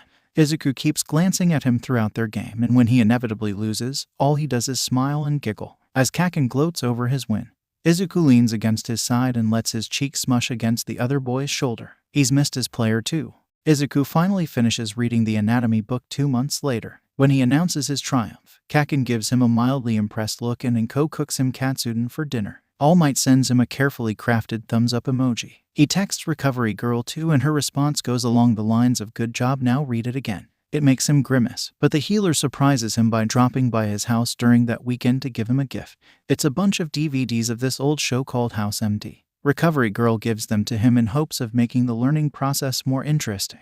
It was made way back before quirks appeared, so it'll be a good introduction into traditional quirkless medical practices, many of which are still used today. Izuku questions the fact that it's a drama show, and she says that, despite how exaggerated everything is, the episodes are based on real medical issues. She seems really adamant that he watch the show, so he just shrugs and accepts the DVDs without complaint. Later that night, he drags Kaken to his couch and forces the blonde to watch with him. 2 days later, they're on season 3. God, I hate this fucking show. Kaken growls as he stares at the screen with rapt attention. He's too captivated to even care that Izuku's feet are resting on top of his legs. I like Cameron, Izuku chirps, snuggling into a pillow. She's so cute and friendly, like a rabbit. Kaken snorts, figures you would like her. She's way too soft to be a doctor, if you ask me. He leans back and glares at the TV, waving his hand vaguely. But I don't get why women like this house guy. He's such a jackass. Why do people hang out with him? I dunno. Probably the same reason I hang out with you. Boy, Kaken throws a pillow at his face. July 3rd. Guess what, young Midoriya? What? Since we met, my time in my muscle form has increased by 40 minutes. Woohoo. Yes, woohoo. And I have gained 20 pounds. Woohoo again. You've been eating well, then? Yes, although I wish Recovery Girl wasn't so bossy about what I ate. Apparently eating fatty American foods isn't considered a healthy way to gain weight. Well, even if you are malnourished, gaining weight too quickly will probably give you indigestion at the very least, and probably some metabolism problems too, and issues with your blood sugar. See, now you sound like Recovery Girl. I will take that as a compliment. So no ice cream. No. What if I told you I haven't been able to eat ice cream for the past 5 years? I would believe you, but still no. Why don't you make a list of all the stuff you really want to eat and then you have that to look forward to? Sounds like that would just make me want to eat that stuff right now. No, it'll be motivational. 'Cause you'll see that list and think, wow, I want to eat that food. Better keep eating whatever Recovery Girl is making me eat so I can get to the good stuff sooner. Fine. But can I say that nutrition shakes are disgusting? Your complaint is noted. If you hate them so much, then why don't you try another flavor? There's more than one flavor. Yeah. I hear the chocolate-flavored ones are really good. There's chocolate-flavored nutrition shakes. What the hell has Chio been making me drink then? Hold on, I need to make a call. All might. I would like to actually have a mentor when I go to UA, you know. Rip Recovery Girl. I have successfully negotiated for strawberry cream-flavored shakes. Deku. July 20th. What kind of ending was that? I'm assuming you finished House. I am conflicted. I thought it was solid, but it's also been a few years since I've seen the show. More importantly, what did you learn? There are so many more things that can go wrong with the human body than I had initially thought. And that didn't even cover injuries. I asked Kaken what he learned, and he said no one can fire you for being an asshole if you're the best at your job. I am mildly concerned. Yes, but don't worry. Unfortunately, most doctors and healers are not like House. Unfortunately, the whole ruggedly handsome look isn't as popular in the medical community as I would like it to be. My roommates and I watched House when we were in med school. And we got all these high expectations for the male doctors we would be working with in the future. But alas, no, I have not met a doctor like House. I am still a single woman, after all. I can feel your judgment through the screen. Boy, I didn't say anything. Ruggedly handsome. Go read your book. By the time winter comes around, Izuku's anatomy book is filled with a cacophony of highlights and brightly colored sticky notes. Recovery Girl gave him permission to write on the pages, and he finds it a lot easier to memorize things when he has visual cues like colors to help him remember. He's nearly done with his 4th round of reading the book, which is more than Recovery Girl asked, but he wants to be extra prepared. There hasn't been much time for anything but studying during winter break. There's studying for school, for Recovery Girl, and for the UA entrance exam in February. To make matters worse, All Might tells Izuku that the recommendation exam occurs a week earlier than the general exam. It's to give the judges time to evaluate the scores, the number 1 hero says over the phone, rather than doing it after the general exam, when they'll also be busy evaluating a larger number of students. It also gives those who fail the recommendation exam the chance to take the general one. It makes sense, of course, but damn if it doesn't rile up Izuku's already shot nerves. The boy is a mess of anxiety during the entire month of January. Despite constant reassurances from Inko, Haru, and all the Bakugas, he pours himself into his studies and repeats information like a mantra in his head during class until the day finally comes. I don't like that you're going to be going by yourself, Kaken growls as Izuku struggles to pick what to wear. It's still early in the morning, but the blonde had come over anyway, knowing that his friend would no doubt be working himself into a worried fit. He's right, to some degree. Izuku was too nervous to eat much for breakfast, so instead he's focusing on making himself presentable. I'm not going to be alone, Kaken, Izuku says as he pulls out a tank top, frowning in consideration. It's still pretty cold outside, but he knows there will be a physical portion and he doesn't want to risk getting too hot. But then again, his main focus is on the written exam. Recovery Girl's colleague is going to meet me at the train station, remember? Kaken grumbles unintelligibly. What do you think I should wear? Izuku asks, giving up and putting the tank top back. I want to be practical, but I also want to look nice. Kaken huffs before getting up and not so gently nudging him aside with his shoulder. Izuku goes to sit on the bed and waits while Kaken rummages through his closet, eventually pulling out a pair of black leggings that he usually wears to spar or run, as well as a white long-sleeved shirt and a black track jacket. He throws the clothes at Izuku with more force than necessary and snaps at him to get changed already. He ends up walking Izuku to the train station to meet All Might, who is waiting for them in his non-muscled form. Izuku smiles when he sees him. He hasn't seen the number one hero in person since April, so he hasn't been able to see his physical progress since then. All Might is definitely back to a healthy weight now, and his health shows in every aspect of his body, from his shiny hair to his straightened posture. His eyes and cheeks are no longer sunken and gaunt, and when he smiles at them it's a lot brighter. He looks happy. Izuku can hardly recognize the once skeletal man he met in the alley. Young Midoriya, it's good to see you again. All Might greets, waving them over. His eyes land on Kaken, but his smile doesn't fade. And you must be young Bakugo. Kaken eyes All Might skeptically as he nods. Yeah, Izuku hasn't really talked much about All Might, or rather, Toshinori, with Kaken, so he knows the other boy is a bit wary around him. But even without being in his muscled form, All Might is still a very tall and lean man, so eventually Kaken mentally deems him worthy enough to leave Izuku in his care. Text me when you get there, nerd, he says, turning away, and good luck. With that said, he bumps his shoulder and leaves. Izuku and All Might turn to each other and both simply grin for a few moments. You look good, Izuku says, proud when his voice doesn't squeak, even though he's technically been talking to All Might for months. There's a big difference between texting and meeting up personally. The boy is hit with yet another reminder that he is totally not over his hero worship. Thank you, All Might says, puffing up his chest proudly. Then, his grin softens and he asks, how are you feeling? Like I'm about to die, Izuku answers truthfully, and All Might laughs. Nonsense. He clasps the boy's shoulder, leading him to their platform. You've already won the favor of Principal Nezu and Recovery Girl. All there's left to do is pass the written portion and do as well as you can during the physical demonstration. You'll be fine. I know how hard you've been studying. I know, it's just... Izuku scrunches up his shoulders and looks at the ground. What if I don't get in? I mean, what'll I even do then? What if all this was for nothing? How will I ever become a healer if I can't train with Recovery Girl at UA? Bold of you to assume that Chiyo-sen wouldn't train you even if you didn't get into UA. All Might chuckles as they step onto the train. I don't think you understand how excited she is to have an apprentice. Besides, you know that if you don't pass the recommendation test, then you can always try for the general exam next week. Sure, you wouldn't get into the hero course, but Chiyo-sen would still be able to train you if you were in general studies.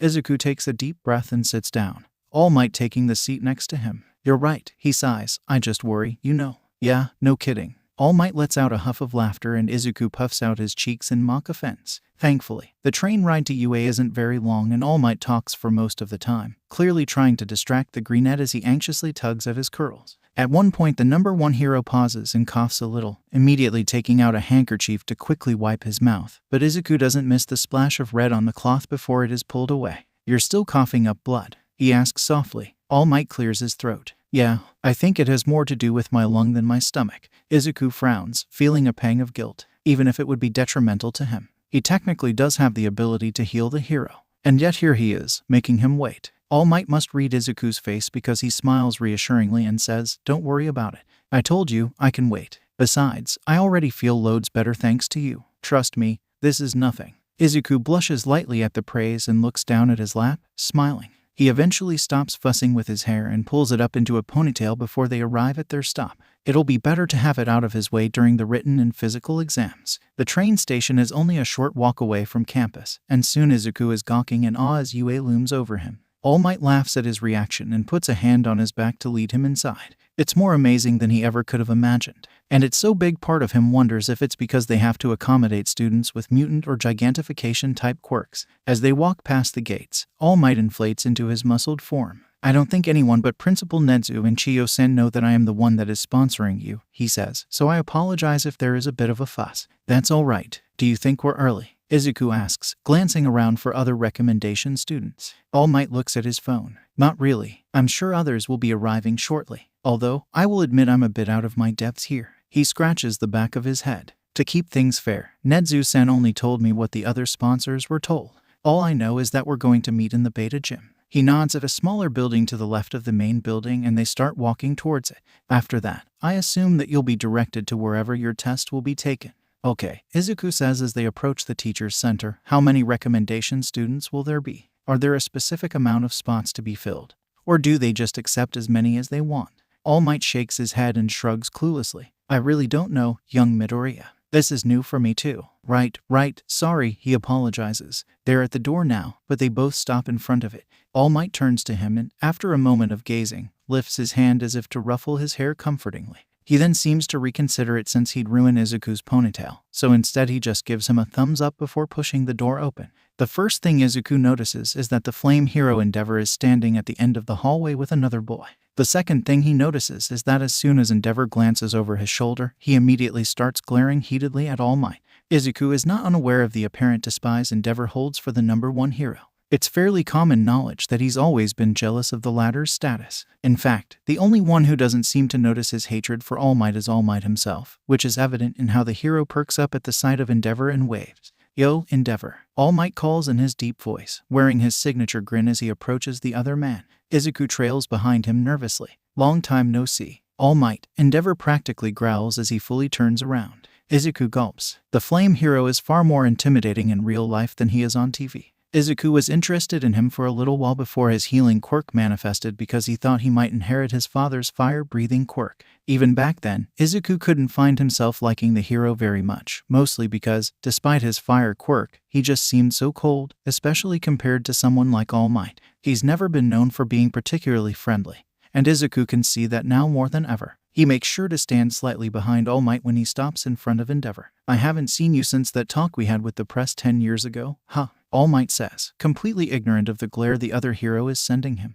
If looks could kill, the number one hero would be nothing but a pile of ashes by now. What are you doing here, All Might? Endeavor asks, and All Might visibly brightens. Before Izuku can react, the blonde has his hand on his back and is pushing him forward. I'm here to sponsor this fine young man, Midoriya Izuku, All Might proudly announces. Izuku very nearly shrivels when Endeavor's glare turns to him. Heart racing in his chest, he can't help but shrink slightly when the flame hero narrows his eyes suspiciously. Izuku tries to hold his gaze but very quickly loses his nerve and drops his eyes, instead looking over to the boy standing next to him, who he assumes is his son, Todoroki Shoto. He's heard very little about him. Endeavor is especially tight-lipped when it comes to talking about his family. But it seems that the apple doesn't fall far from the tree because Todoroki is glaring at him just like his father, albeit less heatedly.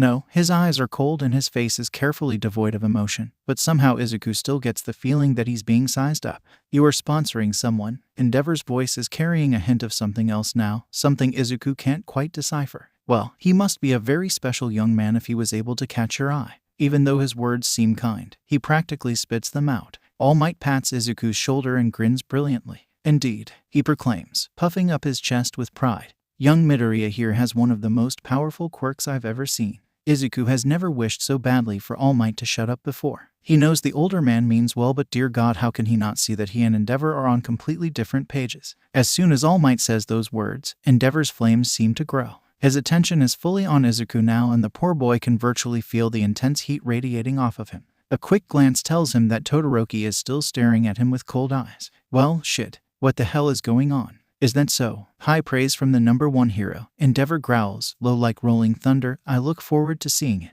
After a few more moments of glaring, he straightens up and gestures to his son. My Shoto is taking the recommendation exam as well. He somehow makes the statement sound like a threat. I believe this will be a fine opportunity for everyone to show off their strength and skill. Then, much like how All Might did with him, Endeavor puts his hand on Todoroki's back and pushes him forward. So now Izuku is awkwardly standing in front of Todoroki while the other boy continues to glare at him icily. Frap, why is he so creepy? Izuku is used to the explosive rage that Kaken constantly displays, not this silent, cold intimidation. It's so terribly unnerving he hopes he never has to use his quirk on him. No, what the hell is he thinking? Intimidating or not, Todoroki could be one of his future patients. He should make himself seem friendly and open. No doubt he'll have to form strong relationships with heroes in the future. So, why not start with one of his potential classmates? Looking up at Todoroki, Izuku forces himself not to shrink under his gaze and instead smiles. Unfortunately, Todoroki must interpret it the wrong way because his eyes narrow in response. Certainly. Meanwhile, All Might is still talking to Endeavor. I look forward to seeing young Shoto's power as well. You've always been so secretive about him, Endeavor. Endeavor huffs and opens his mouth to respond. But before he can, the door behind him opens and a head pops out.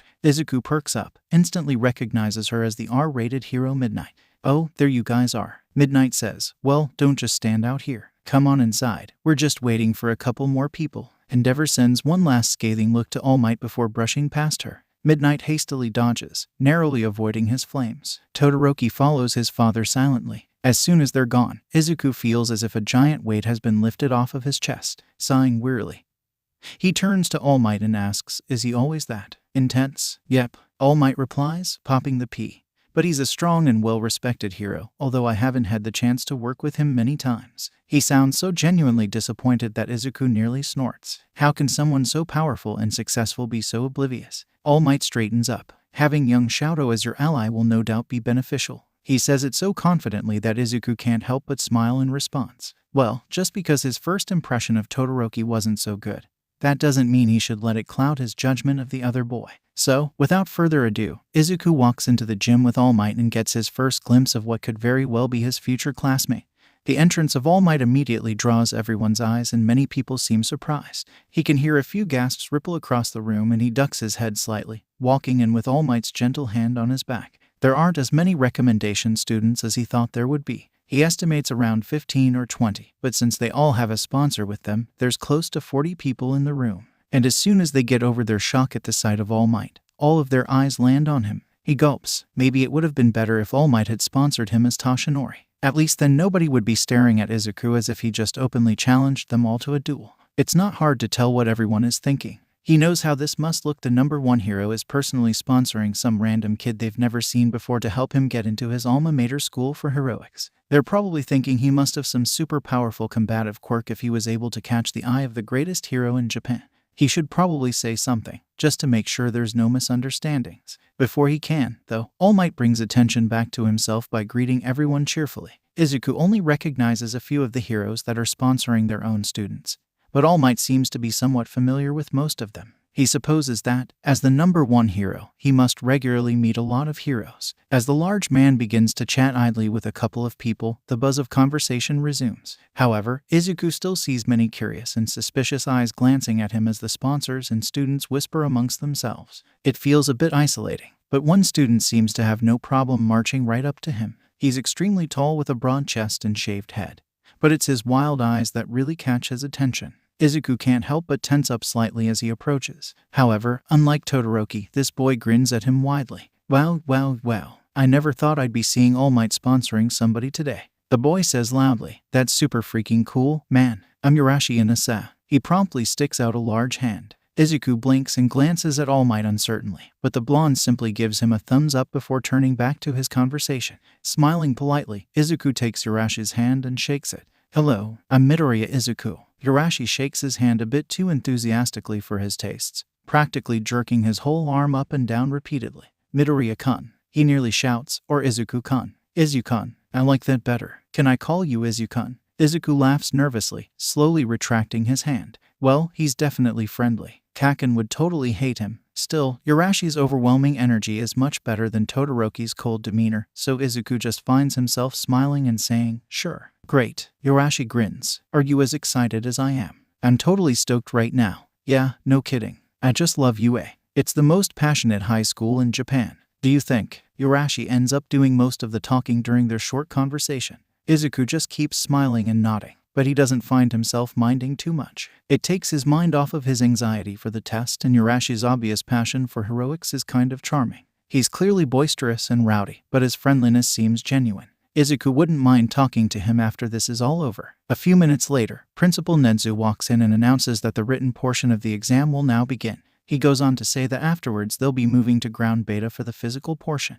The students separate from their sponsors as they're led to another section of the gym where rows of desks await them. Izuku takes a deep breath, refocusing his mind to the situation at hand. The written test. All he has to think about right now is the written test. He can worry about everything else later. Sure, the physical exam is literally right after this one, but he tells himself repeatedly that he doesn't have to worry about that one as much. Even Recovery Girl said so. Wait a minute, where is Recovery Girl? And begin. Pushing his thoughts out of his mind, Izuku swallows his anxiety and focuses on the test. The next couple of hours go by way too quickly. Even though Izuku studied months in advance, he still comes across a good handful of questions that he doesn't know the answer to. It's obvious that the recommendation test is meant to be a lot more difficult than most high school entrance exams, or even UAS General 1. Still, he thinks he does fairly well overall. Definitely not the highest score, but far from the lowest. As soon as the timer is up, Present Mike bursts into the room, startling nearly everyone. Okay, the written test of the recommendation entrance exam is over. He shouts, "Now, little listeners, I'm sure you're wondering what the physical portion will entail. Get up and follow me." Without waiting for a response, he whirls around and starts dramatically marching out the door. A few students blink at each other for a couple of moments, stunned by the sudden appearance and disappearance of Present Mike's wild energy. Someone else comes by and tells them to leave their tests on their desks so they can be collected while they're gone. Izuku glances at his papers once more before getting up. Whatever anxiety he can have over the written portion doesn't matter anymore. It's done, it's over, and now Izuku can finally relax. Maybe he can even have fun with the physical exam. He feels so much lighter now that he's finished the most important part, at least for him. Smiling, he trots up to Yurashi's side. "How do you think you did?" "Pretty good." The taller boy grins down at him. "It was a lot harder than I thought it would be, though." "Yeah, same here," Izuku says. "I got really worried when I saw the question about." From the front of the group, Present Mike calls out, "Please refrain from discussing specific test questions." A few people snicker around him as Izuku's face turns red. "Sorry," he squeaks, clapping his hands over his mouth. Yurashi laughs, but not unkindly. "Don't mind." He didn't seem too mad about it. He slaps Izuku on the back good-naturedly, but the force of it sends him stumbling forward. "Oops, sorry." "Don't mind," Izuku giggles, regaining his balance. "Although, I wouldn't be surprised if you had a strength quirk." Yurashi puffs up his chest. "God, why does he have to be so big? It's not even his height alone, he's just generally large." "Nope," he says, "my quirk's called Whirlwind. It allows me to manipulate wind currents." "A wind quirk. Not even a physically enhancing quirk. So he's just that tall because of genetics, then? Life is so unfair." He doesn't notice the pair of heterochromatic eyes watching him as he replies to Yurashi, "That's super cool." Yurashi practically glows at the praise and peers down at him curiously. "What's your quirk?" "Oh, it's..." "All right, listen up, kiddos." Present Mike yells loudly, interrupting Izuku. The boy blinks in surprise and looks around. He hadn't even realized they'd stopped in front of ground beta. The thick walls loom above them, concealing what's inside. Present Mike pulls out a projector and projects a screen onto one of the walls. The physical test will be a 3-kilometer-long obstacle course. The voice hero explains, students will receive numbers and will race 6 at a time. Use your quirks freely to reach the finish line. Of course, attacking other examinees and any other unheroic actions are prohibited. In addition, your sponsors will be waiting for you at the finish line.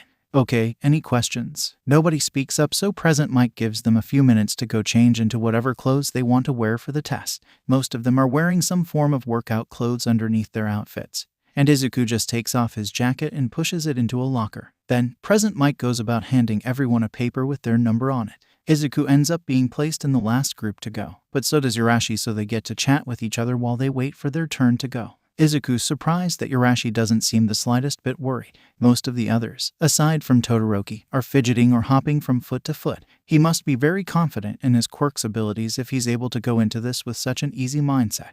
Either that or he's just really good at hiding his anxiety, which Izuku would envy. When it's finally their turn, Present Mike has them line up against the starting point and wait for the alarm. "Good luck, Yurashi-kun," Izuku chirps as he steps up beside Todoroki, glancing over at the bi-colored boy.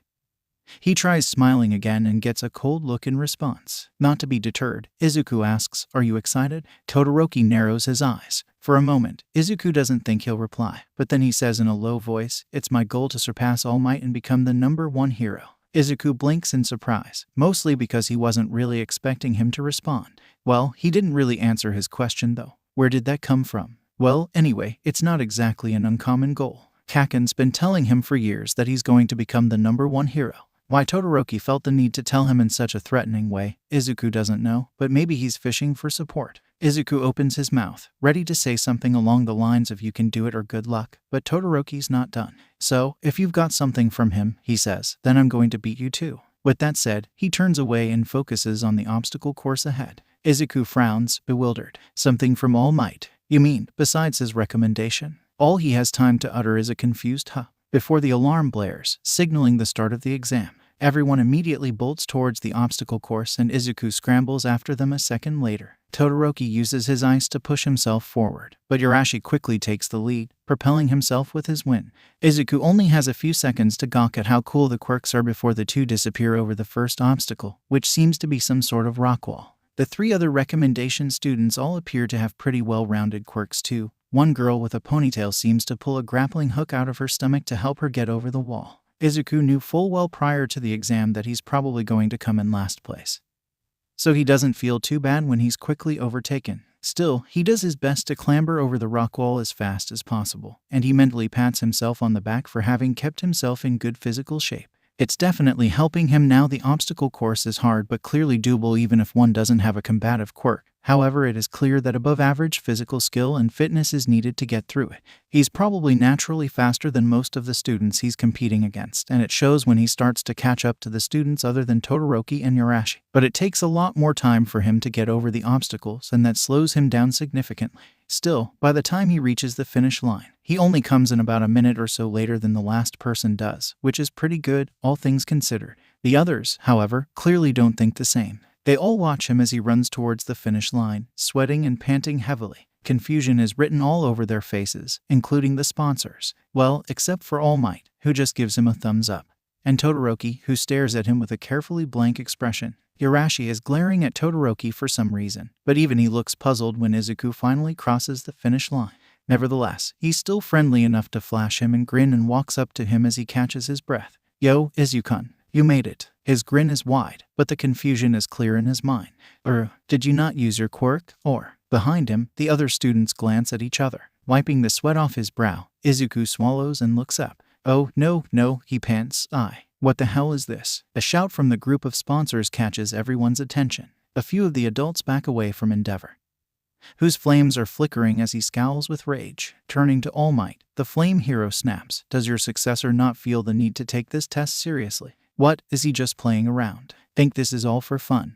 Endeavor All Might tries to say, but Endeavor interrupts him. Or maybe he's just so overconfident in his quirk that he believes he doesn't need to use it for the test. He snarls, "Figures you would sponsor someone just as pretentious as yourself, but I will not stand by and let him make a mockery of this test and its participants. Who does he think he is?" Despite All Might's numerous attempts to calm him, Endeavor continues to rant at the #1 hero without even pausing for breath. His face is twisted with rage and his flames are nearly covering his entire upper body, making for a truly frightening scene. Meanwhile, Izuku is still standing amongst the recommendation students, staring at Endeavor in dismay. Guilt claws at his heart. He didn't think anyone would be getting so upset by this. "I am sorry," he chokes out, embarrassed tears pricking at his eyes as his cheeks burn. "I didn't mean to offend anyone." Endeavor is yelling so loudly that none of the adults can hear him, but the recommendation students all turn to him. The girl with the ponytail puts a hand on her hip and tilts her head. "Well, then, why didn't you use your quirk?" she asks. "I figured you would possess an exceptional quirk if you were sponsored by someone like All Might."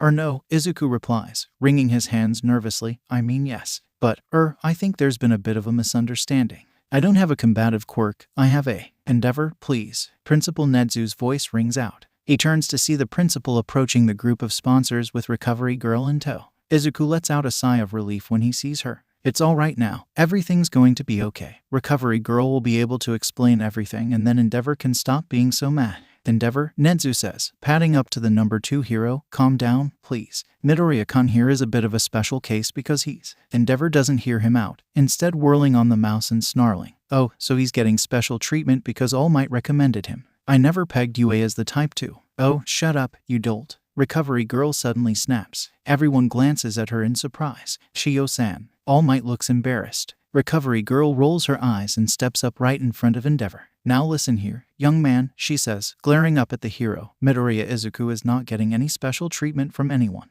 He is taking this test just like everyone else and is not being given an unfair advantage." But Endeavor tries to interrupt, but Recovery Girl keeps going. "However, I think you need to think twice before making assumptions about people. That boy has the best damn healing quirk I've ever seen and I'm not going to let some pompous, bull-headed fool get in the way of me training him to become a healer. So, I'll say it again, shut up." There's a moment of silence in which everyone just stares at her in shock. Endeavor opens and closes his mouth repeatedly, his face morphing between rage and confusion as if he can't decide which emotion to feel. Eventually, he somehow manages to settle somewhere between the two and he turns to All Might. "Healing quirk?" he questions, "But you said his quirk was..." "I didn't say..." "Actually," All Might interrupts, "although perhaps I should have." I wasn't lying earlier, though. It is one of the most powerful quirks I've ever seen. Endeavor glances between him and Izuku for a moment before growling. But this test is to get into the hero course, he claims. What business does someone with a healing quirk have there? Both Midoriya-kun and his classmates will benefit from him being there, Recovery Girl explains with a firm voice. He will assist me in dealing with the numerous injuries that hero students acquire on a day-to-day basis and will learn how to react and defend himself in potentially dangerous situations.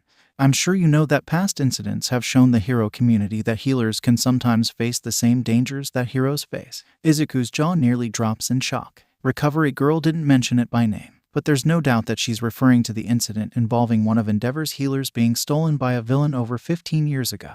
He can't believe she went that far. Endeavor's teeth grind audibly as he glares down at Recovery Girl.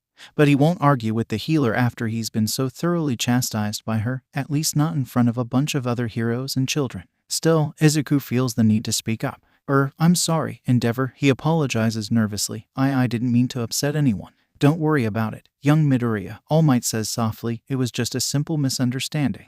Izuku must not look very convinced because Urashi claps a hand on his shoulder and says, don't mind.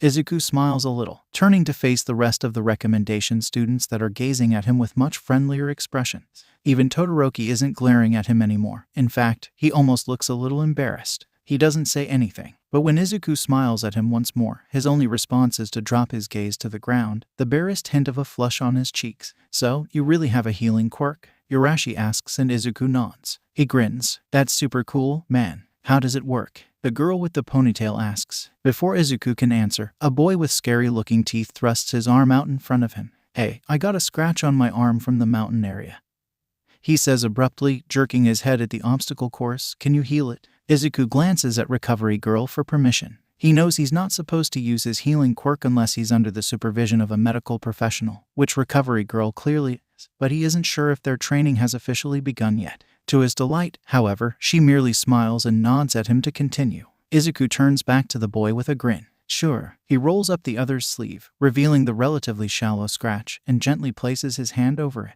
A few seconds later, he pulls it away, revealing perfectly healthy skin. Whoa, all of the students close around him as they stare at the boy's arm with wide eyes. That's so awesome, Urashi exclaims. It was so fast. The boy he healed gawks at his own arm before grinning at Izuku. Thanks, I'm Honiki Juzo, by the way. Midoriya Izuku replies, shaking his hand. The girl with the ponytail introduces herself as well. My name is Yaoyorozu Momo, Takage Setsuna, the other girl says. Yoarashinasa. Urashi shouts, unnecessarily loud. He laughs and grins down at Izuku. But you already knew that. Izuku giggles and there's a moment of silence before they all turn to Todoroki expectantly. His face remains blank. Todoroki shouto. Then, his head tilts ever so slightly and he asks, why did All Might sponsor you if you're going to train with Recovery Girl? Oh, Izuku's mind races for a moment before he settles on.